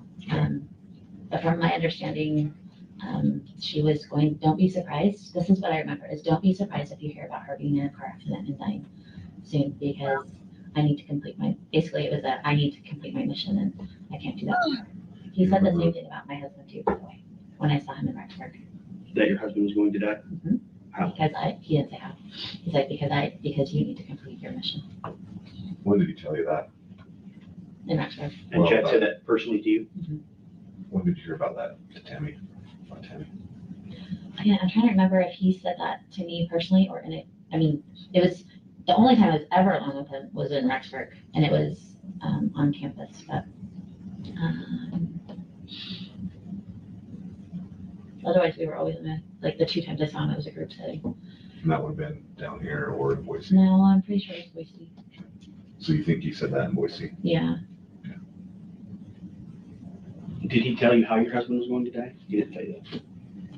So when he said that to you, what did you think? Her husband too? Made me sick to my stomach. I went home and cried. So you believed him at that time that your husband was going to die? That might happen. Wow. Yeah. Wow. Yep. I was deceived. I believed him. Yeah, I made a lot of mistakes. Well, having said that, though, they did kill people who they said were dark. So, I mean, even though their whole like, dude, legit. If they're like, yeah, your husband's dark, he's a zombie, it's like, yeah, even now in hindsight, yeah, rightfully so. Were you worried? Do you know what though? I think so. Don't feel bad. No, because they they just definitely were. That had already come out that they were married in a past. Sorry, that came out from them, right? But the part about Chad being Lori's father is a whole other level that I don't think we've heard before. A lot of people, they're super good at deceiving people and manipulating people by their thoughts and their beliefs. And, you know, there's always just a little bit of truth in there and they just kind of twist it to what they want it to be for them. And they make you feel like you're special and we need you and you're needed and you're chosen. And for me, like I was in a lonely place up in Connecticut and feel like anybody cared about me, or maybe there's a reason, something for me to do. Not that I'm special. I don't think I'm better than anybody else, but like that I was part of something good. Like that's really what got me, is being part of something good that I thought God wanted me to. I was definitely deceived, 100%. And it's been hard. It's been hard. It's been hard to watch like their fall too, because originally I thought they were good, and it seemed like a humble, quiet guy. Like not all what you expect for a mass murder, for crying out loud, or something like Lori. It's just unimaginable to me. Like her children, I can't even fathom it. Yeah, it's horrifying. So have you followed it through the media? I don't follow it closely at all. People will send me something every once in a while or tell me something, and that's good enough for me. It's hard, it's upsetting, and so disturbing. Yeah. Do you keep in contact with Melanie Gibb or Zulema? Zulema, yes. We just reconnected. So I moved here and I saw them that twice. And I saw Zulema once or twice in the temple. I just remember when Lori asked all those questions about, do you talk to so-and-so and you talk to so-and-so? I don't remember if she asked about Zulema, but she definitely said Kay, and she mentioned other people, Brandon Boudreaux. Again, it's interesting because I think we can see that some of these questions she's getting, she's taking from these interviews. I ran into her. Oh, no, once we met on the temple, and then once I ran into her. And then Melanie Gibb reached out January 2020, and she said, I'd like to meet with you. I have some things to share. And she wanted to apologize. And she's like, I'm so sorry for the way I treated you. And this is what happened. And this is kind of my story. And she shared everything she knew. Because she told me a lot of stuff that I was first not just abhorred at, but flabbergasted. I had no idea, like some of the things that they were saying about me and about other people and that's way before. And that doesn't even include the crimes and the murders that they've done. But her intent was to apologize to me and to just kind of share, I think, maybe purge part of the things that she had been holding in. And then after that, Zulema reached out this past August or September because she wanted to apologize to me for the way that she treated me. And I think she's been through hell too, like, and she wanted to just kind of talk to somebody who sort of understood and talk about what had happened and just reconnect, because we were really good friends. Sarena, is there anything that we haven't asked that you want to share? That's pretty thorough. Well, you have our cards too. Okay. And you have my number. If anything pops up or you have any questions or just something, don't hesitate to give me a call or a text. Okay.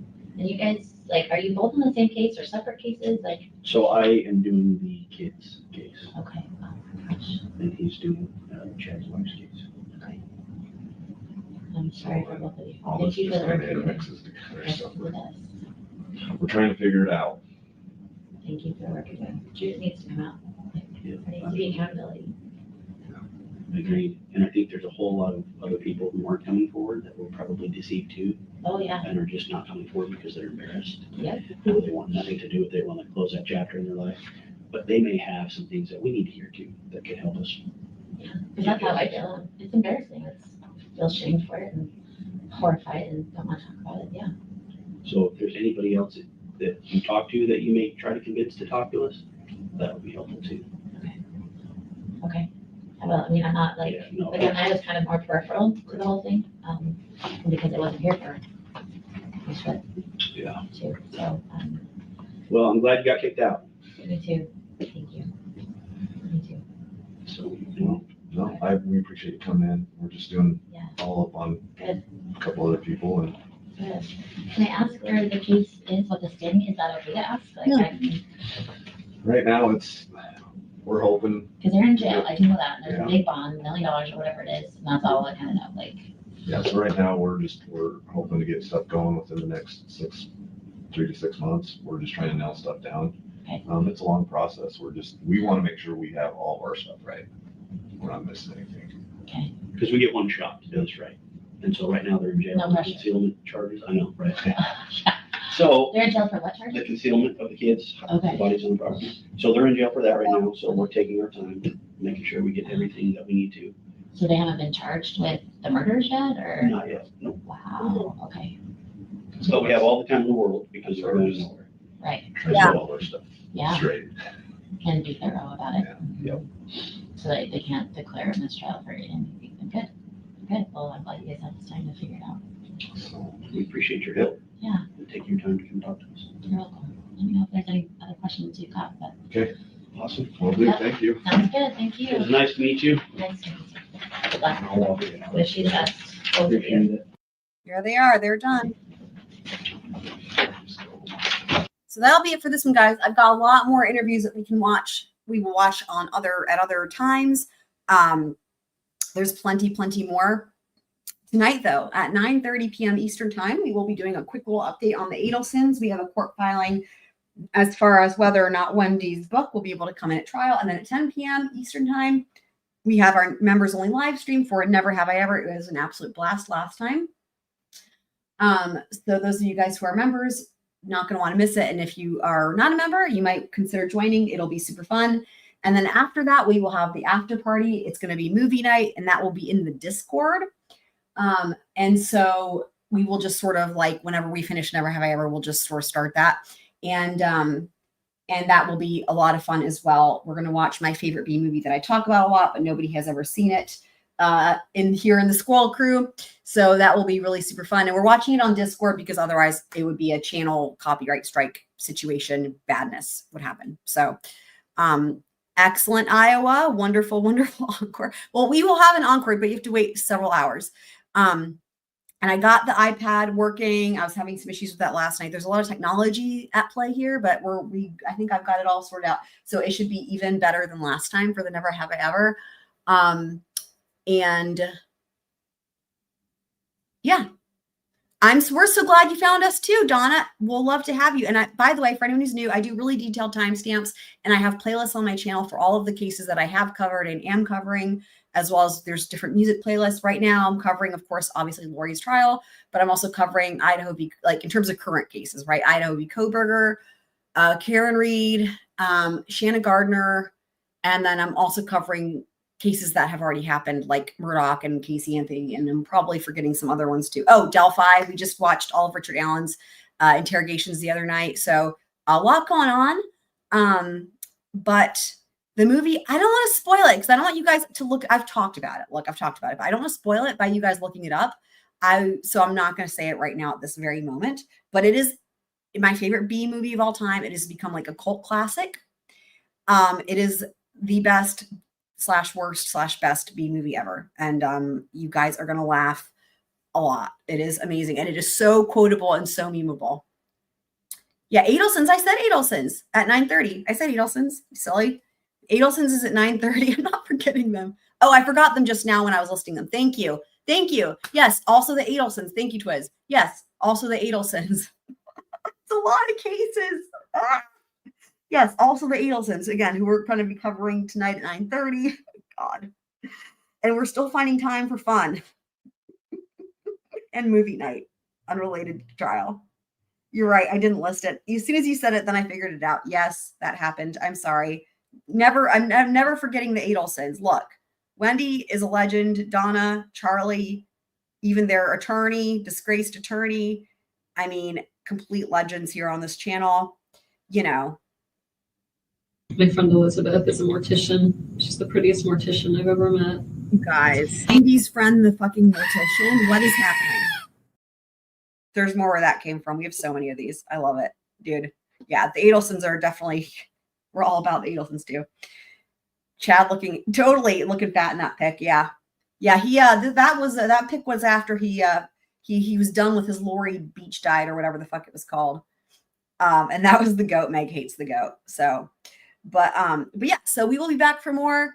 Sorry to the Adelsons that I briefly forgot to list them. I know it's a lot of cases, right, guys? A lot. So, I'm not gonna goat her one more time.